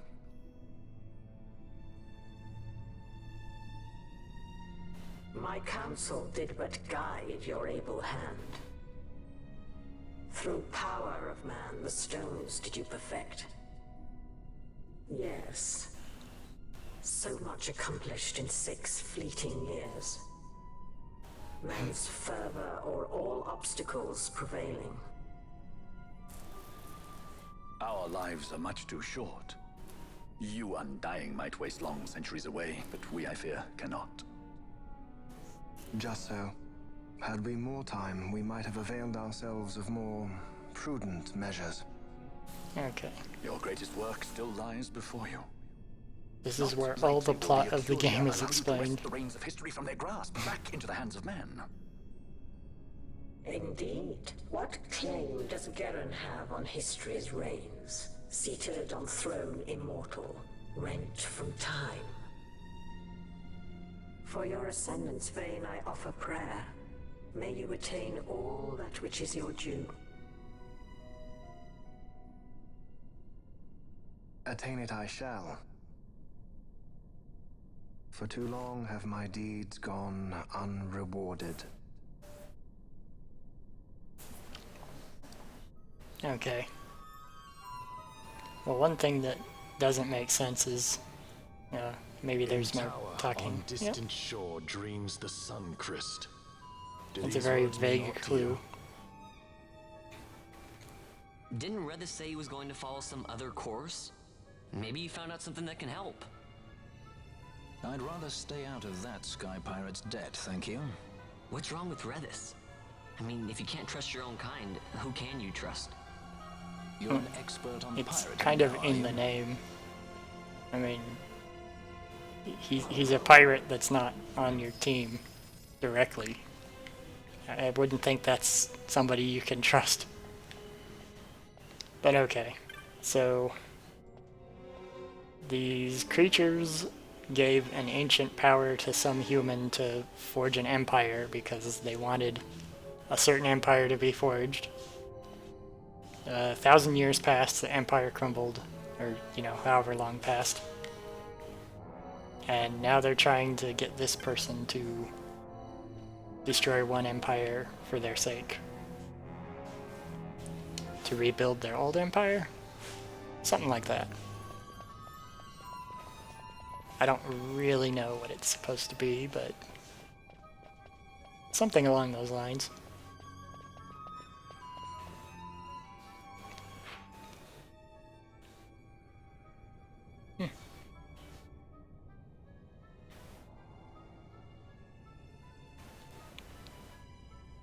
Okay, this is the whole area. But yeah, the Empire. But yeah, these creatures gave her power because they want her to topple the Empire. And the Empire wants to make their own, write their own history. Something along those lines. It's not exactly clear why those two forces oppose each other. But that bit about the trying to find if the princess wants war or peace, like that doesn't make sense.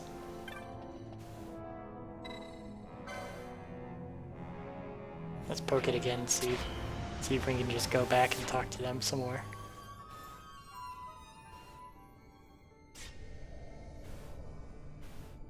Oh, it just exits. I thought that was the other way. Oh well.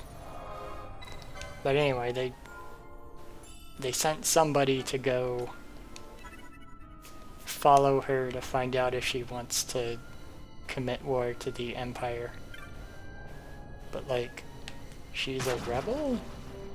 And the Empire conquered her kingdom, so it would seem obvious that she does want war, because if you're a rebel, that's kind of like the whole identity there.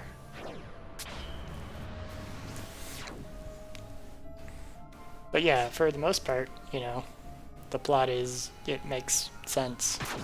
It's pretty clear, straightforward.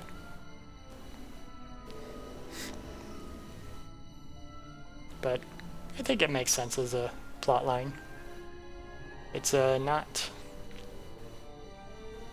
too difficult to follow, It's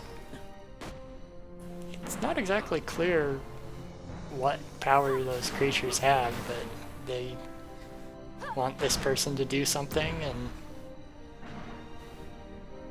she's chosen somehow, and they didn't have much direct influence on her before then. I don't really know what was going on with them.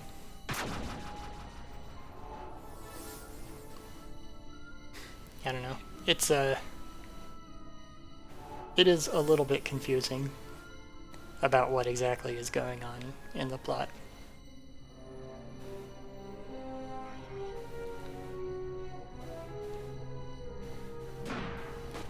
But effectively, it's there's a group of godlike beings and then another godlike being, and both groups don't like each other. But the heretic, the singular godlike being, went to go help the Empire study the magic stones that the godlike beings have some power over. But the other godlike beings, the council, the group of them, like, support this side.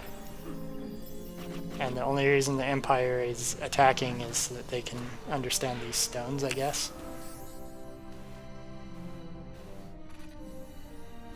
Which, it's not clear to me, like... It's not clear to me exactly why they're doing most of the things, but it's effectively just two groups are fighting each other. And the main characters are caught in the middle of the conflict. But it's time to run back.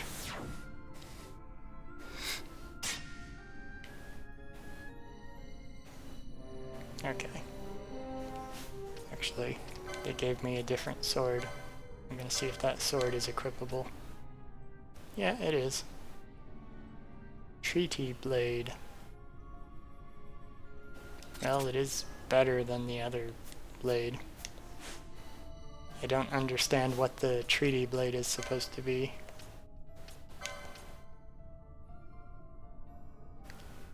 It has the power to cut new shards of nethicite. Except that was the description. Okay, it says this one's capable of destroying nethicite. Except the description of this is that the shards of nethicite were originally carved by this. I guess maybe it's been at least 100 years since this was used, so maybe it got dulled or something. Maybe that's the explanation. But the characters did say that that sword was originally used to carve nethicite.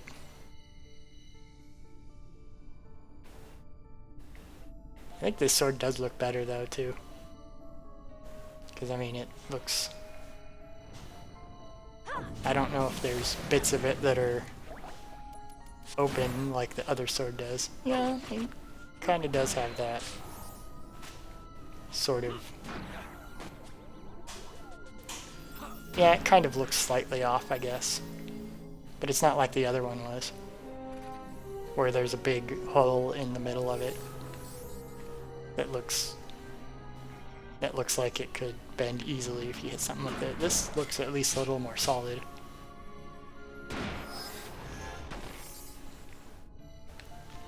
In either case, it's at least a lot more sturdy looking. At a glance, it looks a lot more durable. Okay.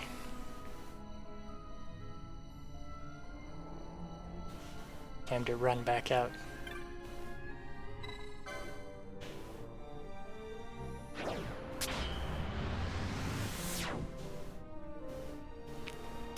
I don't know if I fully explored this place. I think there's a few places I didn't go, but I won't worry about fully exploring it.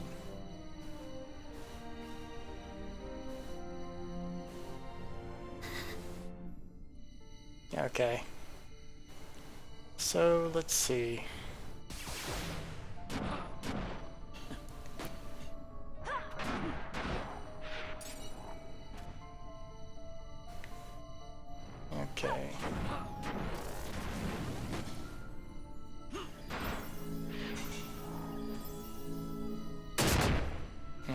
head out. Okay.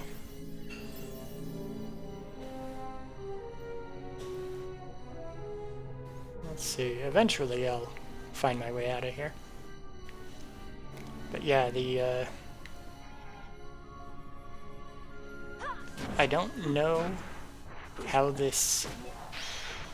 I don't know how the seeing the random ghost was supposed to be influencing or guiding these characters into doing what the ancient beings wanted. But for some reason, the ancient beings were like... This answers that the ghosts, anytime somebody saw the ghosts, were the ancient beings. I forgot what they were called, like the Occludia? Something like that? But the Occludia, whenever we saw a ghost, it was because an Occludia was making that ghost appear. So like the random ghosts guiding Ash and pointing her in a direction, like, was them influencing things. But it's not clear why the main character, Van, saw Ghost too. Like, supposedly there was a reason why he saw a ghost for a while, and then he stopped seeing them. You know? And if they were guiding her to do things, like...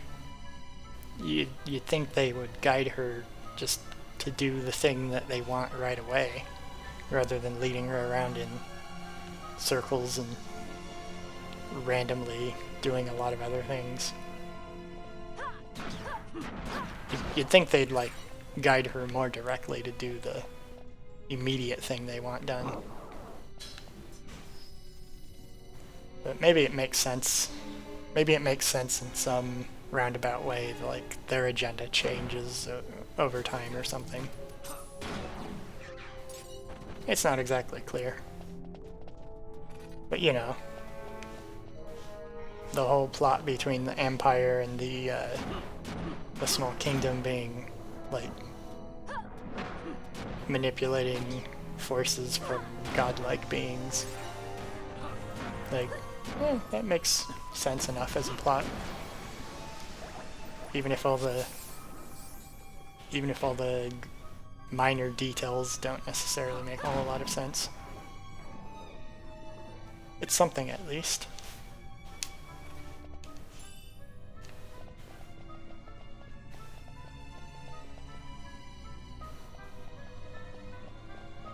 Okay.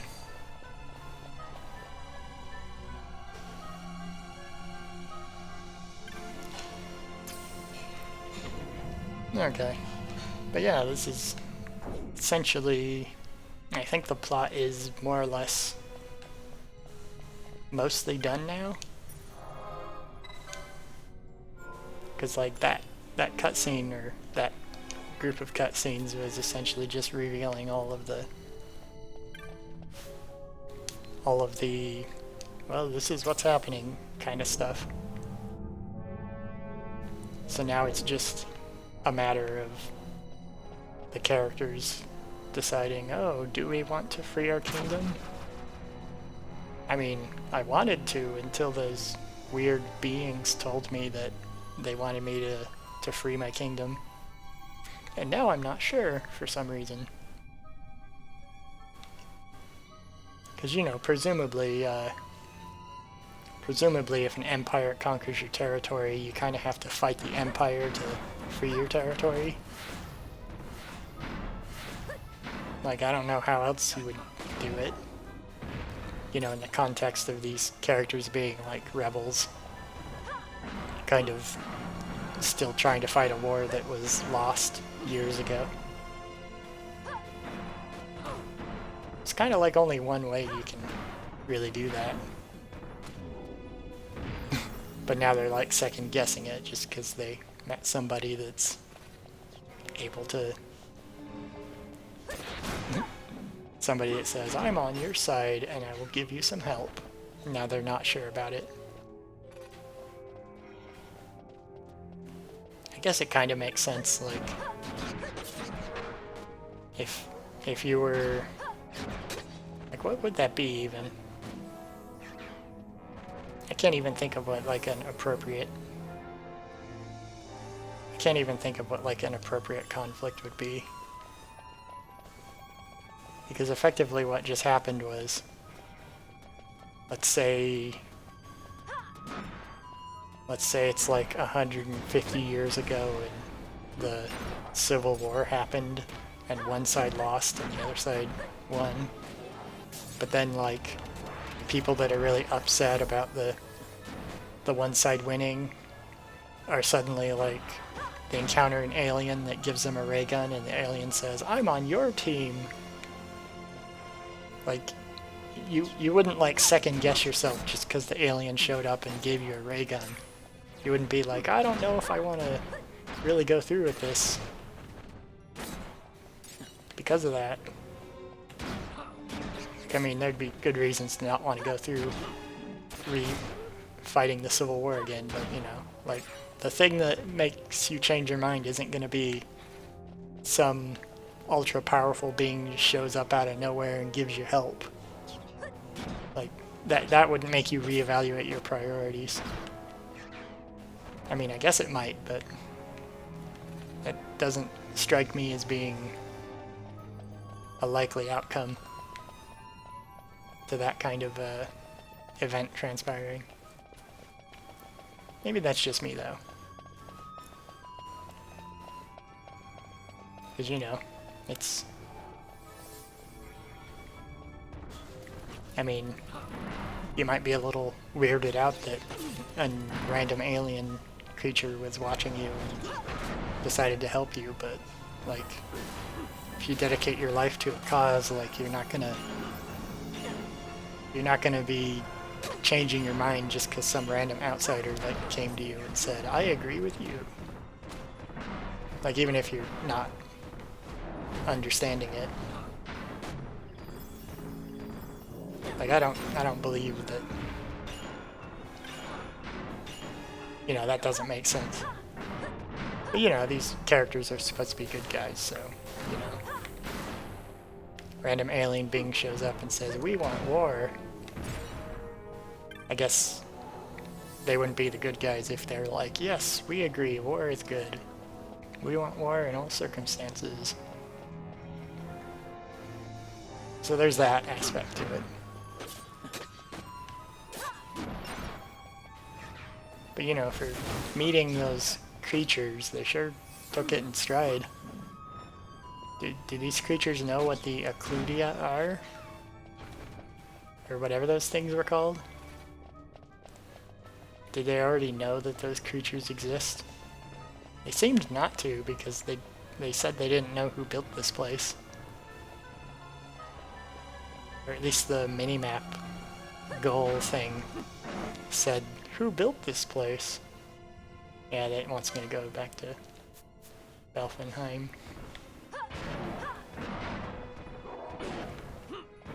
But yeah, the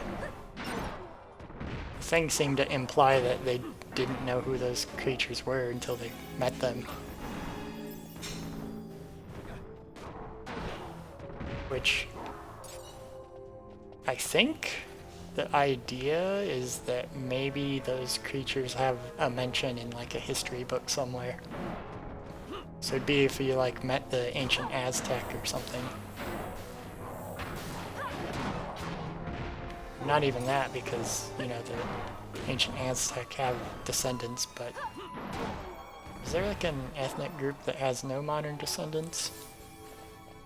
It'd be like if you met somebody like that and they had a super weapon and decided that they had a particular team they were on. That would make sense to me.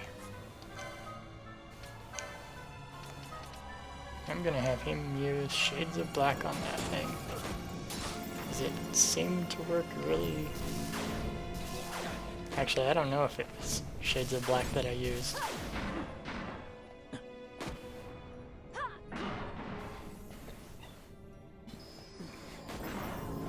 Might have been something else that I used on it that was effective. Or maybe it was something else I used Shades of Black on.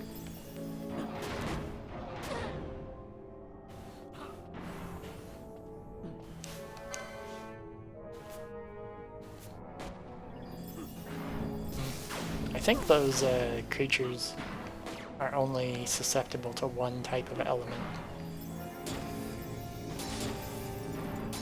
All of the entites. Which makes sense if it's like an elemental creature, that it would only be susceptible to one type of element.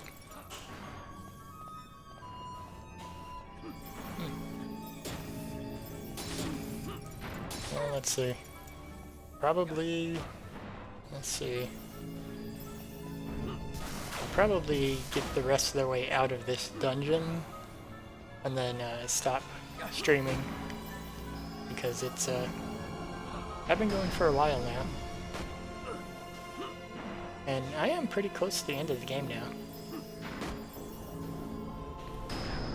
so I'll probably only stream a couple times more this game. I don't remember how much further there is, but I think this is basically...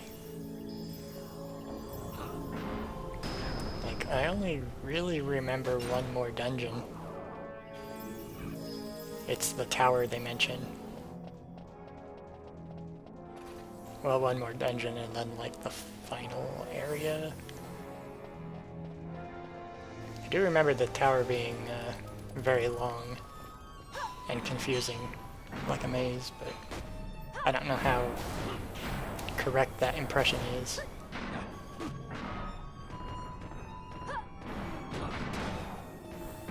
I remember doing the optional area in the next dungeon, which I probably won't be doing this time.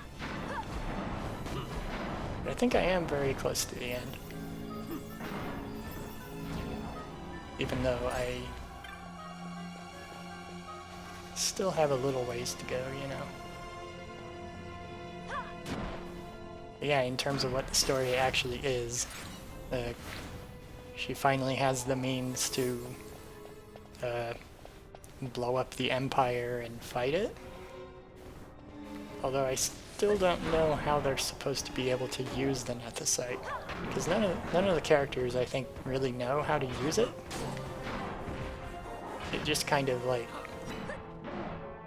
exists, and it sometimes does things,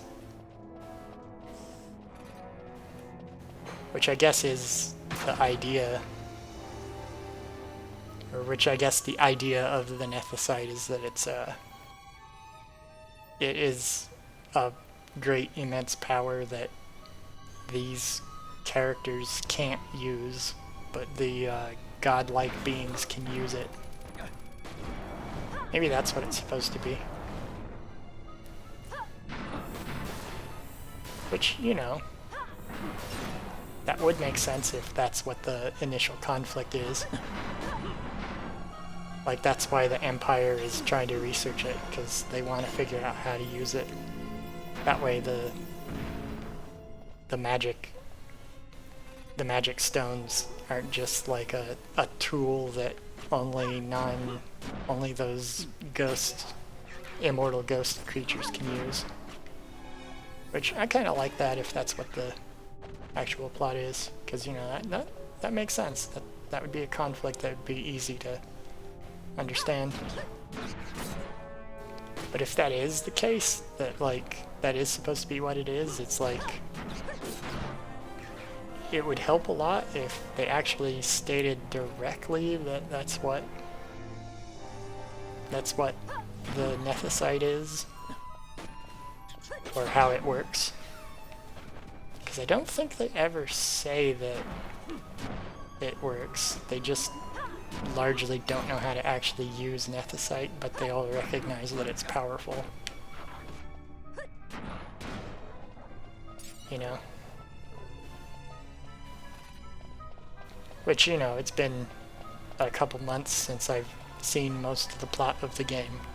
So maybe early on they mentioned they don't know how to use Nethicite, or that they knew some creature or entity was able to use it. But I don't think that's the case. I think it's just something that is either weakly implied, or maybe I'm just making it up right now because it makes the plot make more sense. But like, it's never actually intended, then that's... I think it's at least implied. But you know, it would be a lot